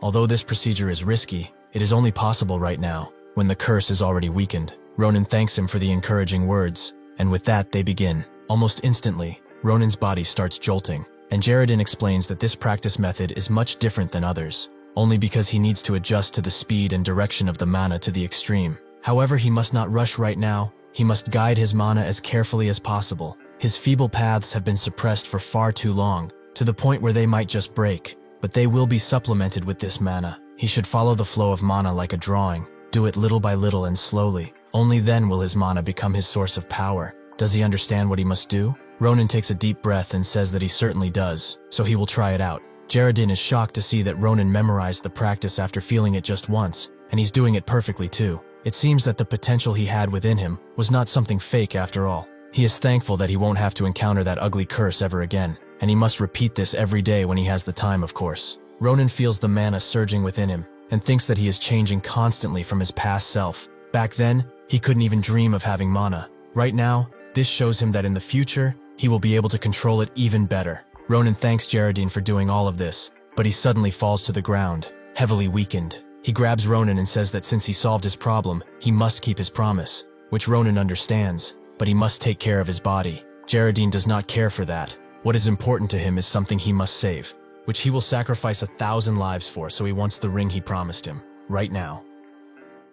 Ronan looks at Jaredin, and can see that he's totally lost it, as there's only desperation on his face. Jekrit knew that he was pushing himself. It does seem that he has a temporary impulse disorder. It also seems that he wants that ring for that research, which is pitiful. How long will this man live a life tied to his bloody past? Adashan and Ronan eventually teleport back to Jaredin lab with him still passed out, and Adashan tells Ronan to hurry, as she knows of a clinic nearby. Unfortunately, right as they get to the door, a magic seal completely locks the door, making them wonder what to do. But that's when Jaredin starts using what's left of his consciousness to unlock the door. He promises to return to that person, and he will. It seems that the door Jaredin unblocked was the wrong one, which Ronan is quick to point out. But Jaredin did this on purpose, as he must descend to that person, before her rose withers away. Without much of a choice, they decide to go down, where Adashan is shocked to see what's going on around here. But Ronan just feels like they are looking at something they shouldn't have. Ronan wonders if Jaredin's desperation came because of this woman, which Adashan says is likely. Ronan puts him down and tells her to take care of him, as he will go to see if there's anything he can find to help him. He looks around, and spots countless awful ingredients and traces of experiments on the goblin's body. He knew that this guy was weird from the moment they met, but he didn't expect him to cross such a line. Just what has he been doing here? Even in his delirious state, Jaredin still thinks of his beloved, whom he begs to wait a little bit more, calling her Sunya. In the past, he was able to preserve her body before decomposition fully started. He thought that the body was like a cup holding the soul, so as long as he could maintain that cup, he firmly believed that he could bring back his wife Sonya to life. Even though he fully knew that nobody else had succeeded in resurrection magic, it didn't matter to him. He refused to give up, and he tried again and again without stopping, recording all of his attempts. On attempt 54, he tried to use an ogre heart, which still had no effect, and he was having difficulty balancing mage tower work in his experiments. On attempt 76, he got kicked out of the magic tower because he was barely attending, but without pay, he had no way to continue his research, meaning that he had to find a way to make money. He eventually found a job, with the help of Headmaster Kratir, as a professor, and he also managed to transfer Sunya to Filian's magic tower basement. He hated teaching children, always disliked them, but this is the only way for him to make money, and he will not stop. A number of attempts pass and pass, until number 134, where there is still no progress. Ronan reads all of this, allowing him to find out why this guy wanted money so much. It's true that some of these ingredients are extremely rare and not accessible by normal means, so really, all of this is because of his love for that dead woman. He saw a couple of these scenarios in his past life too, people who put even their very souls on the line because of love. He even knows one right now, although he would like to not think about him right now. The only problem with these kinds of people is that they don't end up well, especially when there are people who would take advantage of their weakness. He finds a mysterious package in the book, and a message from Jaredin, noting that he should probably accept the deal of the rebellious crowd. Ronan picks it up, as he seems to know who they are, but that's when Jaredin surprisingly gets up and asks if he's touching his stuff without permission. Ronan can feel the anger in his eyes, and denies such accusations. He was simply looking for a way to make him recover. What could someone like him, who has never used mana, know about something that's in this room. He managed to steal the strange package, meaning that he has access to the rebellious crowd. Somewhere else, a lowly servant reports to his lord that they were able to meet with their target with no hiccups. At first he was hesitant, but the deal being accepted is only a matter of time. He saw the desperation on his tired face. He will soon want the essence of fresh blood, which only His Highness can provide. The vampire he was reporting to finds it amusing that the Geraldine would be ruined by a mere woman. Humans truly are effortlessly stupid sometimes. After a while, Geraldine gives Ronan back his ring, as the extraction was successful. Ronan doesn't feel the ring to be that different, and asks what he did to it. Geraldine explains that he only extracted a really small amount, not to mention the sheer amount of magic in that ring in the first place. Still, this will be a great help to his research, so he has his thanks. Ronan says that he should be the one to thank him for releasing his mana like that, and Geraldine knows that they have some feelings of their own about what they saw in the lab. Even if it's shameless of him to ask, he would like them to keep it a secret. Ronan tells him that there's no need for this, as he doesn't want to get involved in other people's business anyway. Geraldine thanks him, and moves on to Adishan, noting that he will fix her issue too, but not today. It is not as complicated as Ronan's, but she too has quite the unique aura around her. After getting back to town, Adishan and Ronan part ways, allowing Ronan to pull out the package he stole. If this contains evidence that the rebellious crowd is related to the Order, and that they are on the same side as the Professor, he will have no other choice but to exterminate everyone involved. When he opens the package, he only finds a blood stain, making him wonder if it's some kind of encrypted magic. That's when the blood suddenly pops out of the envelope and begins making shapes, something unknown to Ronan. Fortunately for him, someone tells him that this is a letter written using vampire magic. She came because she sensed blood magic, but she didn't expect to meet him. Ronan didn't expect to see Ophelia, who seemed glad to see him. They go back to the adventure club and sit down, with Ronan noting that she surprised him. Since she left with Sita, he hasn't heard from her at all, so he presumed that she was just busy. How's her research going anyway? She explains that thanks to Sita, she has progressed quite far. As payment to Sita, she taught it some blood magic, showing her that Sita is truly more talented than she expected. Anyway, enough about her. Why does he have a blood letter with him? Ronan asks if he's referring to the envelope he was carrying, and Ophelia confirms it. Guess she has to explain what it is. A blood letter is one of the basic spells of blood magic, which allows a person to compress a ton of information into one single drop of blood. So vampires use it to write letters. All they need is to imbue magic into the blood, and the message pops up. Ronan analyzes the message, and wonders what the essence of fresh blood is. He finally remembers that it was one of the ingredients written in Geraldine's journal, that he needed for his next experiment. Perhaps the rebellious crowd isn't related to the Nebula bastards. That's a weight off his shoulders. But now he wonders who the Bloodhooks are. Ophelia seems to know them, so Ronan asks for an explanation. Ophelia goes on to say that the Bloodhook is an organization consisting of young vampires, who are not even 200 yet. They are immature children, who wish to revive the vampire's prime years by doing a myriad of awful things. Anyway, this is quite strange, as this essence of fresh blood is quite rare even in the vampire world. She asks Ronan to share who the owner of this paper is, as if that person happened to agree to this, they might lose something much more important than their life. Seeing that the situation is dire, Ronan tells her that it's Geraldine's. Ophelia knew that this was strange, but is he truly talking about Geraldine's Stonesong, the one who used to be top mage of the Full Moon Mage Tower? Ronan knew nothing of this, and asked if he was truly that amazing. Ophelia notes that his magic is well known even among the vampires. He's an elite who has reached a stage that many haven't reached in their lifetimes. With this information in mind, Ronan suggests that he shouldn't have a hard time dealing with them if they do try something. Ophelia agrees with him. With a few waves of his hands, he can take care of these childish vampires. But if he wants the essence of fresh blood, that changes things. This is an inherent mana fusion formed within vampires, who have used blood magic for a very long time. It's a truly unique item with an incredible concentration of energy. It has amazing efficiency depending on how it is used. But if the owner of the essence does not activate the power themselves using blood magic, it's just a pretty red stone. Without the vampire's cooperation, it is impossible to obtain the complete essence. Ronan finally understands that Geraldine has no choice but to accept whatever offer they make. Ophelia is glad he realized this, but seeing how they approached him, she can assume what their offer was, giving them enough information to do something. Later that night, a few vampires eagerly waited for the new kin candidate that the master spoke about, Geraldine Stonesong, who arrived while cloaked. The vampires are suspicious of him, since they don't feel that much powerful energy from him, but one of them tells everyone to stay vigilant. Even if that man is what he is now, in his prime, he could go toe-to-toe with the sword Saint Nabaros.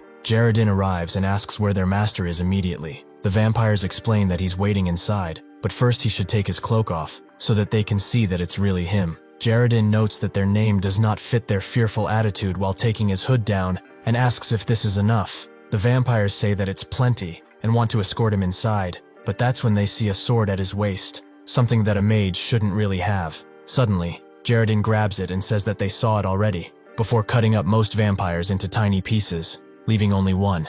This person is actually Ronan in disguise, who has come to deal with this mess. A few days ago, Ophelia handed Ronan the shape-shifting potion he requested, which lasts up to 30 minutes, so he would be able to transform into Jaredin for that long. Even if the effect is not that great and doesn't last long, it should be good enough to fool the Bloodhook. Ronan thanked her for making this possible, but she wondered if he would be okay doing this alone. Even if immature, these are still vampires who have lived hundreds of years. Ophelia wanted to come with him, but Ronan refused, as he didn't want her to fight with her own kind. That would cause trouble in the future, right? He assured her that nothing would happen, just a few dead vampires. The last remaining vampire is in shock, allowing Ronan to grab him and smash him into the wall. This allows him to threaten the vampire. From now on, he will answer all of his questions, unless he wants to be skewered like a pig, that is. After getting enough information, Ronan goes inside, noting that there really are traps along the way, and that the doorkeeper was really more honest than he seemed. Oh well, it's not like he can bring him back to life after what he did. He looks around, feeling strange about this entire area.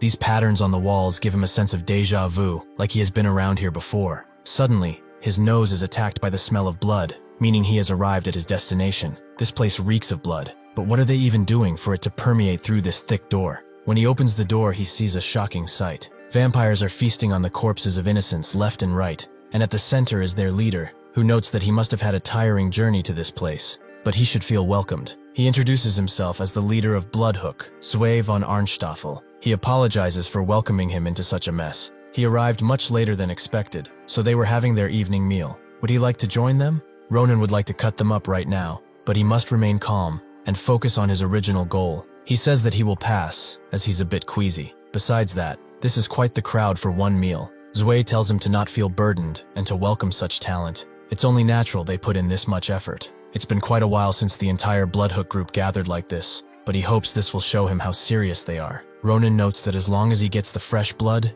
he doesn't care. So what's the deal? Zwei knows that he might have guessed already, but it will all be done through a blood pact that stakes his life. He will basically become one of them. Ronan notes that they are really asking something ridiculous. Does he really want him to become their slave? Zwei says that the way he thinks is really shameful. This is something much more than the offer to become their slave. This is an opportunity for him to shed his humanity and gain the honor of becoming a vampire. They are going to bring new life to the clan, and in order to do that, they need to overthrow the older generation, which is very pacifistic in nature. He's just offering him a chance to be at the forefront of this historical moment. He will be a proud warrior in the holy war to revive their kind. Is it not such an honor? Ronan doesn't know what to say about that, but he knows that he's amazingly insane. Zwei is glad that he understands, although it still might be difficult for him to understand their intentions. However, he should understand that this is his only chance to obtain this item. If this deal is broken, there will be no other way to get this item, because of how rare it is. Ronan knows from just the atmosphere that they are not planning on letting him refuse, which Zwei confirms, and is glad that he noticed. With a snap of his fingers, the vampires all surround him. Zwei tells him to not resist, as they have magical tools, top quality ones, which completely nullify his magic. Even if he does force himself, his mana core will burst, and he will never be able to use magic again. He should think positively about this. He wouldn't want his wife to become a tasty frozen blood bag, right? Like the corpses they feasted on tonight. Now he should just stay still and accept this gift of theirs. Ronan notes that they really went all in with the preparations, but it's quite fortunate that he came instead of Jaredin. Zwei is quite confused and asks who he is. How did a human get here? In an instant, Ronan cuts the vampires behind him and says that it doesn't matter. He's just here to take care of some bloodsuckers who are way in over their heads. Zwei asks who he is, and how he dares to come here in this sacred place. Ronan instantly rushes to him and cuts his hand off before he can summon any magic. This allows Ronan to cut all of his appendages off, making him scream out in pain. Despite his injuries, Zwei is still threatening him, making Ronan throw him into the wall with full force. He should shut the fuck up for a bit, as he will leave him for the grand finale. The other vampires are shaken, as even if he was being sloppy, Zwei shouldn't have been defeated so effortlessly. Now that they know that this man in front of them is no ordinary human, they must stay vigilant against him. Ronan heard previously that they used blood as weapons, and now he has found out that it's true. How disgusting. They all charge him at once, with one of them sealing his feet to make him an easier target. Ronan blocks one attack after another before going on the counterattack and slashing the two vampires in front of him. Two more pop up behind him, but due to their sloppy movements, he has enough time to turn and slash them. He continues to fight like this, but the ones he doesn't kill instantly have time to regenerate, which is quite annoying for him. One of them uses a ranged attack, aiming straight for Ronan's head, but he dodges swiftly. Still, Ronan feels that this was an intermediate rank ability, meaning that the Bloodhook group is quite well off considering. The woman who regenerated rushes with great anther into battle, but Ronan cuts her head off and continues his rampage everywhere else. Even with their numbers and prowess, they aren't enough to deal with someone like him. One of the vampires who was spared the onslaught is going crazy. How is a human doing this when they are in a vacuum where humans cannot use mana, and his feet are also tied to the ground? Is the man in front of them truly human? Ronan asks him why he's not coming at him and just standing there like a dumbass. He's the only one left after all. He apologizes for fooling them like that, but they were the ones who did the fooling first, so no hard feelings? The vampire tries to run, which is a foolish venture, as Ronan instantly cuts him in half. He shouldn't have run, as he's leaving his leader behind. Now that there are no more mosquitoes to interrupt him, it's time he has a bit of fun with this bastard. Much later, Zui barely wakes up from his daze, more tired than ever. He feels like something is stabbing him constantly, which it is, as Ronan has just stabbed his leg in hopes of waking him up. He was getting quite worried for a second there. He thought his toy just died. As Zui realizes the pain he's in, he wonders how a single human kid killed all of their powerful members, and in seconds, no less. Ronan apologizes that his friends aren't in such good condition, but they kept on regenerating, so he couldn't just let them do that. However, if he doesn't want to suffer the same gruesome fate, then he should take out the damn essence of fresh blood while he's still not using his favorite torture methods. Zui starts to convulse and asks what he was doing when all of this was happening. If it were him, he would have been able to stop this human demon, so why was he not here, where he belonged? Ronan thinks that he's finally gone insane, which took him longer than expected, but that's when he notices the presence that was looming behind him. The man notes that he refuses to repeat himself, so he will only tell him once. Move. Ronan instantly backs away, and is surprised that man showed no killing intent. If he did, he knows that he would have died. The man is quite disappointed in Zui. When he made that offer, he thought that he would make Jaredin one of them. He dared to speak such grand words, but in the end, the only thing he could show him was this pathetic state. Unbelievably brazen for a child of the Arnstoffel family. Since he has fallen so much, he also cannot see reason. He has failed their plan, so he will have to take back the essence of fresh blood. Ronan wonders what he means, but he doesn't have to wonder for long, as the man starts taking back his blood from Zui, who begs him for one more chance, as he becomes more and more shriveled up.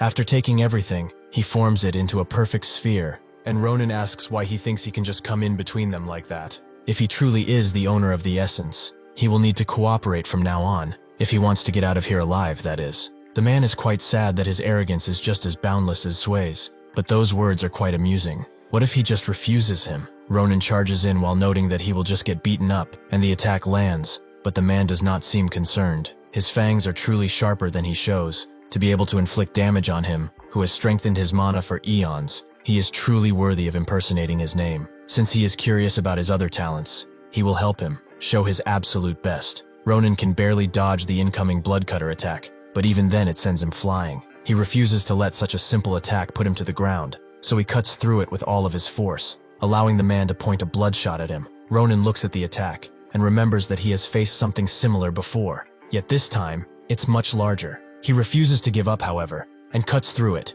creating a large blood-red explosion. The man is quite shocked, as he has not seen this in his entire lifespan. He is not only offsetting the magic, he is actually slicing through mana itself. If he's honest, he holds no expectations for him, but he is amusing. Ronan notes that he really is the head of this mosquito gang. Since he buzzes the loudest, he should shut up already and give him the essence. The man cannot get enough of his spirit and confidence, so he will show him respect for having given him so much fun. As he is about to unleash a mighty attack, someone comes between them and tells them to stop while crashing in the ground. The man recognizes her voice, and Ronan knows her too, Ophelia de Knight. She tells Balzark that it's been a while since they met, although it's not really great to see him. Ronan is surprised by her presence, as he told her not to come here, but more importantly, does she really know this bastard? Ophelia can't deny that he's Balzark von Barshaba, the relative of the Shadow Duke who rules the vampire world, and the strongest second-in-command who assists him in any endeavor. That is who the guy he's been fighting is. Balzark notes that he never imagined they would meet again in such a place. He truly missed her for what it's worth. Has she been well? He notes that it's been 83-something years since they last met, but why is she intervening in their fight? Which is truly a trivial matter. As he tries to say something else, Ophelia stops him, as she doesn't want him any closer. Since the incidents of that day, Balzac knows what he did wrong. He saw her face of defiance and hatred as he did it, but he couldn't do anything else. It seems that after all, it will take more time to be forgiven by her. Ophelia knows that it was inevitable. He had no choice but to block her younger sister from harming the Duke, and now that she's thinking back to it, she knows that her sister had lost it, as if she were entranced. However, he must know that he cannot take back what happened on that day. Balzac understands, and he apologizes, but he was prepared for it. Ronan has no clue what they're talking about, but sheathes his sword, since things seem to be over. Ophelia asks how he came to work with the Bloodhook group. He didn't work with kids before. Lending them the essence of fresh blood was also foolish. Does he have business with Jaredin Stonestong, perhaps? Balzac smiles, and notes that the man she knows would only have one reason, because he has an unfinished battle with him. By pure coincidence, he met him on the west side of the continent, and battled against him with his pride on the line. He has fought many strong opponents in his life, but only few were like him. The battle remains unresolved because the sun rose, and he had to retreat back into the darkness. He chased after him afterwards, but he was already gone, so sneakily that he could not find any traces. After a few years passed, while he was suppressing that unquenched thirst, some children came to him with an offer. They said they knew about Gerody's whereabouts, and that if he gave them fresh blood essence, not only would they drag him into his castle, they should make Jaredin kin, allowing him to enjoy those kinds of battles eternally. He knew what they had planned, but it did not matter, since they were children, and could only wriggle and try. In the end, he was right, and they did everything for nothing, thanks to that human child. He thinks that since this kid could keep up with him, even for a moment, it means that in the next 5 to 10 years, he will become someone who will be able to match him, and the strange energy he possesses is something he has never felt before. His blood boils at the thought of enjoying him now, but he must be patient, as he cannot hurt Ophelia a second time. Strangely enough, he gives Ronan the essence of the fresh blood he wanted, which confuses him, as this was supposed to be something quite precious. Balzac notes that most vampires will never be able to access such treasures in their entire lives. However, he needs to give that much to the future prey he will hunt down, and as a present for a friend he has not seen in 80 years. As one last gift, he hurls a bunch of blood orbs into a nearby wall, and notes that they should look there. He has sensed strange energy coming from there since earlier. With that, he will take his leave. He hopes that he will grow big and strong. That way they can have a lot more fun. As he disappears, Ronan says that he's quite flashy, and wonders what that strange energy he's feeling now too is about. Perhaps it's what he fears. Eventually they go back to Jaredin, who is amazed that he managed to obtain the essence of fresh blood. But more importantly, why is he giving it to him? Ronan notes that he worked hard to get this. He would be astonished at the story he's about to tell. Before he can, however, Jaredin falls to his knees and thanks him from the bottom of his heart. He doesn't know how important this is to him, or how truly thankful he feels right now. Ronan sighs and crouches down to his level, mumbling about not having his moment of glory. Balzac appears outside, and says that fighting someone with no fighting spirit would be extremely boring. He only came today because he was curious about his old rival's situation, so she shouldn't worry. He will not do anything more. Ophelia knows he's not the type who would do these kinds of things. She just wanted to thank him for helping Ronan. Truly, Balzac is shocked to hear thanks coming from her, an advancement in these short 83 years. He should feel thankful to that Ronan human for allowing this to happen. Alas, he must leave, even though he would much like to stay and talk. Even among the vampires, there is an evil organization that is making trouble, and to his understanding, they were the ones who stirred the Bloodhook into doing this. However, if she ever needs him, she only needs to call his name, and he will answer. She will forever be his eternal rose. After this, Jaredin attempted his 144th experiment, using Sarante's mana and the fresh blood essence. Considering the circumstances, it will take a while for this experiment to produce anything, but that waiting seemed like hope to this broken man. Jaredin notes that he did not mention it earlier, but he has changed. That mysterious energy that was cutting away at the curse in his body is now stronger. Perhaps something happened during his fight with the vampires? Ronan tells him that lots has happened, but in truth, he just got lucky. When Ronan inspected the cave, he was pleased to find that the energy he was feeling was something else. Something quite pleasant, actually, an idol of Senial. He approached it while noting that the Bloodhook probably didn't know about it, but he also wondered if this was an abandoned shrine. Suddenly, the idol's energy surfaced, and it all entered Ronan, who assimilated it slowly into his body. Jaredin doesn't know what happened, but he is indeed lucky, as thanks to that energy getting stronger, his mana meridians are also enlarging, which still needs some tidying up. but he may be able to wield mana now and use it pretty well. Ronan is surprised by this, but Jaredin feels like he spoke for no reason,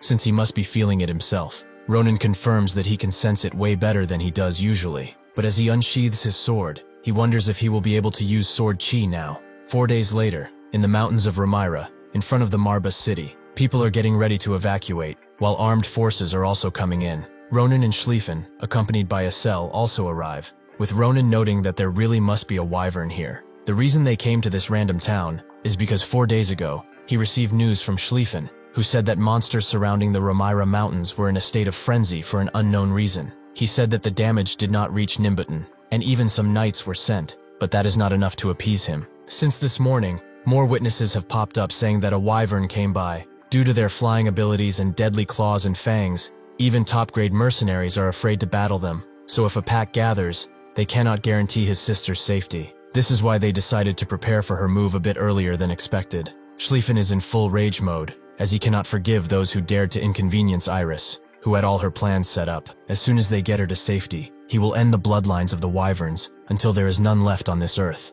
Ronan tells him to stop whining and split up here. He should go ahead with the knights while he and Asel follow behind. Schlieffen asks why they split up, so Ronan explains that he's going to look around. There's just something that's making him uncomfortable about this whole ordeal. He also shouldn't try to hit on his sister while he's there, if he doesn't want his head cut off. Schlieffen says that he would never do something so absurd, but since he has something to check, he will graciously accept the task of keeping her safe, and go first. Ronan lets him go this time, but Asel asks what's wrong. Does he feel anything strange? Ronan explains that the monsters who were all peaceful suddenly started to act up, and large-sized monsters have begun showing themselves too, which is a familiar pattern. When they visited Grand Carpadoki and the Vadian Mountains after that, this exact thing happened, because of the actions of those freaks. Asel finally understands. He suspects that the ones behind this are the Nebula Clasier. Ronan confirms as such, although it is a guess now, so they should investigate the area and find the main cause. Since Prohibition isn't working now, the one who can find those with special mana is him,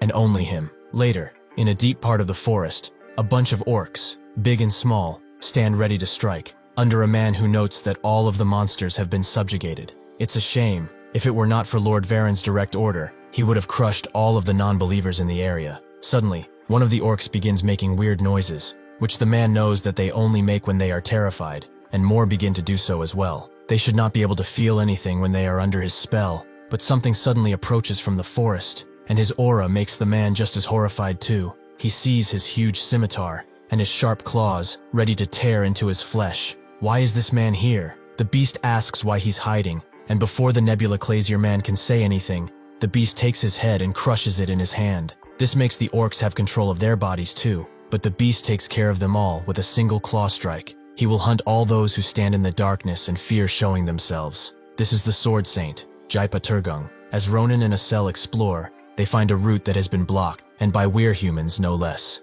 One of the werehumans explains that they are denying entry to the castle through this route, so they can wait or find another. This command was issued by the elite forces commander of the Imperial Army, who is currently on the hunt, Jaipa Turgung. Ronan knows about him, as he's the elite of the elite, and also the one who beat Nibros in the race of becoming the strongest swordsman in the Empire, the Sword Saint. Asel notes that if the Sword Saint himself showed up, it must mean trouble, which Ronan concurs. There's no way an elite of the Empire moved because of some monsters. It means that his guess was right. The Nebula Clasier must be the cause of this once again. As he turns back, he tells Asel to get ready to use her abilities, as they are going past the walls to investigate the nearby forest, since they are bound to find something. High in the air, a group of wyverns who are all under mind control glide in the air, while the Nebula woman who is controlling them wonders what happened below, as she cannot communicate with her brother anymore, which is weird, as they had to keep communications on at all times. Did something happen?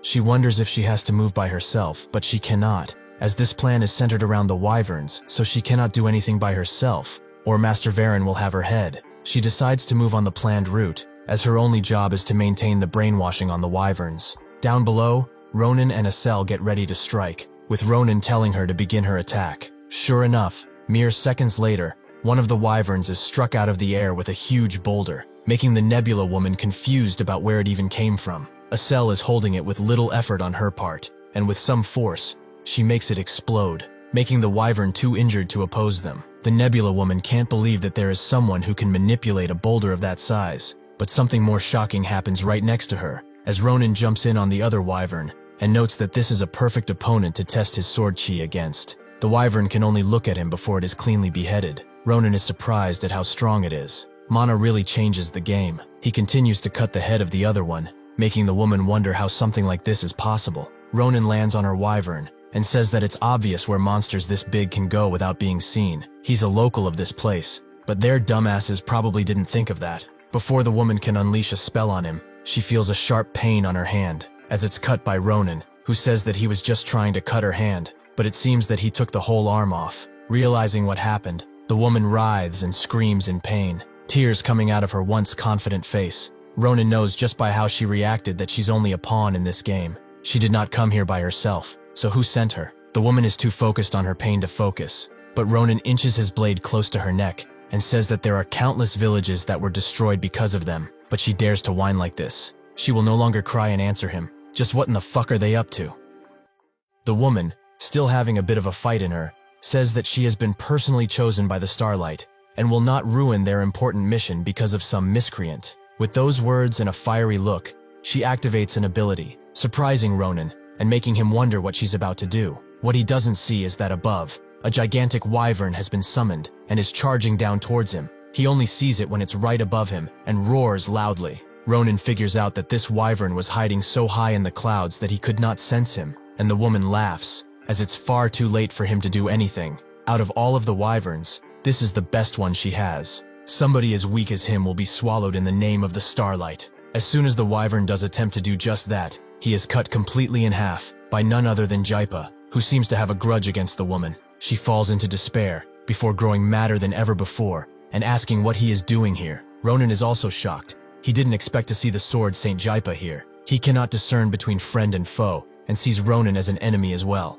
To deal with that, he unleashes a big slash that Ronan can barely see as it cuts the red wyvern into tiny little pieces, rendering its flesh like a piece of cheese. As he starts to fall, Ronan is amazed by his abilities, as he did not even need his blade. He did that with his claws. This does not make a lick of sense. Before they can fall, Jaipa suddenly grabs him and kicks the woman into the ground with extreme force. Having taken care of her, this only leaves Ronan, and Jaipa orders him to answer truthfully. What is he? He does not feel as hollow as the other religious fanatics, which is quite strange. Ronan naturally gets mad and asks how he dared to lump him in with those bastards. Does he really want to die right here? Jaipa is caught by surprise, allowing Ronan to charge up an attack and throw it at Jaipa, who only looks at it as it hits him. This has allowed Ronan to back away, but the difference between them is proven once again. Jaipa did not even bother blocking the attack. He just took it, and is now staring him down. Now Ronan understands why Nabarose had trouble with this guy. Even without fighting him well, he knows that he cannot win. However, that does not mean he will just stay still and accept his help. He will wait for him to put his guard down, and strike again. Jaipa sees his beastly eyes, and recognizes him as a warrior. Ronan is surprised, and asks what kind of trick he is trying to pull. Jaipa interrupts him by noting that he will greet him as a warrior, so he should lift his sword with pride. Ronan is overwhelmed by his aura, but Jaipa is not done yet, as he says that he will attack straight in the middle. He should try and protect himself, if he can. The attack falls on Ronan with extreme force, so much so in fact that it lights up the entire area in a blue haze. After the dust from the attack begins to falter, Jaipa is quite impressed by what he is seeing. Even if he lacks some much-needed strength, his defense is something in which he cannot see any flaws. However, something has been bugging him. His movements are familiar to him. He has felt them before. Is he perhaps the disciple of Nabarose? While staring him down, Ronan says that he is of the Philion Academy, making Jaipa ask why he's announcing himself so. Does he want to become a disciple? Ronan rejects that offer. To him,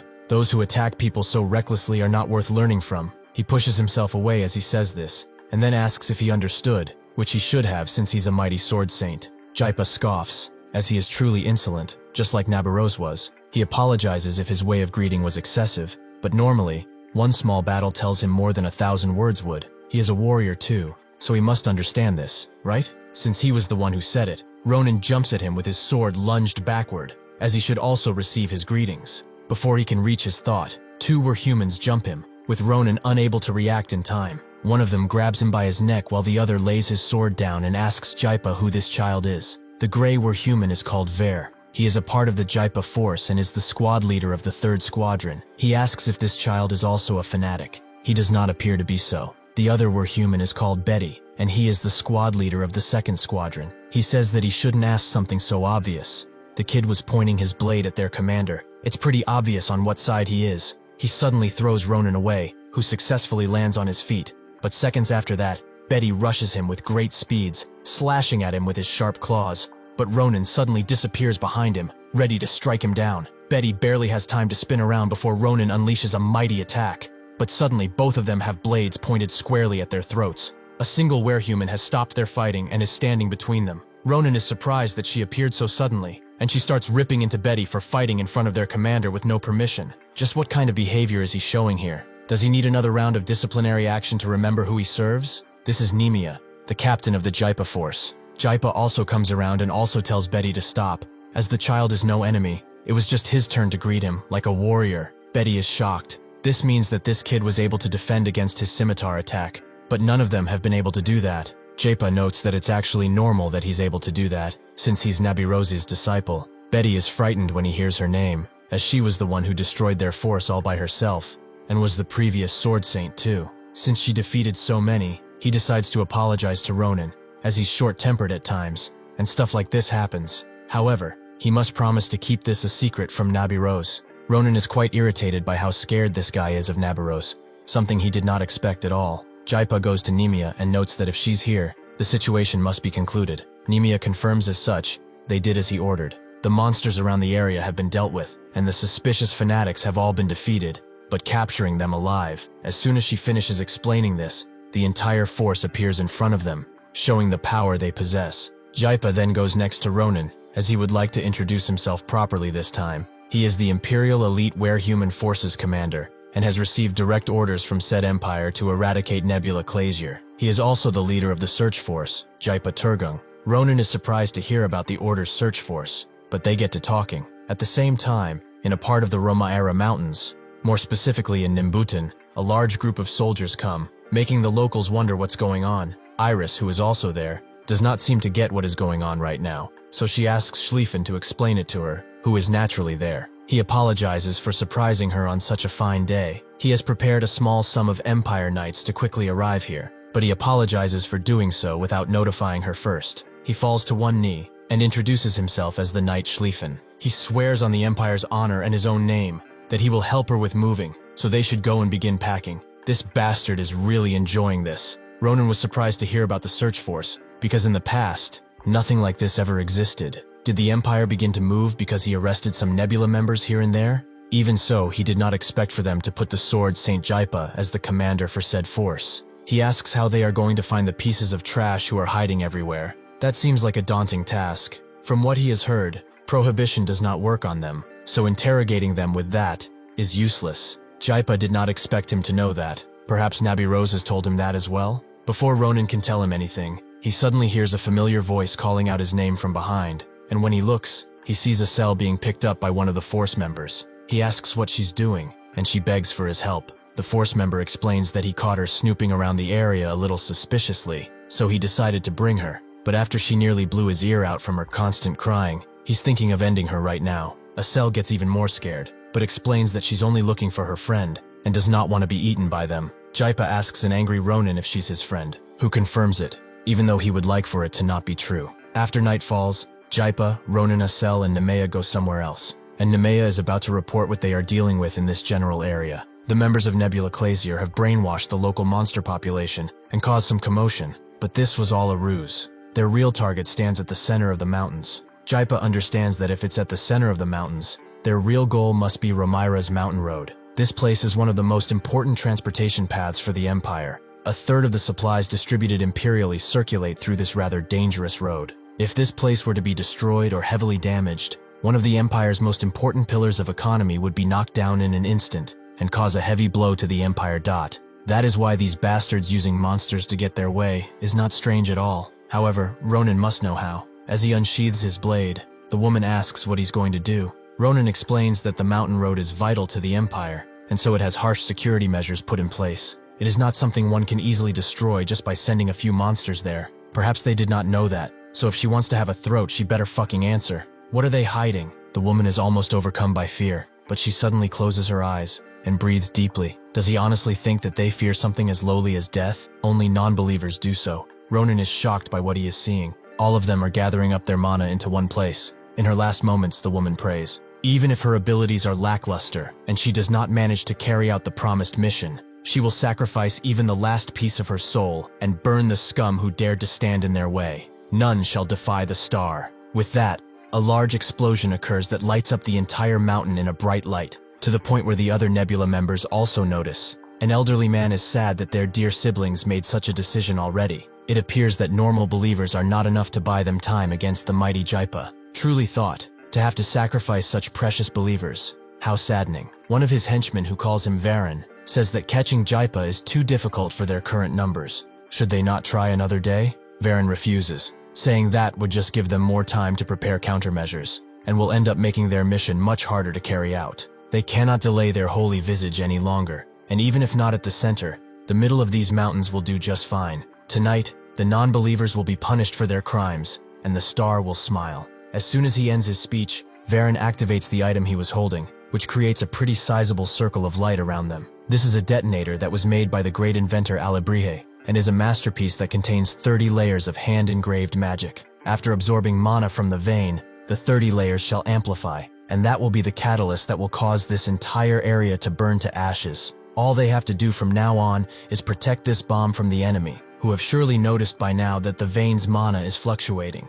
Evan, a former Saran Knight commander, and Brua, a former green mage at the top mage tower, agree. Evan notes that after this task, he shall be bestowed with the branch leader position, which was held by the late Brygia up until now. Perhaps that means that he shall also receive the Holy Grace? Varen notes that he is half correct, as normally one will receive grace only after being officially appointed, but because this mission is important, their merciful leader has bestowed him with such an honor in advance. Naturally, his powers cannot hope to compare against Brygia, but with his mighty blessing, regardless of any variables, they will be able to withstand and overcome. Suddenly, he hears something strange coming to them, and Varen immediately casts a protective barrier around them, which protects against the incoming claw-shaped attack that destroys the ground below. Varen says that it's surprising to see him here, as even if he noticed that the mana vein is fluctuating, the bomb has just begun its duties, so it would be impossible to know this location. How did the mighty word saint find them? Jaipa is surprised that they thought they were invisible,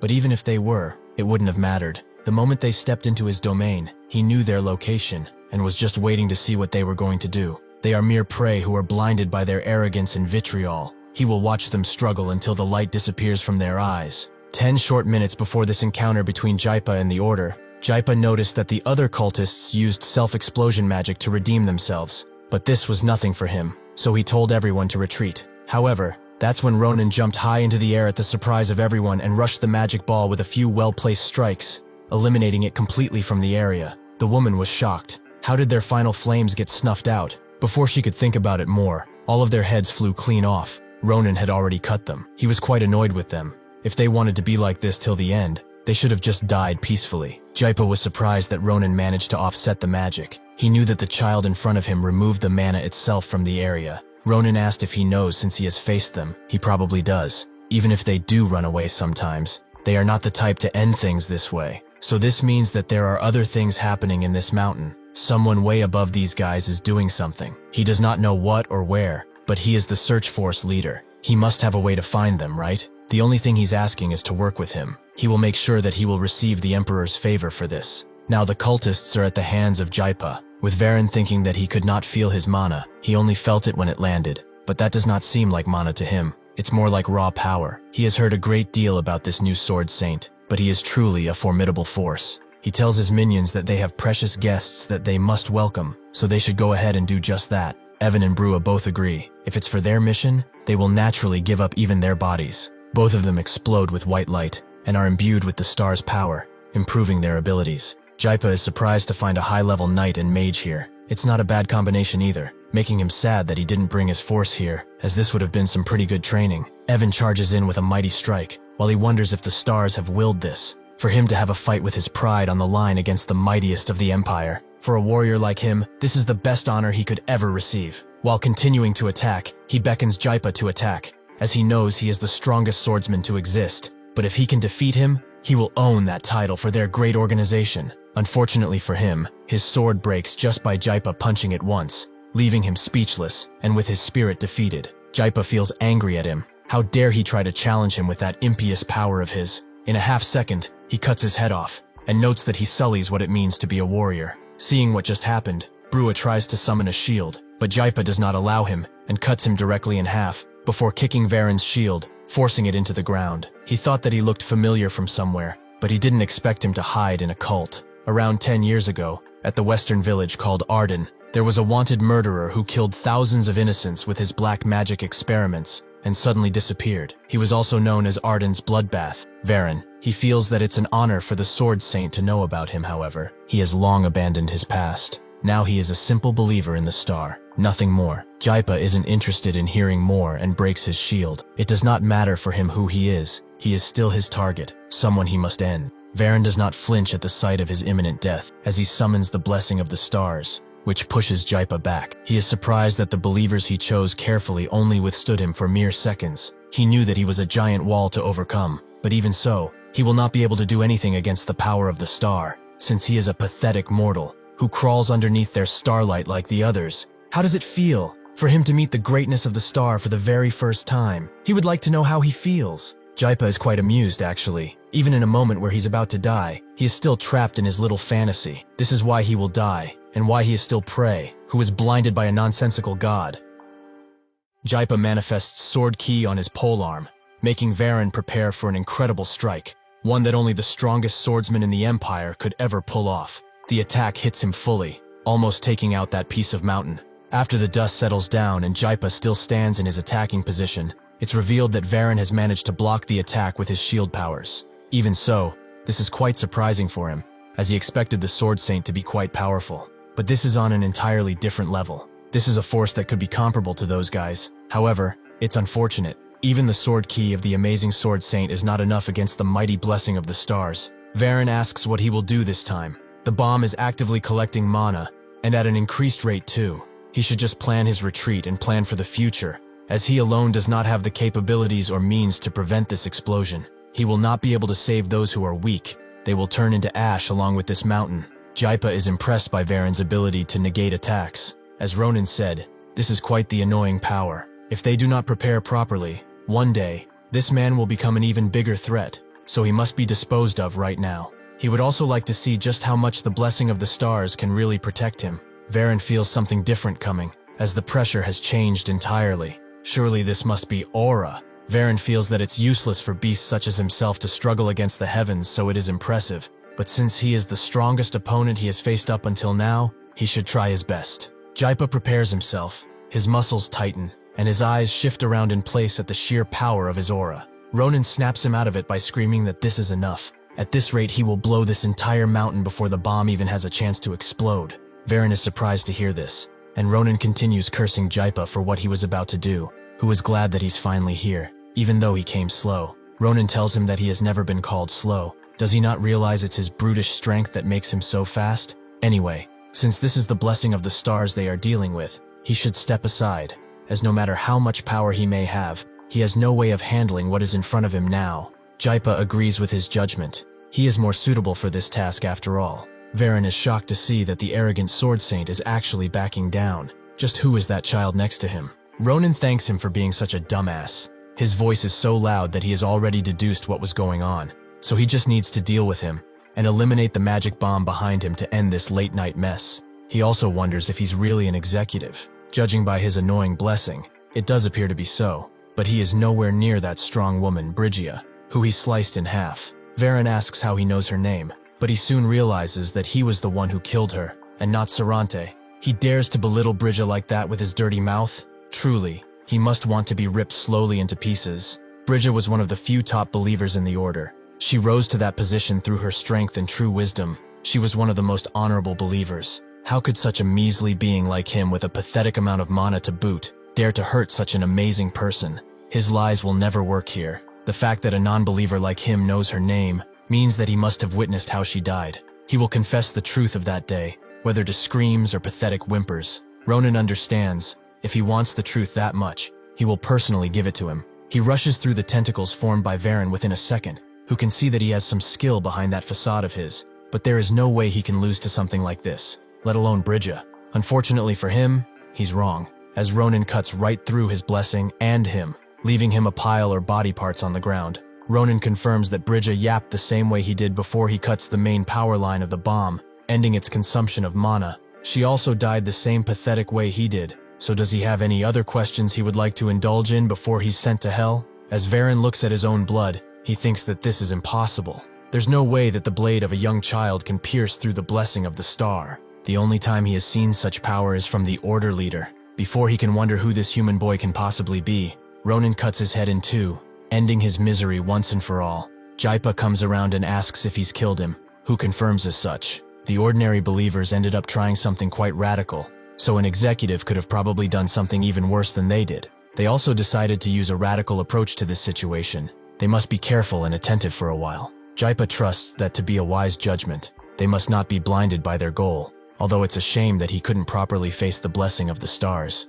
If he could fight him once more, perhaps he could have done something. Ronin tells him that he would have literally sent chunks of his hometown flying. He made the forest look like this only with his sword chi. Has he considered what would happen if he actually used aura? Jaipa understands, and since things ended well because of him, he will sate his curiosity, for now at least. He should also tell him if he ever needs anything, as the Emperor told him to reward those who help punish the Order. He has proven himself plenty, so he promises to give him anything he can within his abilities, and the Empire's treasury. Ronin is very glad to hear this, as he was actually in need of some strong guys. Soon enough, the most precious person in the world will arrive in the Imperial capital city. Schlieffen's knights are surprised by how calm everything is, because Schlieffen told them to be ready. They thought that there would be some monsters in the way or something else. They all agree that it's better to be safe rather than sorry, but they also wonder about the identity of the woman they are escorting, just how noble she can be, to have the Grancia Knights personally escort her. They can't really say,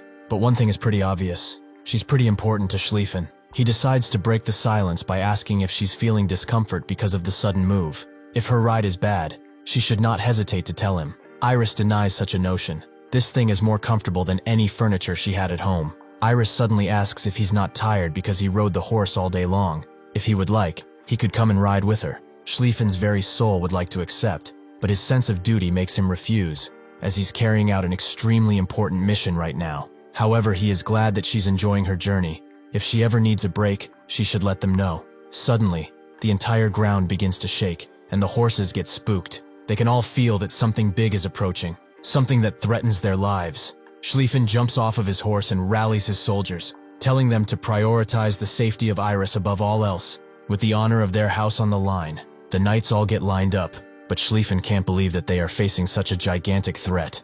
Just the act of the enemy approaching is already overwhelming him. Before Schlieffen can wonder who it even is, he suddenly gets attacked by Jaipa, making them engage in a beautiful clash of swords that has everything around them flying. He has heard the rumors, but even those are an understatement. That was some incredible resistance for the rising star of the Empire. If the next generation Sword Saint is a human, it must be one of them too. Schlieffen asks why he's pointing a blade at the Grancia flag, but Jaipa says that it was just a greeting. A warrior like him must know. A clash of blades speaks for 100 words. Ronin screams at him that this type of thing only works in the north where he lives. Schlieffen is surprised to see him, but he tells him that they came here to support. He shouldn't be upset at what happened earlier, as now they have some really good porters. The knights are surprised to see Jaipa's army, but Ronin is more curious to see if his sister was escorted well or not. The next day, they arrive in the capital city, where Iris can't believe what she's seeing. Is this palace where they will really live from now on? Ronin notes that she doesn't have to ask a million times. She just needs to live peacefully from now on, and since it's right in front of the school, they can meet often. Schlieffen explains that they hired the craftsman who works with their family to help with the interior and installation of appliances. He can only hope that she likes it. Iris grabs his hand and notes that this place is like a fairy tale. She thanks them both for what they did. However, she will not allow them to leave unrewarded. They should stop for a while and have some of her cooking, which she's confident in. Ronin hasn't had her cooking in a while, and Schlieffen is very excited to finally have a meal with her. Outside of the room, Nabarose approaches and screams at someone, asking them what they are doing here. Ronin knows what happened just from this. Nabarose and Jaipa have met, and it's not something they really wanted to allow. They move outside of the house, where Jaipa says that it's been a while, and her temperament seems to haven't improved even a little bit. Will she be able to teach the students of this school properly like this? Nabarose asks if he's really questioning her teaching capabilities, but this is not a place for him to be in. He should not overstep his welcome and get going already. Jaipa is impressed that her tongue is as sharp as ever. He's curious to see if her abilities can keep up with her words. Has she not gotten over her past defeats? Has she not gotten over that day when she lost the Sword Saint position to him? Everyone freezes as he asks this, and Nabiro slowly unsheathes her sword, as it's better if they confirmed it right here. Even if they would want to, Jaipa's men cannot move anymore. They are all paralyzed because of Nabirose's mighty grieving snake. Jaipa is amazed. She is not using her full power, yet his body has become stiff. She sure has grown to become quite interesting. If she wishes to fight once again, he will fulfill her wish, but he will not hold back at all. Their auras clash with each other, blackening the sky around them. But that's when Ronan screams if they are out of their right minds. Just what the fuck are they doing in someone's front porch? He's barely being stopped by Iris, but he vows, if as much as a hair on his sister's hair gets damaged, all of them are dead. He manages to stop the impending fight, but Ronan is really annoyed. They are no better than school children. Do they know what would have happened because of their pathetic fight over pride? Are they not embarrassed of themselves? Jaipa admits that he lost his cool. Behaving so indecently, just because a snake woman provoked him, is really rude on his part, so he apologizes. Since the move has been a success, he and his team will withdraw, though he hopes that he will become even stronger by their next meeting. With a simple goodbye, they all vanish, letting Ronan finally breathe, as that guy is really flashy for a sword saint. He tries to tell Nabirose something, but she only cares about his explanation, and he better not leave out a single detail. Ronan knows that there's no way out of this, so he invites her inside, where he explains everything over tea. Nabirose understands that this was just a reward for his contributions at Ramira. That's why that beast was here. He sure must like him a lot if he did something like that for a human. She will warn him now, however. It's best to not get involved any further, as that old bastard is dangerous. Ronan asks what she means, so Nabirose explains that 10 years ago, there was a large-scale attack and invasion of werehumans that left the northern region in a mess. This went on to be called the Night of the Canine. The one who led those werehumans to battle was actually Jaipa. Although now, through end-of-war negotiations, those werehumans have become soldiers of the Empire, she still cannot trust him. At the time, instead of fighting with the Empire until one of them lost, Jaipa put himself on the line in order to negotiate. He explained that he and the werehumans will become soldiers of the Empire, at the cost of the Empire not touching the northern land. The Emperor of the time thought highly of his strength, so he accepted his offer with only one condition: a blood pact. The majority of the Empire was happy that one of the strongest swordsmen joined them, but in her eyes, he is just biding his time, in order to protect his people. Should the blood pact ever be broken, he would become a threat much bigger than the Order, as he could probably guess. That is Jaipa's true identity. Ronan seems to agree with her, as he did not show up at the battle with a Hayut after all. Of course, he may also have been killed by the Order, just like everyone he has met, but he cannot rule out any possibilities that the bastard had a plan all this time. Nabirose sees that he's deep in thought,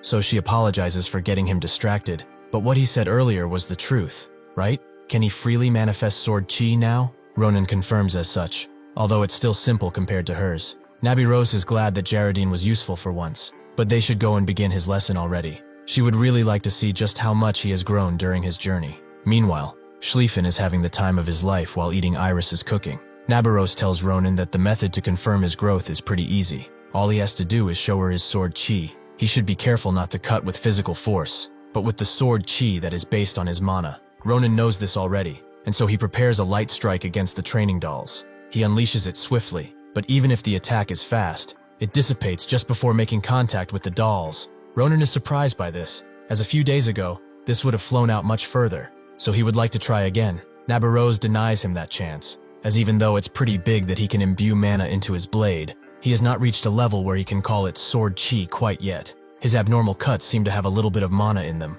Naturally, she's sure that this fact alone gave him great power. Him cutting that wyvern in a single slash is an amazing achievement. Ronan does not understand. Is it that much different? Nabirose knows that he doesn't think there's much difference when it comes to increasing the force through mana, but that's wrong. He might think of sword chi as a compressed mana projection that deals more damage to his opponents, but considering mana as a simple tool to boost his strength is quite shallow. The true power of mana comes from the path to the next stage. That is why she checked by asking him what sword chi was, since she had to see how he understood mana in order to see where she needed to supplement. She's almost sure that he doesn't get what she's talking about now, but luck will not follow him endlessly. One day this difference will influence his life, whether he lives or not. Ronan knows what she's talking about. He has faced deadly enemies in this life, who could all cut him down with mana. Nabarose sees that he's getting discouraged, so she tells him that this is just the beginning. They can just fill up the places he lacks something in. That's why she's here after all. Currently, they need to make becoming strong the simple part,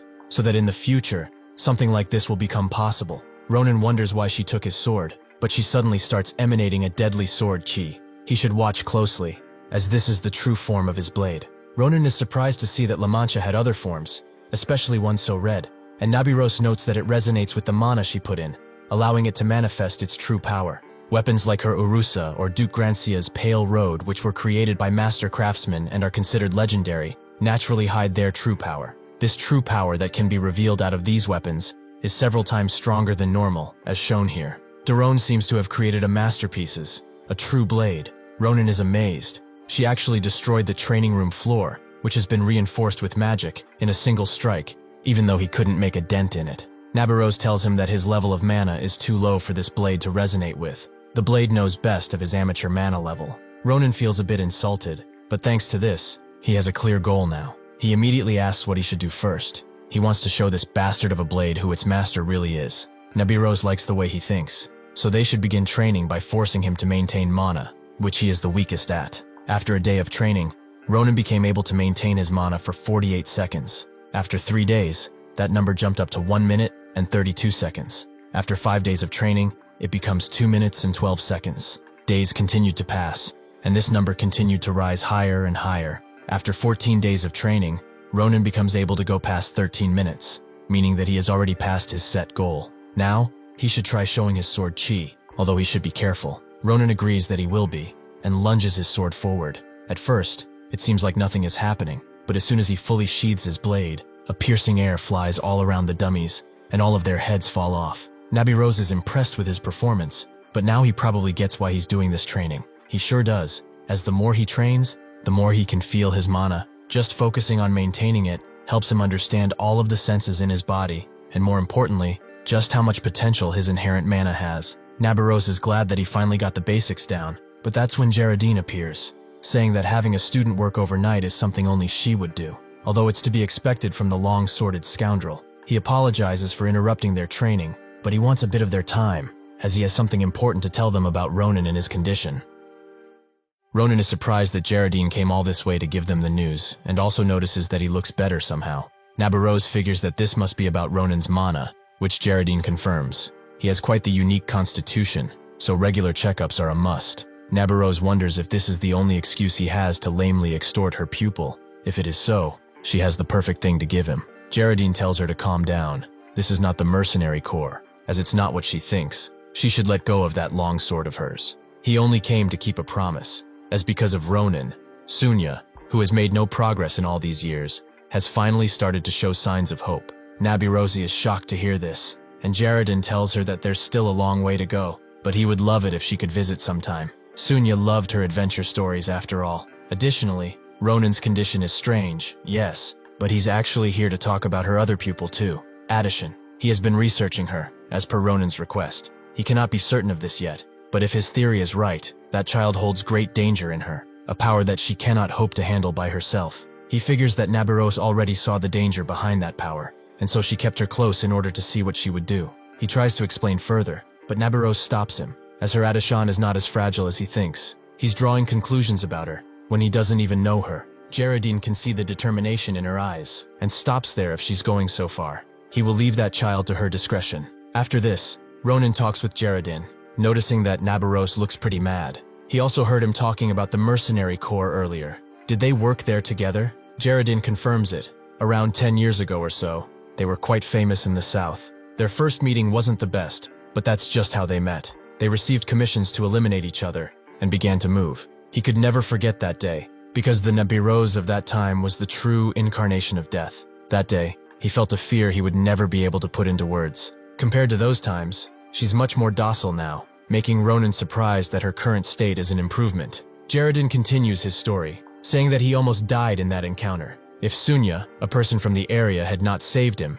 he would have died on that dirt road, and probably gotten eaten by the wolves too. Sunya nursed him to health, which wasn't easy, as he was basically a walking corpse. After a while, a natural bond formed between them, and they became a couple. After that ordeal, Nabarose and he become more like comrades. which is strange considering they tried to kill each other. Naturally, that was only possible because of Sunya's cheery attitude and pure way of being. That was also the reason Nebiros began to abhor him. It was all his fault after all, because he could not protect Sunya when she needed it most, and for his stupidity to let her go, she was utterly furious. Even so, she still kept his secret, and the fact that he can heal Sunya now is thanks to her. That is why he strongly believes that Nebiros will forgive him once Sunya recovers. Even if she's a ruthless fighter, she has a good heart. The next day, at the Magic Major main building, the Hall of Truth, Adeshan, Geraldine and Ronan walk through the Black Magic Laboratory. Ronan finds it quite gloomy and creepy. Are they even allowed to be in this place? Geraldine tells him to just ignore it,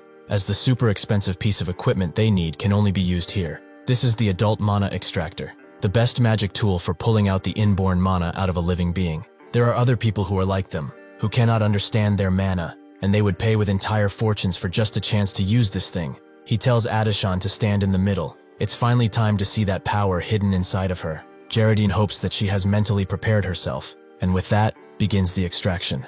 Instantly, black mist begins to come out of Adeshan's body, and it spreads all around, making the test subjects in this laboratory react. Ronan is amazed. Even if she has not used her abilities before, she still has an influence. The Grand Commander he knows was called the Iron Lady, and it wasn't for nothing, as she ruled the battlefield. She had and still has the strongest and most evil power in the entire history of the Empire. Adeshan asks why her mana is this color, and Geraldine knows there's no room for interpretation. What this is shadow mana. Adeshan is surprised. She has heard about it from Ronan, but she never heard about it from anywhere else. Geraldine says that it's only natural. Anything about shadow mana is a top secret within the Empire, so finding out about it is difficult. This also makes him wonder how Ronan knows about it, but no matter. Shadow mana is usually dormant for a few years at least, possibly hundreds of years, and even if it does manifest in the user's lifetime, most people cannot handle it and die. She should now be able to feel it because a little is leaking out. She can feel that there's something fundamentally different from the mana they use.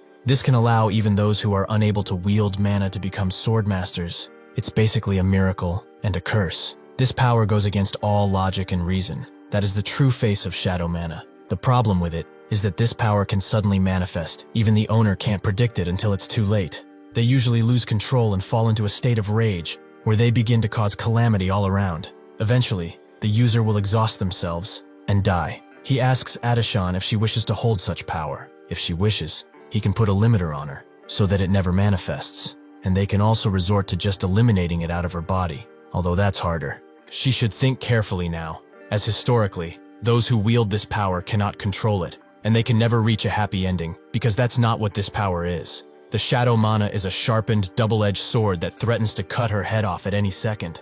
Is she prepared to handle such responsibility? Adeshan remembers all that's happened in her life, and Ronan, who has helped her so much. She would be lying if she said that she's not fearful, but someone dear once told her to not worry, and try her best no matter what. That is why she cannot afford this week's resolve. She asks Geraldine to help her, who likes that hopeful glint in her eyes. She is Nabiros's pupil after all. Since they have agreed to a decision, it's about time he begins. Raging mana begins to come out of Adeshan's body and forms into a ball. Adeshan notes that this feeling is familiar, and Geraldine explains that they are currently extracting the mana she has accumulated throughout the years. Before explaining why, he would like to guess the situation she has been in up until now. She probably thought that she had no mana, since no matter how much she tried, she could not catch up to her classmates. Adeshan wonders how he knows, but it's really simple. Shadow mana is a power that is not tied down to logic. There is no way that such a power would just patiently hide. Her shadow mana kept colliding with the mana she accumulated, so her growth was interrupted. The fact that she could still collect this much mana, however, is quite surprising. Her efforts are to be admired, but it's about time they say goodbye to it. The solution to her problem is really easy. These two energies will always collide with each other, so they will choose to eliminate one, and only let the shadow mana remain. He must note, they are quite an interesting pair. One of them is suffering from not being able to accumulate mana, and the other one can't get rid of it. Ronan feels that this situation is quite familiar. Will he say that it's going to take 5 years again? Before he can even finish, Geraldine confirms it, but they should return back to business. Mana that has found its place is not easily rid of, even though the extractor seems to well extract it. Once it deactivates, it will enter her body again. Ronan asks if there will be any side effects to removing the mana in one go, which Geraldine believes there should not be. But why is he asking? Ronan immediately pulls out his blade and cuts her mana in two, completely eliminating it. This surprises both Adeshan and Geraldine,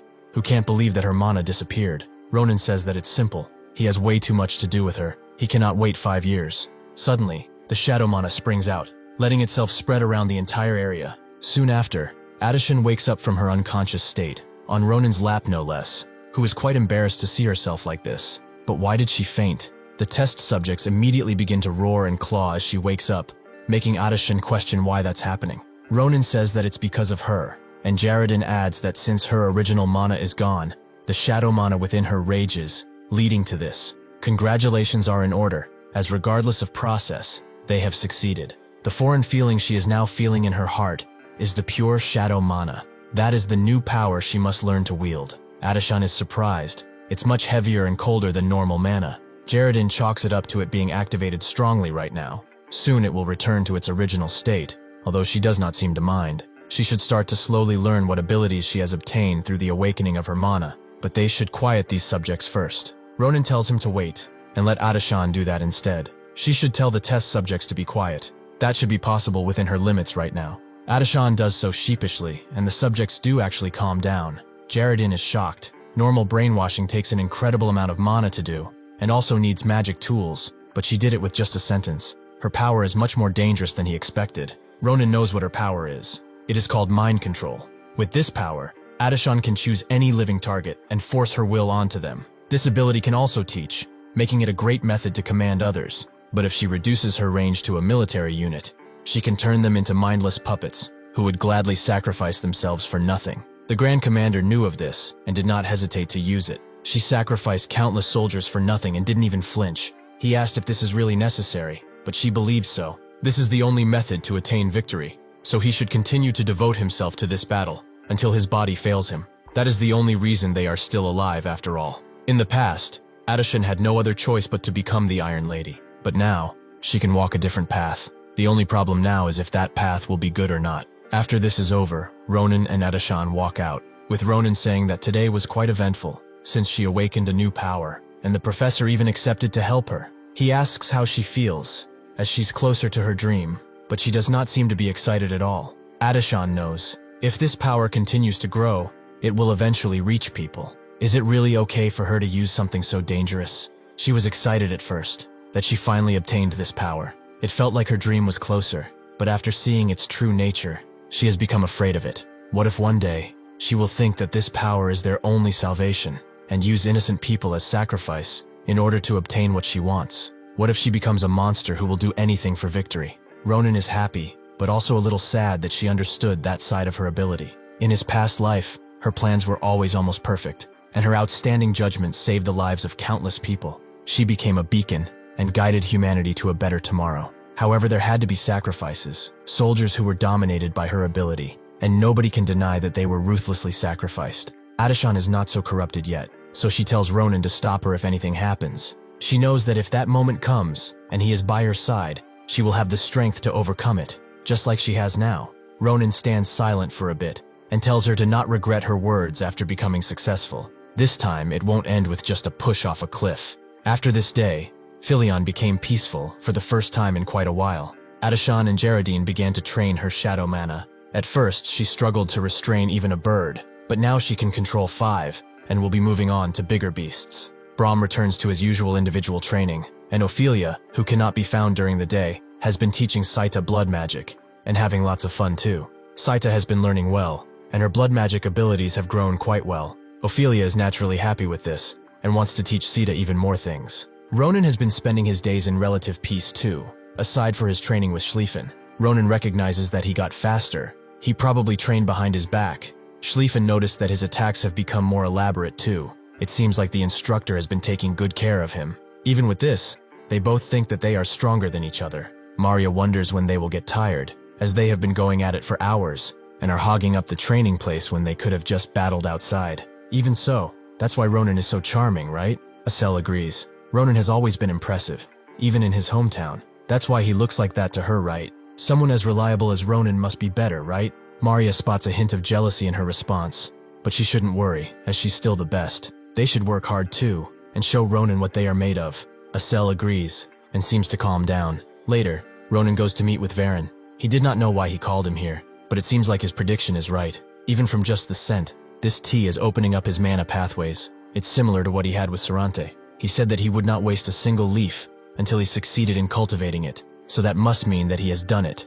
Varen confirms as such, but it's only thanks to him. After he went to the Vadian Mountains, he came back to him with a bunch of herbs from that Sarante person. It was a bit of work, but since he succeeded in cultivating it, he will be able to help a lot of people. Ronan is quite glad to hear that. As the advising professor, he wanted to repay for having to take care of the messes they caused with their club activities. He hopes that this is enough to repay, and a little more perhaps. Varen doesn't know what to say about that, but he has another reason for calling him today besides this good news. They have finally received a reply from the place he wanted to visit in order to learn about the curse, the Mage Tower of Dawn. They have approved of his visit. Ronan is very happy. He has been dying to check it out after all. Varen tells him to be cautious. They are probably unsettled because of the unfortunate incident that happened recently, so he won't be going alone. The plan is for the postponed Magic Major honor students to go along with him on the field trip, meaning that one of his classmates will also go with him. Eventually, Ronan gets on the airship that goes to the Mage Tower of Dawn, the western wing. Elizabeth wonders why he's here,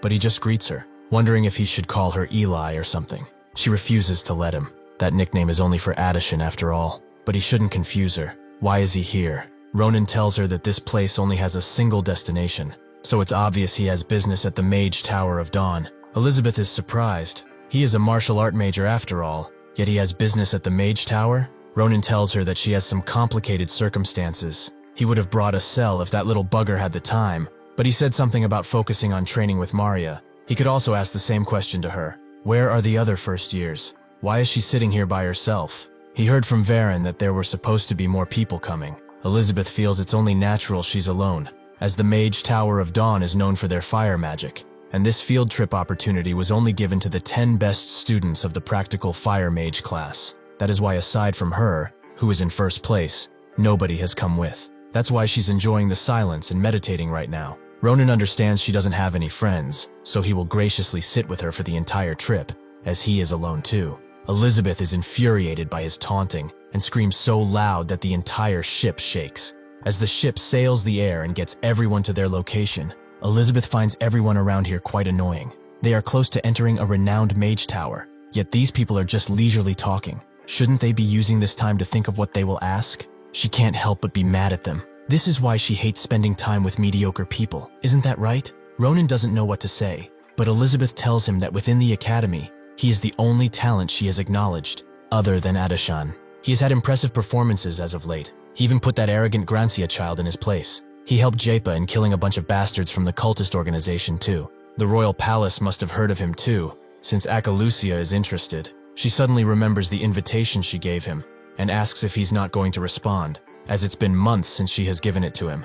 As she continues trying to convince him, Ronan spaces out, surprised that she's able to talk so much. He decides to change the subject by saying that he wants to ask her something. Why does she like Addishan so much? Elizabeth recoils and asks why he's suddenly asking that. But Ronan's just curious, as Addishan's efforts are finally bearing fruit. But according to what she is saying, Addishan, at the time of becoming a scholarship student, was not talented, only mediocre. However, seeing how she likes her so much, he was wondering if it was something else. Elizabeth says it's only natural. Her Addishan was different from everyone else since the beginning. They first met a few days after coming to Philion. She was looking for the library and got lost, and the person who kindly approached her and pointed her in the right direction was Addishan. She also said that she was incredible at the entrance exam. For a first year, she is incredibly talented. Elizabeth has heard this again and again, and after these compliments, everyone always follows it with one of a few things. Either the blood of the Akalushas is different, or she was born with talent. They sound like compliments, but they do not flatter her at all. These people are saying that everything she has achieved up until now was because she was born this way. However, Addishan only wondered how hard she worked to get that far at such a young age. She couldn't even imagine it. Elizabeth was shocked, and Addishan apologized for talking like she knows her, but if she's ever in a hard spot, she can come to her. She might not help much, but she will always be here if she needs some advice. Elizabeth notes that the way she felt then is important to her, but above everything, Addishan is just too beautiful. Her hair is dark and silk-like, which makes her slender body come out even more. Ronan is quite shocked. Are all these so-called geniuses freaks? Well, it doesn't matter, as having a relationship with Elizabeth will help Addishan in many ways. Suddenly, he feels something approaching the ship and tells Elizabeth to grab her wand quickly, as something is coming. Ronan grabs her and immediately jumps at the top of the ship. With Elizabeth being mad that he's lifting her like a bag of rice, Ronan hopes that she can lift one person with her telekinesis ability, as that thing is coming. Elizabeth doesn't see it at first, but as it approaches, the entire sky becomes engulfed by a large fireball, much bigger than the ship. She wonders how a spell that's only used for air interception can be used here, but Ronan tells her they don't have time to guess, and will leave the levitation to her. Elizabeth swiftly uses her magic to make Ronan float, allowing him to get closer to the fireball and with his sword, split it in a bunch of miniature fireballs. What he didn't expect is for them to keep falling at the same speed. He cannot turn back now, so the ship will be hit. Fortunately, the fireballs get blasted away immediately, which surprises him. Elizabeth tells him to not be so shocked. Did he think that these little things would be a challenge to her? She's Elizabeth Akalucia.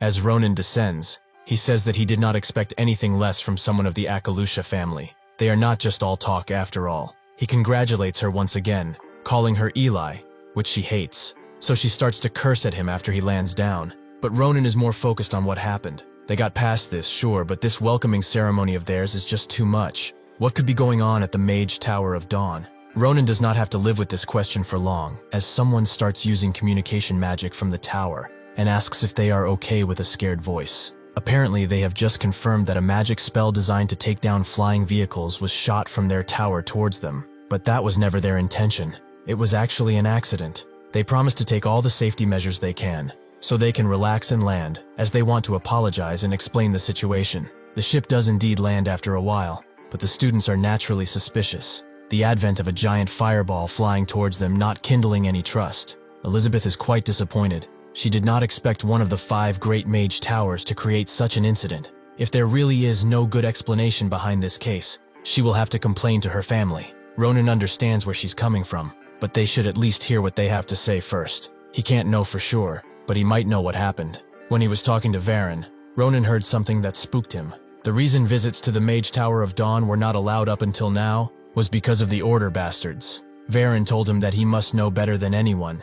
After the Academy attack incident and the Grancia family infiltration and subsequent cleanout, the entire Empire has been desperately tracking the Order down. While that was happening, the Mage Tower of Dawn also conducted an investigation of their own, and they did find 3 Order members, but things didn't go as they had planned. Before they could arrest them, the Order members who were cornered and had no way of escape resorted to the final way of magic, self-destruction magic. Luckily, this happened at one of the most prestigious mage towers, so there were no casualties on their part, but a fifth of the land around the mage tower was simply vaporized. That is why he advised Ronan. The situation has stabilized, it's true, but they have yet to find the cause of their infiltration, and since their plan failed, the risk is still there. Ronan is just guessing right now, but there is a pretty good chance that the Order bastards were the ones who did this. This couldn't have just been a mere coincidence after all. He prepares himself.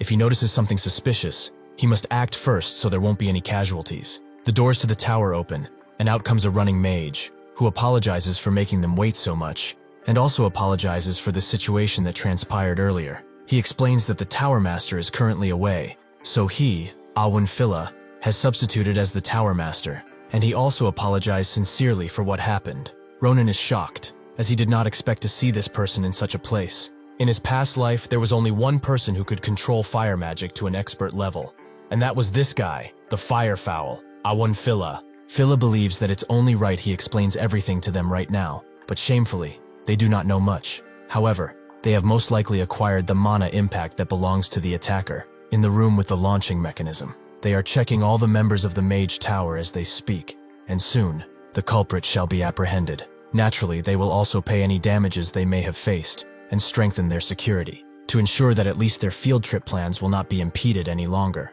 All the S students know him, so they accept his apology. Even Elizabeth is surprised that someone of his standing is apologizing so profoundly. Since he looks sincere, she also decides to let the matter go. As for Ronan, he already knew that Phila was trustworthy, as during the battle with Ahayut, he was always in the front lines, buying enough time for everyone, as one of the best vanguards he has ever seen. In that fierce battle, where all of their lives were on the line, he lit his own body on fire multiple times in order to save his allies, until his body could no longer take it. So he became like the ash he spread with his magic, and dissipated into the air. That's why Ronan believes that there's no way for him to be on the Order's side. He should just go and look somewhere else. Before he could leave, however, Phila recognizes him and Elizabeth as the ones who blocked the fireball, meaning that the Mage Tower is indebted to them. As the substitute Tower Master, he thanks them from the bottom of his soul. Ronan and Elizabeth. Ronan is surprised that he knows his name. Elizabeth is in Akalusha, so of course he would know it, but how does he know him?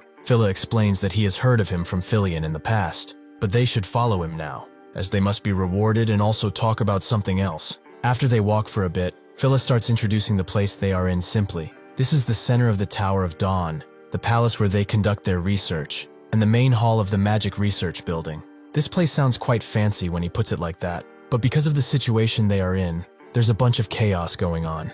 As the tower students are rummaging through, Elizabeth is impressed. Only now does she understand why the Tower of Dawn is one of the great mage towers, because of the people she is seeing. She did not expect to see only fourth circle, and above mages, they could enter real battles at any given time. Ronan agrees. They definitely aren't average mages. The only issue right now is that the atmosphere they are letting on is not really welcoming. He can't hear what they are saying, but he can hear their whispers, filled with doubt and deceit. They are hiding something. He wonders if his curse will finally be lifted here, but above them on an unlit stairway sits a girl who seems to be speaking to her plushie like it's her master. As he commanded, she will light the embers of worry in everyone's hearts by killing that Akalusha woman. Eventually, Phila and the two arrive at his office, but Ronan is confused. After hearing his explanation of things and seeing the atmosphere around the place, he understands that what happened was an accident. However, there's still some stuff that he cannot really understand. Why could they not respond to the attack that came at them?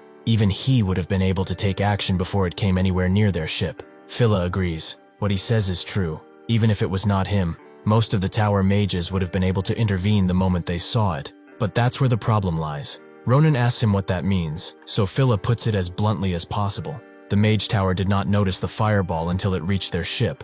Nobody had a clue. They are both surprised, but Elizabeth is shocked. It does not make sense for people with trained senses not to notice something so large. She turns to Ronan and explains that if this is true, this may be an issue that is much more severe than they could imagine. He asks what she means, so she puts it this way. The simple fact that nobody saw that thing means that someone here used wide area recognition hindering magic spells, and since a 7th circle mage like Phila could not notice it, means that it could only be done by someone on the level of the 9th circle archmage Lorahan, who is in this empire. Ronan is surprised to hear that name, as that old man sealed one of the 3 giants in his previous life. He was a comrade until the end, so he does not expect him to be the culprit. But if there's an enemy that can truly rival that guy, is there something they can even do? Phyllis sees the sad expression on their faces and suggests they calm down, as they do not have evidence to come to that conclusion, and they may have used other means rather than magic. Besides, the moment they find the element that is endangering this tower and everyone within,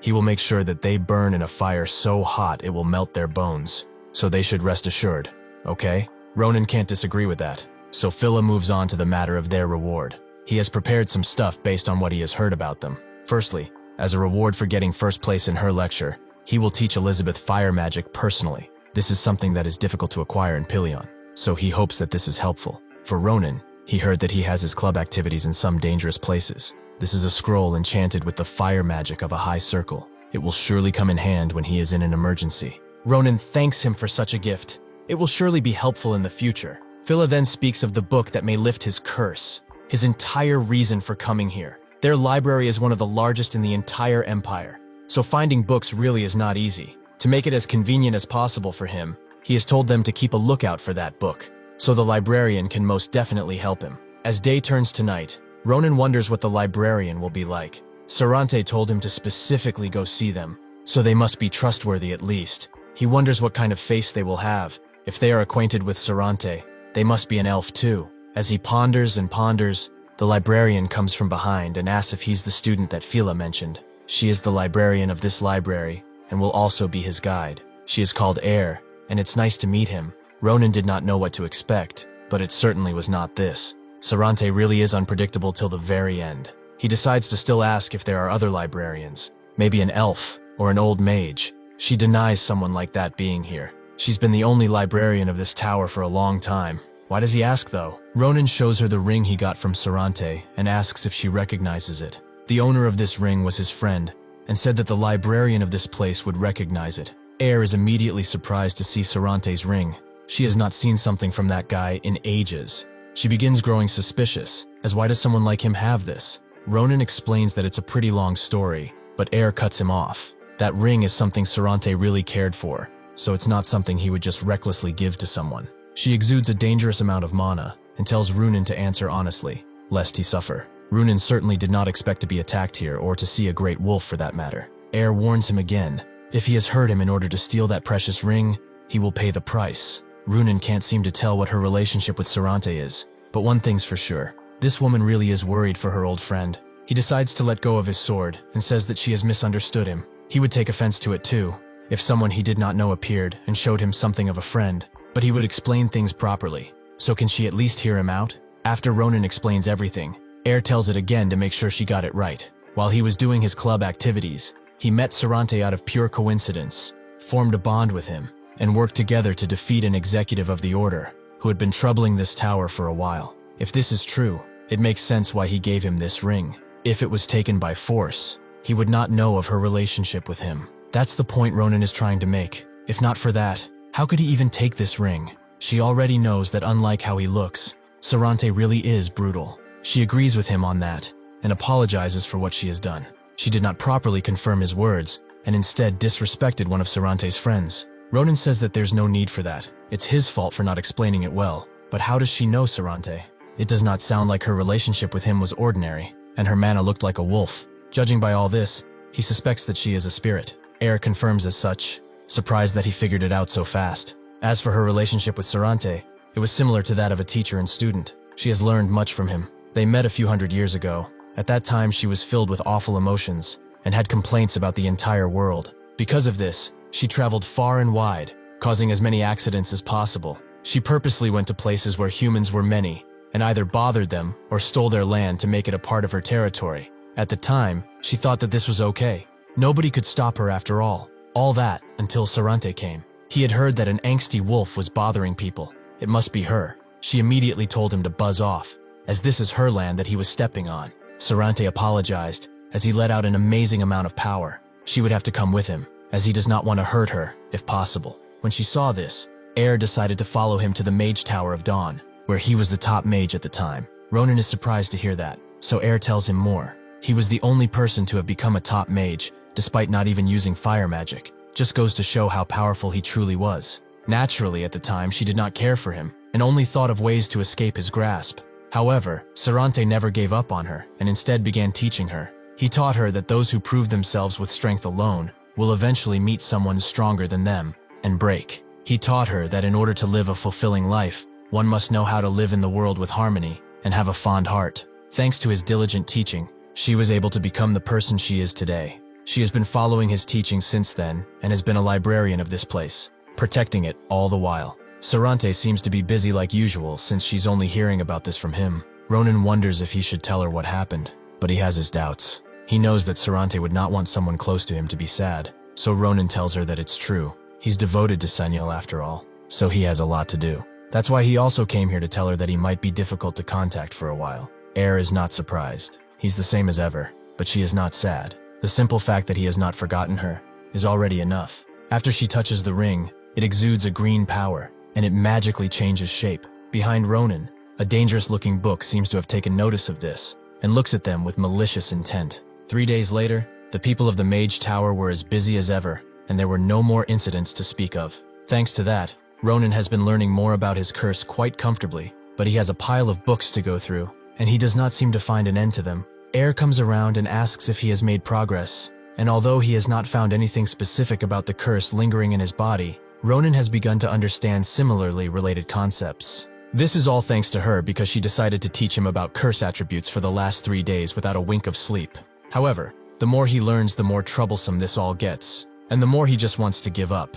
Air can only let out an awkward laugh, as the field of curses tends to be like that. If he happens to have any questions for her, however, now is the time to ask them, as she has some free time. Ronan takes this opportunity, as he really did have something to ask. Something that has been catching his eye quite a bit. He wrestles with his mind to find what he wanted to say, and eventually tells her that it's about the forbidden book, Bajura. Air stands silently for a while, confusing Ronan, but she, with a serious tone, asks how he knows of that name as she grabs him. Has he been in the forbidden books area? Air asks calmly. Ronan does not know what she's talking about. He did not know such a thing even existed. It's just being mentioned over and over again in the books she brought, so that's why he asked. Air knows that something is wrong, as that can't be. The books she gave him would not mention that name. Not a single one. Ronan is confused, as he definitely saw it mentioned even in the book he is reading now. Unfortunately for him, the entire page has disappeared, leaving him without evidence. Now Air knows. The reason Sarante wanted him to come here is not just because she's a librarian.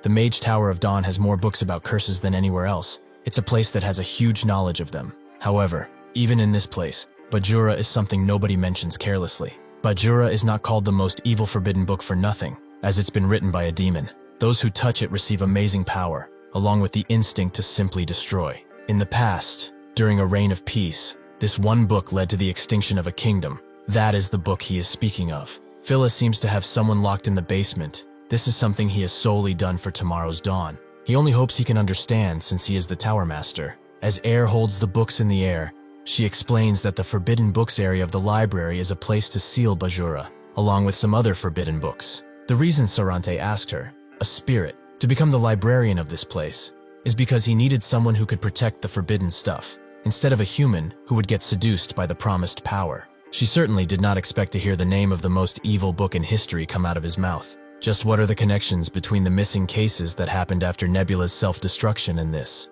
Ronan tells her to slow down, asking if people really started to go missing after the attack. She confirms it. She remembers it well because it was quite a big incident. Everyone who went missing was people who helped her in the library. All wonderful people. That is why she also looked everywhere in the tower when they went missing, but she could not find even a trace, no matter where she looked. It was just as if they suddenly vanished in the air, swallowed by a force that nobody could know of. Ronan is surprised. How can anyone disappear from this place without a trace? It seems like those bastards have been waiting for it since it happened after the self-destruction incident. Perhaps that incident was really a trap, designed to take their attention away from more important things. Later into the night, Elizabeth is still training. She has experienced Phila's flame magic firsthand, and she's amazed, as it's on an entirely different level. She just applied his theory, but her mana waste has drastically decreased already. She cannot fathom creating such a beautiful formula. She would want him in Akalusia, but that would be quite difficult, as this is a man who has dedicated his life to magic. Since she cannot do that, she will learn whatever she can through the remainder of this trip. At that moment, she feels a presence behind her, and immediately grabs it, making the person come out of their cloaking status as she pulls him closer. Did he truly think that he could spy on her just by hiding his presence? She does not know which family sent him, but there will be hell to pay for this. As she looks at the stalker's face, she sees that he's actually one of the missing people, but his smile has long faded, and his eyes are akin to a dying individual. Before she could question him further, a fiery explosion appears behind her, wreaking havoc as it advances towards her. This was caused by 3 cloaked people, who seem to have no remorse in their eyes. The missing student flies towards them as he burns, but they only create a barrier and let his body fall to the ground harshly. Elizabeth thought they wanted their little colleague back, so she handed him over, but it seems that they don't particularly care for him. Since they started this fight, she does not want to hear any complaints when they get burned, alright? However, she wants to ask them something first, since she can't understand this. Just what the hell are the people who have disappeared suddenly doing here, and attacking her of all people? What she does not understand at all is why a certain person is in their group, and that would be the 3rd daughter of the Grancia family, Scion Grancia. She bears the same empty expression as the other missing student, so Elizabeth knows that she won't be able to tell her anything, which also works for her. She has been dying to test the formula she got from Phila in a real battle, among other application methods, so the only thing she asks of them is that they don't turn into ash quickly. She unleashes a mighty fiery blast onto them, but they retaliate with one of their own, which has a much sinister hue. One of them talks, now believing the rumors about her becoming a pillar of Akalusia in the future. They will not last long against someone like her. The other one tells Grancia that she has to do it right now, so she summons a mighty spear of flame and lunges it at Elizabeth, completely eliminating her attack and heading straight toward her head. Elizabeth does not even move, and stops the mighty spear with just her arm. She didn't expect for them to be so weak, to send a toothpick her way. They made a lot of fuss over nothing, but it's alright. She will send the same attack to them, but this time, they will see what it means to become an enemy of Akalusia. She creates countless flaming spears, so hot that their color changes into a bright purple. She unleashes them on the missing students, who desperately try to defend against the onslaught, but the spears are starting to rip through. They know that if they endure until the end, this won't stop. They must close the distance and end this. One of them decides to go while the other stays behind and protects Grancia. They should not forget. The core of this plan for their master is Sion's existence. The Akalusia woman must be killed by Grancia. Before he can finish his sentence, one of the spears punctures through and smashes into him, scaring Sion to death. That was a firewall that they created with full power, so why is she penetrating it so easily? The other student falls shortly after that too, so the other student decides not to stay here any longer and finish this. He knows that Elizabeth is too caught up in her attacks. She will not be able to defend herself. Elizabeth is indeed caught by surprise. She did not expect that her enemy could dodge her, even if she's a genius. Her arrogant behavior shows that she's still a child. He has closed the distance and Elizabeth is now at his mercy. That's what he thought anyway, as Elizabeth immediately impales him with a bunch of spikes. He truly is amusing to play with. He thought that the gap she purposely left open was an opportunity, so he came rushing in like a fish to bait. How fitting. He does not get how this happened. She did not have time to cast a spell. Elizabeth asks why she would need to cast a new spell. She just needed to change the orbit of the magic she has activated already. She continues to impale Grancia again and again, explaining that telekinesis is all she needs. He can't believe that she can handle 2 different magic attributes at the same time, but Elizabeth can actually handle 3. Naturally, she has no reason to do that since that's only for serious opponents, and they were only worms. Since the annoyances have gone to sleep, it's time for them to have a serious conversation and find out what really happened to them. Even if she burned them pretty well, these guys won't die. They are fire mages after all and are more resistant to fire. The pain did knock them out though, so since she has nobody to help, she should talk while she's still merciful. She is young, but she should understand that if these families were to fight, a bloody river would flow through the entirety of the empire, and regardless of who wins, all that would remain is destruction. This pathetic plot of assassination cannot be done solely by her. Is the family leader behind this? That would be foolish though, and he is no fool. She has far too much to lose from starting this war, and for an assassination, this was a sloppy attempt. She would not admit it normally, but her family is not one that would just do something like this. Considering all of this, she can only come to one simple conclusion. She was being manipulated by a rebellious faction who wants the 2 families to go at each other's necks. But now the question is, who is the one inside of her? Sion lets out a smile, and something deep within her congratulates Elizabeth for being so clever. It would be a shame to kill her just for fun. Elizabeth can't even react. Her senses are overwhelmed, and she is put to the ground. She knows that this happened just because of the unsettling energy going around them. Her body has frozen, and her vision blurs. She musters all of her strength to look up, only to see a demonic figure looking down at her. His aura begins to pass throughout the area, and a hideous arm emerges. A powerful voice tells her that she's only a lamb drunk on some foolish power. She will raise her head and see the reality she is facing. He will become the true master of this world, and his name is Bajura, the Demon King. Aer and Ronan go to Phila with the news that he saw Bajura's name in a random book, which Ronan confirms again. He wouldn't have known that name if it hadn't shown up. Phila agrees with him, and Aer suggests that perhaps Bajura's seal has weakened. They should check it immediately. Phila puts down this idea. The seal was fine yesterday. He checked it himself after all. Aer takes a while to realize that he went to the Forbidden Books area without her, which is something that's extremely dangerous, as he should be very well aware. Even if he is strong, what will he do if he gets enticed by those evil books? She will not let this go. As soon as the Tower Master returns, she will make a full report on this. Phila apologizes. He never should have kept this from her, but Tower Master Lardan is already there, sealed alongside Bajura. 1 year ago, they reported that the Owner Master left to cultivate alone, but that was not the truth. He didn't even leave the Mage Tower. If anything, he walked right into the darkest place of it. He released the seal of Bajura, hoping to obtain the ancient knowledge hidden within its pages. Aer doesn't get it. Is that truly the reason why they haven't heard from him all this time? Just what would make that man want the knowledge of that forbidden book in the first place? Lardan had reached the peak of fire and phantom magic, so why would he yearn for more? Phila guesses that he got cocky and figured he could control Bajura, as he always considered the knowledge in these forbidden books a waste, and that all the unfortunate incidents that occurred only happened because the people who found them were evil. He often talked about them, even if dangerous. The knowledge within can still be useful in the hands of the right person, and out of all the forbidden books, Bajura had the most potential and would become a great boon upon Thor Nation. Ronan can figure out what happened from here. He failed, just like everyone else. Phila feels in the wrong too, as they had the wrong impression of that power from the very beginning. It is an evil that humans will never be able to handle. Even Lardan was able to briefly resist it before the evil consumed him. However, in that short time, he realized he would become Bajura's host, so he activated the emergency force summon scroll and brought him there. He apologizes to him and the entire tower, as his selfishness and greed may have doomed them all. He begged him to seal him while he could, lest the entire world be in danger. Phila was hesitant. He wouldn't have been able to save him if he did that, but Lardon insisted. He gave up his life the moment he touched this damned book. He would rather face his death as a human than be the one who opens the path to a new dawn of evil. Phila understood what he had to do. Everything that they did was for tomorrow's dawn.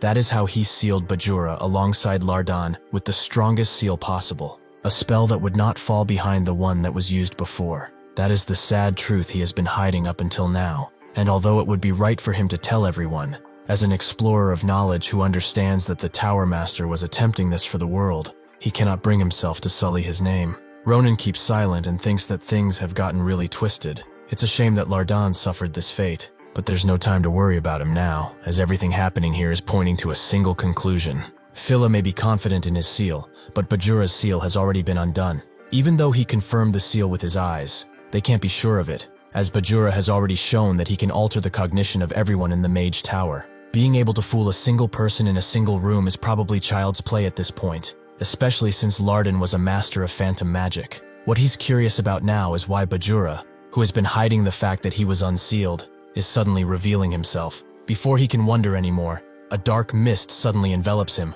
which he recognizes as Nebula Clazier's mana. It's not coming from those two, and it's not coming from somewhere near, meaning that it's powerful enough to fill the entire tower. Even Brygia was not this strong. Just who appeared to create this much force? Elizabeth looks at Bajura and recognizes the name. It's a famous forbidden book that holds dangerous information. Even the Akalushas cannot research it without the Patriarch's permission. What is a being like this doing here? There's something even more confusing now. Even though he looks slightly altered, that man is the Tower Master Lardon.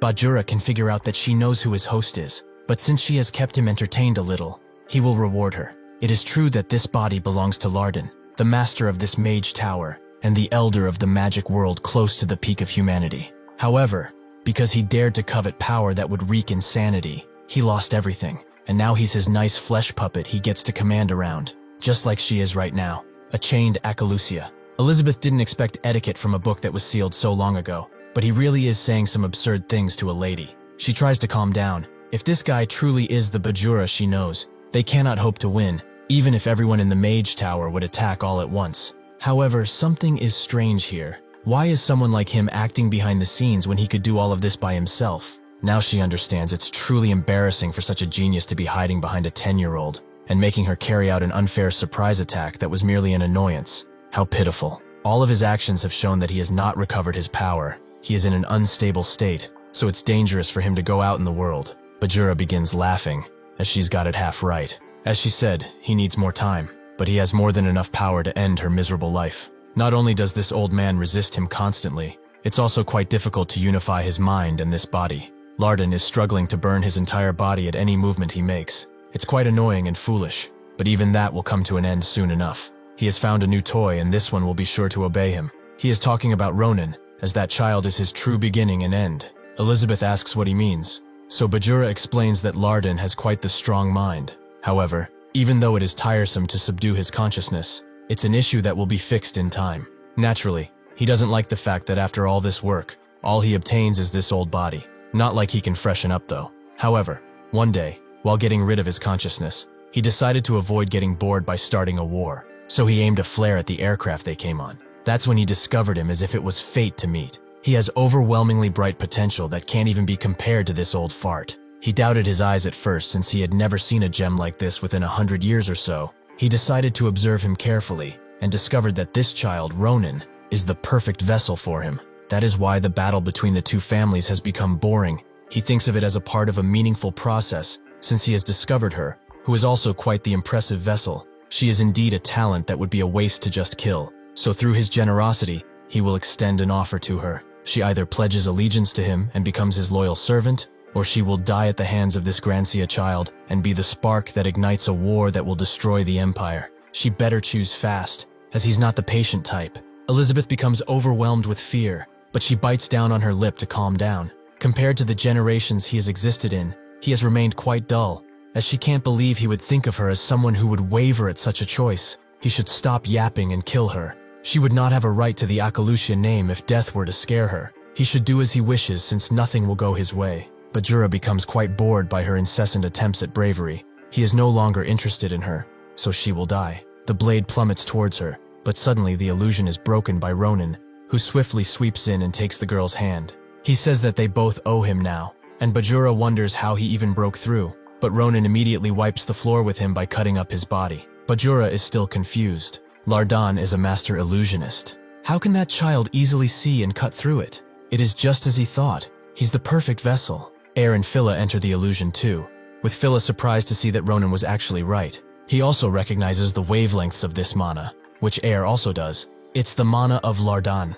It seems that Bajura's seal really has come undone, despite what he saw. Phila is rightfully scared and decides to gather all of the mages and prepare as many countermeasures as they can. Elizabeth laughs. She can't help herself since she's in such an embarrassing state. She definitely felt the pain of her body being pierced, but it was all a mere illusion. Her senses were utterly fooled. Also, she will not let this matter go if he tells Adishan about her incompetence. Ronin is surprised that she still has the energy to say that, and asks if that kid next to her really is Schlieffen's younger sister. Elizabeth confirms it. She's Scion Grantia, the third daughter of Grantia. She is a pretty talented magician. She heard that she got sent abroad at a young age because of it. However, she never thought they would meet like this, and even though she attacked first, she won't make a deal out of this on account of her being used by Bajura. Ronin is surprised that an Akalusha can be generous. She truly is amazing. With that, she passes out. Ronin's surprised that it took so long, but at least she is safe. Those lumps of coal must be the people who went missing after the Order's terrorist attacks. Even though they are free from Bajura, the unique mana from those bastards is of the Order, so the ones who went missing were simply Order spies. He thought it was suspicious that only those who helped Air with librarian work disappeared. It seems that the Forbidden Book area was occupied by them. If that is true, then the terrorist attack the other day was not a simple attack, but a diversion to distract everyone within the Mage Tower, including Air and Phila. Elizabeth somehow wakes up and tells Ronin to get away from this place, as he is Bajura's real target. She doesn't have time to explain it in detail, but what he cut earlier was not Bajura's true body, but a mere illusion. The real Bajura is on an entirely different level, so much so that even his illusions manage to beat her down. If he gets in the hands of Bajura and completes himself, this Mage Tower will not be able to avoid its demise. The entire world will suffer. He must get out of here before it's too late, as that guy is plotting something. Sure enough, Bajura says that this won't do, and encapsulates everyone except Ronin in a complete time stop. It's not just them. The entire Mage Tower is now stuck, and in his control. With this, the boring wait he had to suffer through is over. He will be the one who will be blessed with serving him for eternity. He should come and meet him. Then he will fulfill his destiny. Ronin immediately calls him a bastard. As he has had enough of his dumb tricks and plays, he will come out here and face him now. Bajura is surprised that he dares to raise his voice after witnessing his power. He would come, but that place is too ugly for such a monumental moment. So he will move him into a much more fitting place. Suddenly, the last missing person appears, who explains that she will guide him to her master. Ronin stays silent for a moment, and asks if she really wants him to walk himself to that place. But honestly, it's not like he has much of a choice either. It's whatever. He was going to look for that bastard anyway, so she should lead the way. Eventually they arrive in the Forbidden Books section. Ronin glad to finally see where this bastard was being kept. The missing person opens the door, only for Ronin to see a chained Lardan, who begs Bajura for mercy. He was an arrogant human who could never compete with his power. He will follow him evermore if he shows mercy. Ronin becomes enraged and cuts this dirt visage of Lardan in two. He has had enough of his damn jokes. He should come out already. Bajura explains that this was only a mere greeting, but it seems he did not find it fun. He will allow him to do as he pleases then. He opens the real door and greets Ronin face to face, as he's his newest vessel. It feels amazing to finally meet him in person. He wants to admire this moment more intimately, so they should get rid of the nuisance. He orders the missing person to off herself, who immediately snaps herself as she swears glory to his name. Ronin doesn't get it. Wasn't she on his side? Bajura finds that laughable.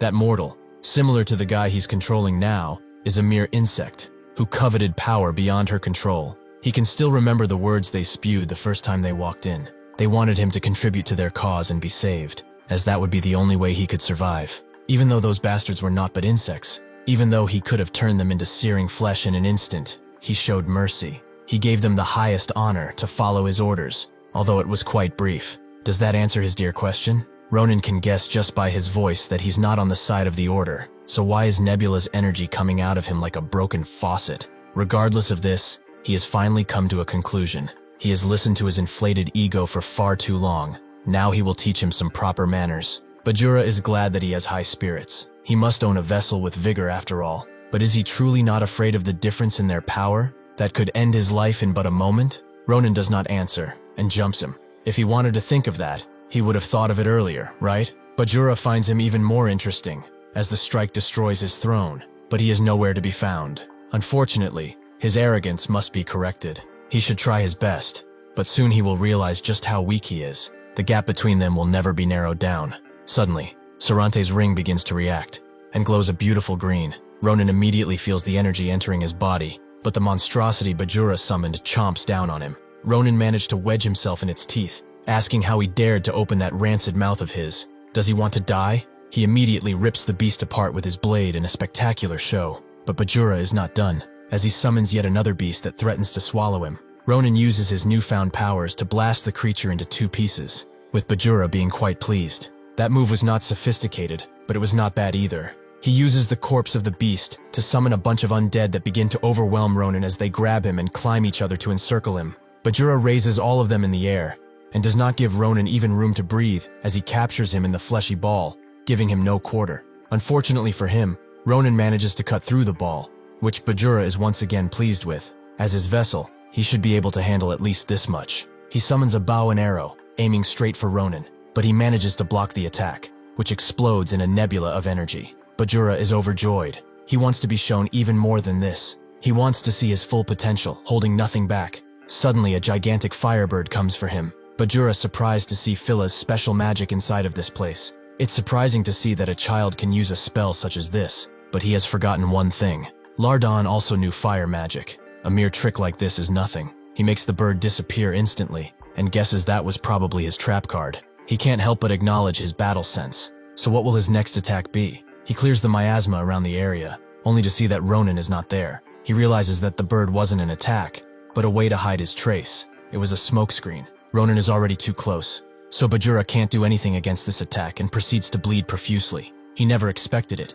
Even if this pairing was incomplete, he actually managed to wound him. Truly, his achievements are incredible. Bajura begins summoning tons of beasts as he wants to see all that Ronan's got left. The beasts tackle Ronan, who doesn't know what to do. He definitely cut up that bastard's essence, but it wasn't enough. Does he have to bring out the forbidden book that is controlling Lardon? This entire situation has become far too annoying. Surprise attacks and the scrolls Phila gave him no longer work. Lardon is equal to Nabaros after all. Their fight up until now was only possible because Bajura wants his body. If he did not, he would have been long dead. Head on, he has no chance, which means that he must do something else. Bajura summons a mana spear and hurls it at Ronan, who knows that he's the only tool he has left. So he does not block the attack and lets it approach him, almost piercing his neck. Bajura stops it before that could happen, and asks what he's doing. Does he know what his foolishness could have led to? That body will help him significantly. Ronan calls him shameless. If somebody saw them, they would think his body belonged to him because of the way he speaks. Now he knows that he has no plans to kill him,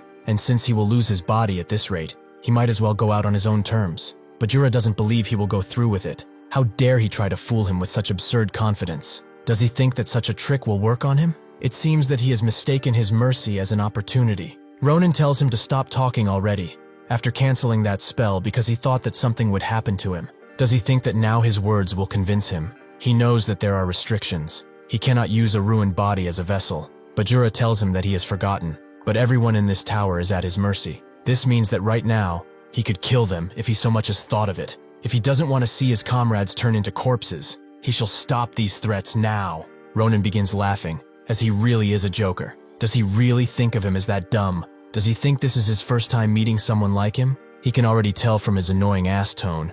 Regardless of whether or not he offers his body, there's no way he would let them live. He should go ahead and try it. He can be certain and act out without worry then. Even if he dies, he will screw him over before he goes. That's just how the cookie crumbles. Whether he is bluffing or not, he should watch and see because he will show him something he cannot forget. Bajura can't believe it. He considered him a child who was lucky to be born with such talent, but to think he could gaze at him with those eyes. Ronan sees that he's indecisive, so he will show his conviction properly. Bajura is shocked to see him stabbing his own neck and barely has enough time to stop him from going further. He asks, What is he trying to obtain through this threat? He should speak up now. Ronan is glad that he's in the mood to talk. He actually wants to make a bet with their lives on the line, as that's the funniest kind of bet out there.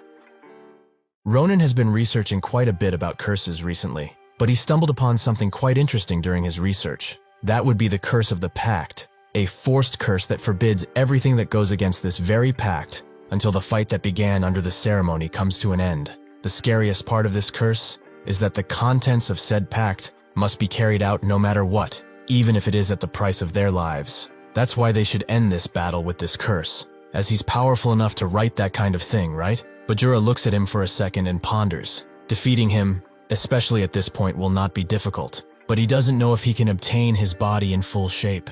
Someone with so much confidence could easily choose to die, not to mention this strange feeling he has sensed since earlier, which is providing Ronan with a strange power.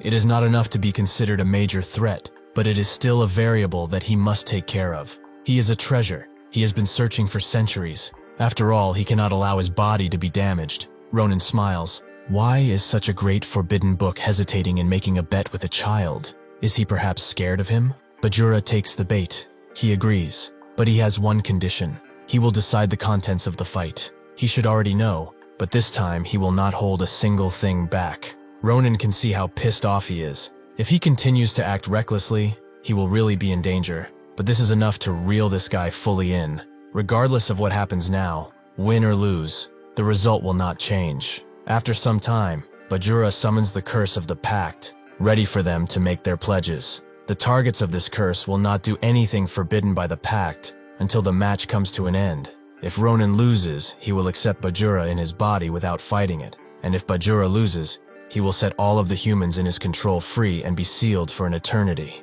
Bajura believes he has read the contents of the pact. His victory will be determined by one thing, whether or not he can endure the illusion he will cast on his mind. Does he agree to all of this? Ronan does, so he should hurry up and not waste any more time. Bajura smiles, and with that the pact is created, both of their sides being held against one another. Bajura tells Ronan to have a pleasant dream, as it will be the last he ever has. Ronan finds it funny. He should enjoy this air while he still can, because once this is over, he will regret ever coveting this cursed body of his. Suddenly, Ronan finds himself above a blue sky, two people arguing in front of him about capturing some fantasy species, as if they catch one, they will be rich. The other is surprised he wants to go that far, when he can't even catch a bear. The first guy is mad that words don't seem to work on them. They have only lived in the countryside after all, so they don't even know how the world works. Ronan tells them to shut up. Are they there to scream at each other, or actually do their jobs? One of the guys did not see him wake up.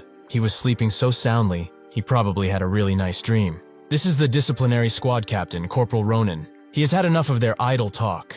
They should prepare to check equipment. He has had quite the silly dream, though. The red-haired young guy now wants to speak with him about what he said earlier. Just how much longer do they have to do this for? If they, as disciplinary soldiers, die before getting released, what's the point? They should just all run away during the next fight. That will be possible for him, right? As he keeps yapping, Ronan tells Balus that he's sure he said that if he talks about poaching and other shit one more time, he will cut off his hands. So does he want him to do it right now? Balus immediately retracts all of his statements while putting his arms behind his back, making Ronan tell him to shut it and stay a simple man. Doesn't he know that the Grand Commander vowed to give them amnesty if they just served for 2 more months? They lasted this long with that promise. As their propulsion, they could have a fresh start instead of living their lives as criminals on the run forever. He should stop the lopsided thinking and focus on keeping alive, all right? Suddenly, someone named Martin comes from behind and says that he's right. They should endure for a bit longer and stick with this bastard, then they will definitely not die. Is that not right? Ronan looks at him and says that everyone is in charge of their own lives. Why is he trying to hide behind him all the time? He raises his hands and tells them that his life is the most important thing he has. He will abandon all of them the moment they annoy him. He did not mention this because he thought these guys would drop their guards down, but the Grand Commander promised him that if they succeed with the plan, she would grant everyone amnesty. This means this will be extremely dangerous, however. There is not much time left for him. He must endure even if only a bit longer, so that he can go to Nimbuton, where his sister is surely waiting for him. He will survive somehow, no matter what it takes. Suddenly, a heavenly ray of light descends upon their camp, opening the clouds as it strikes down and takes out a good chunk of land. Everyone is shocked. Some just sit there while others scramble for their weapons. But Ronan is left in complete disrepair. His whole body is screaming at him to run. He knows that this is too dangerous for any of them to face. A strange being tells them to cast their eyes on him. They who are unlearned under the starlight. He has come to clear their paths. With his will in hand, they will accept their fates. A Hayuta has appeared, and he's ready to redeem them. The soldiers are left astounded as they watch the strange being's every move. But soon, a Hayut summons hundreds of holy spears, which in mere seconds, completely annihilate the ground around them, and everyone who is even remotely close to one is annihilated. Ronan is still in shock, and without warning, the advance horn is sounded, telling them to advance. Ballas is astounded. Are they really telling them to go forward when that thing is killing everyone? As he speaks, he threatens to take his life, but Ronan rushes forwards and redirects the attack, making it fall elsewhere. After he lands, he tells his band of merry idiots to get it together, as this is no time to be standing in place to ponder. If they don't want to die just like the guys in front of them, they should fight or run away. But either way, they must move. At a speed that even he wasn't prepared for, 8 spikes emerge, killing his entire team in one fell swoop. Ronan is too shocked to see the spears that are now coming for him. But suddenly, Martin grabs him out of the way, throwing the both of them out of the charge. He tells Ronan to get up. They have to leave as they can't face that thing. They must wait for backup.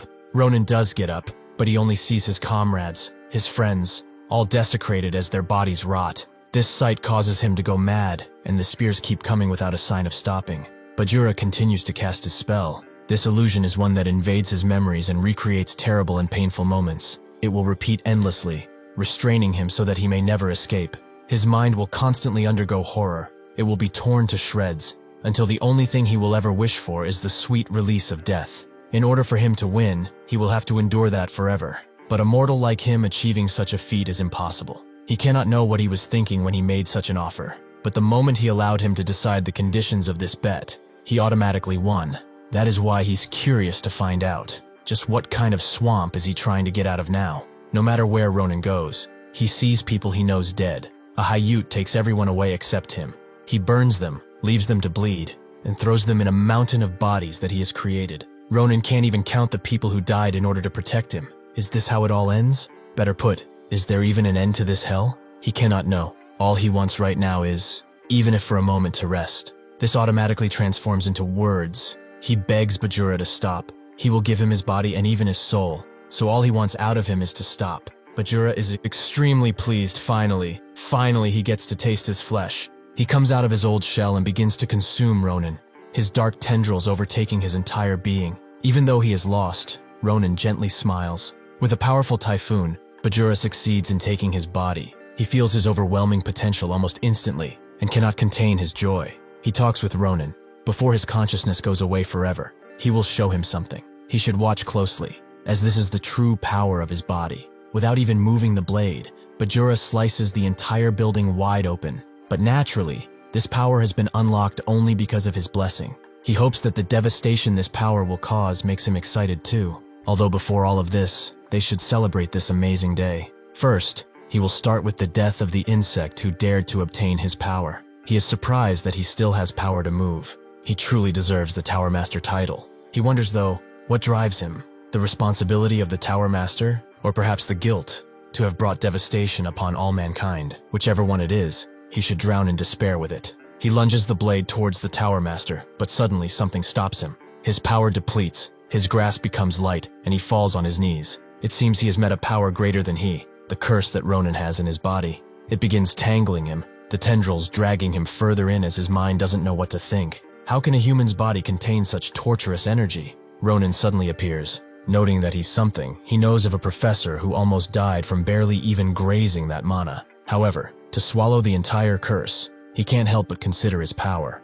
Bajura can't believe his eyes. How is he still able to hold on to his consciousness? Ronan knows why. He made that hellish illusion pretty intricate. But thanks to it, he remembered everything that happened on that day without missing a detail. If he's honest, if things were a little stronger, his mind would have been entirely destroyed. The only thing that kept him sane despite all of that was this. Before all of this, Air unlocked the true form of the ring, which was designed to only unlock upon receiving a certain kind of mana. It seemed like Sarante gave it to him specifically since he knew he was suffering from that curse. It is imbued with a strong anti-demonic energy, so he should treasure this gift, as one day it will drag him out of the pits of despair. Sure enough, Sarante appeared, taking Ronan out of his own hell, making him owe another favor to him. With that out of the way though, he must say, he never expected this damned curse to be so handy. However, he remembered what happened that day, and took a gamble, which seems to have worked in his favor. But Jorah does not understand. How in the hell does such a strong power exist in this world? Ronan has heard that so many times it doesn't even matter at this point. But he did tell him that he would regret being inside of this body. The curse drags him harder, allowing no resistance. But before being fully consumed, Bajura lashes out one last time. He is the forbidden book of destruction.